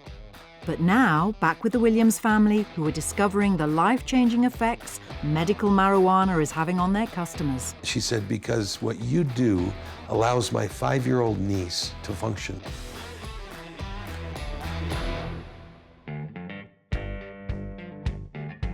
In the US, 10 states and Washington, D.C. have legalized recreational marijuana for adults over the age of 21. Medical marijuana is legal in another 33 states. With cannabis, genetics are very important. Every plant is unique. They have their own genes. The family business has 2 main branches for sales, medical and recreational. Over here will be the recreational side, where anybody can come and buy marijuana or edibles or vapes, all kinds of different products. And on the opposite side is the medical side. So a person will come in here with their prescription, sign in, and then come on over to the medical side. And they have a larger selection of products, because if you have a medical issue, you want to have consistency, so they get that same product every time that works for them. We're getting the hybrid cartridge by batch. It's going to be a real nice height and euphoria in between. Real good bubbly head high, a little bit of a body high. Everybody's very passionate about what they do here, so it makes it easier on us because they give you the spiel and just the friendly faces as well. Another stem of their business is MedFarm, the family's very own scientific research facility. They're discovering new ways marijuana can be used in medicine. What makes us unique in the United States and maybe the world is our ability to not only analyze what we produce chemically, but also to produce it in a pharmaceutical grade level. We're going to be doing research with different universities and different colleges of medicine for sterile dosage forms such as injections, eye drops, inhalations also. This is meant to provide researchers the tools that they need in order to advance the science of cannabis. In 2017, it was reported that legal marijuana sales exploded to $9.7 billion in North America. The industry remains to be heavily regulated and taxed. It's very highly regulated. 14 or 15 licenses to operate it. There's no difference between the pot itself. The taxing is different between med and rec. It's about a total of 36% taxes paid on recreational bud, and it's about 8% tax on the medical bud. The sale and use of marijuana is still considered controversial, and recreational sales are illegal globally, except in Uruguay, Canada, and 10 US states. So how do the family feel about dealing in a product banned in most of the world? People are going to smoke it anyway. And if you can tax it to its maximum, it can really benefit society. But like any mind-altering substance such as alcohol, the family recognize that marijuana should come with a health warning. I think Using any substance, there are inherent dangers. You could have a bad high, right? You could be paranoid, you could be very lethargic. Those are some of the more common side effects. I would say it's less addictive than coffee, it's less addictive than cigarettes, but no substance that alters your body is necessarily without risks. You can't die from over-consuming cannabis. You might have a bad experience, but you can't die like you can from drinking a whole bottle of alcohol that you shouldn't have drank. So, do the family ever sample their own produce? I started smoking cannabis in high school, probably 15 years old. I've never smoked marijuana. I don't smoke marijuana a lot, but for the most part, I'll take a daily dose of CBD. CBD, or cannabidiol, is a chemical produced by the cannabis plant. It's not psychoactive, it won't give you the feeling of being high, but it is reported to ease pain and have a variety of health benefits. I play tennis and I have tennis elbow and I have some mild arthritis, so I take a small amount of CBD and it has a tiny amount of THC. THC is the chemical in marijuana that is responsible for the psychoactive high experienced by users.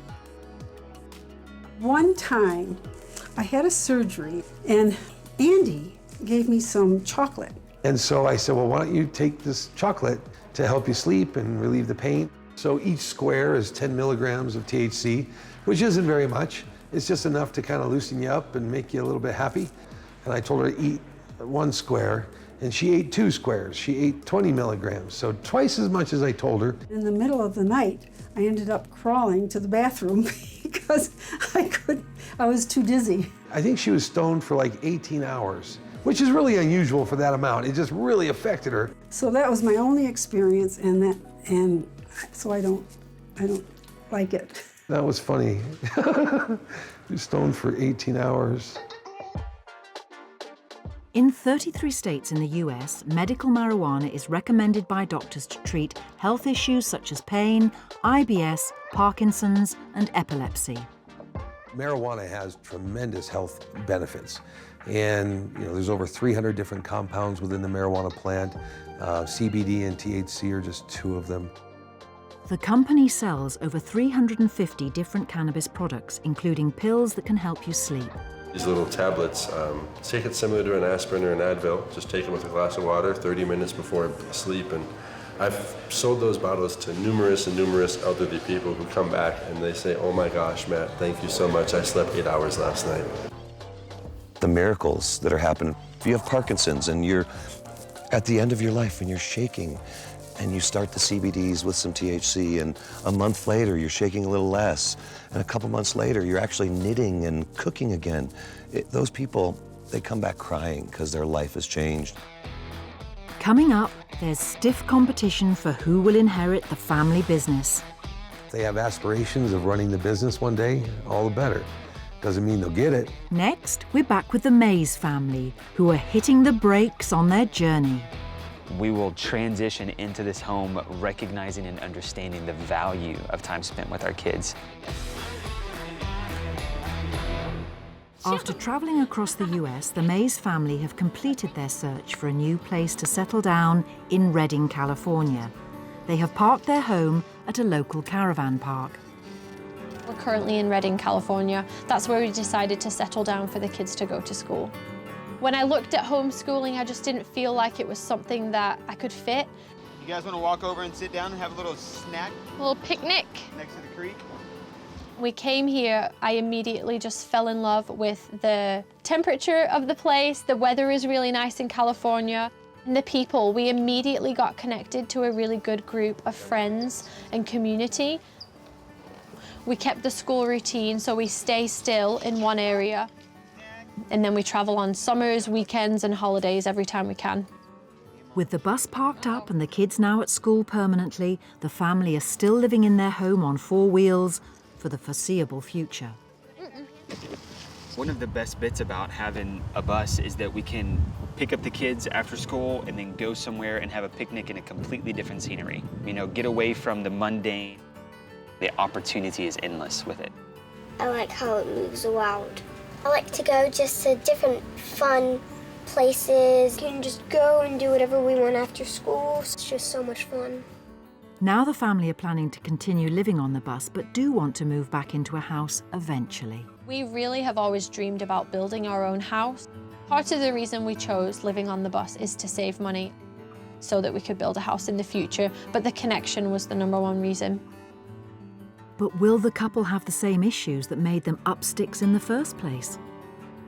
Whenever we go back into the house, some things that we'll take from this experience is the connection with our family. We will transition into this home recognizing and understanding the value of time spent with our kids. I think that my parents made the best decision ever to get us onto the bus.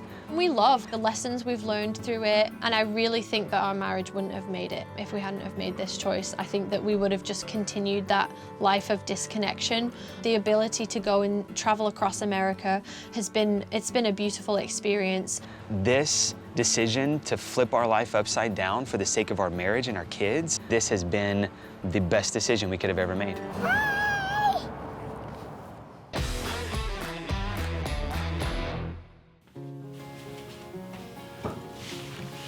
Back in Virginia with the Bartlings, and with 6 kids living with all different disabilities, the family are promoting their children's independence to get them ready for adult life. We instill in our kids that, you're living in a sighted world. So the expectation for a visually impaired person or blind person is higher. Well, I'm ready when you are. I was born ready. You were born ready, weren't you? Yeah. Some of the children are already benefiting from that preparation. Son David is now at college and daughter Hannah is heading to her job at a bakery. I like everything.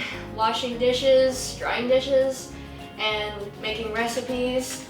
And I like scooping cookies. And I like going into the chocolate room and packaging room. And now he's coming. Thank you.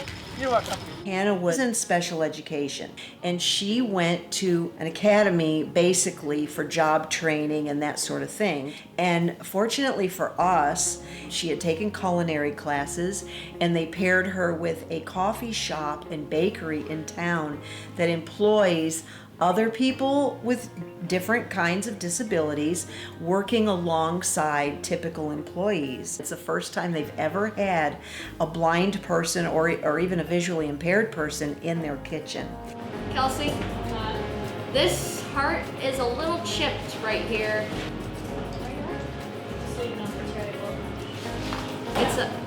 It's a dud. I like all tasks about my job. I like getting along with all my employees that are entertaining to me. I'm entertaining to them.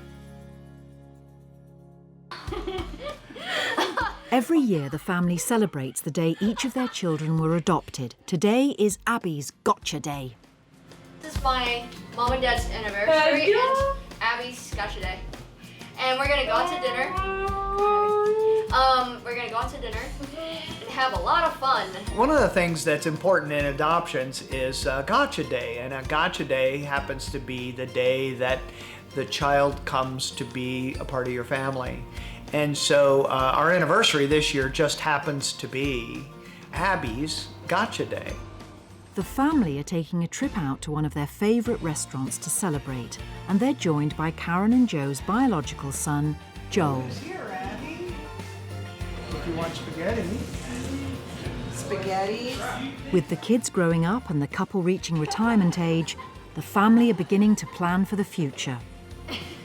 Many of our friends and relatives that are our age are empty nesters, and they're enjoying the fruits of their retirement, and we're not. We have children at home. We'll continue to have children at home. Our children are still young. We love you, Mom and Dad. Aw, Hannah. Yeah. Bring out the tissue. It's not outside of the possibility for them to live together. And so we're actually starting the process looking into applying to officially become a group home for them. And in that case, the idea would be that hired help, hired caregivers and attendants would come in to do the day-to-day. It has its challenges, certainly, but without the challenges, then, there wouldn't be any reward either. Yeah. You'll kiss Daddy. The kids are they're just amazing kids, and you just see how they interact, or, you know, if they've really succeeded at something, you know, and you're just like, yeah, this is pretty cool. This is pretty cool.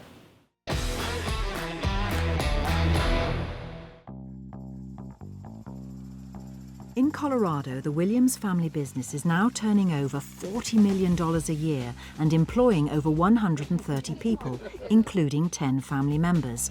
But none of this would have been possible without the support and investment of their loved ones. This is all pleasure tonight, no talking business. Without Lou, this wouldn't have started, so we do what Lou wants. Remember that day, that picture they snapped of me?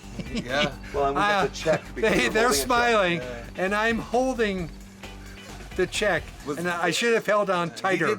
Okay. You wouldn't let it go. And if you looked at my face, it was filled with fret.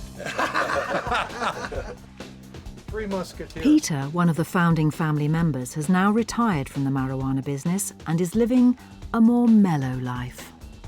My life a lot lately has been sitting in the backyard and enjoying my pets. With a Williams family member at every turn, could the next generation take over the family business?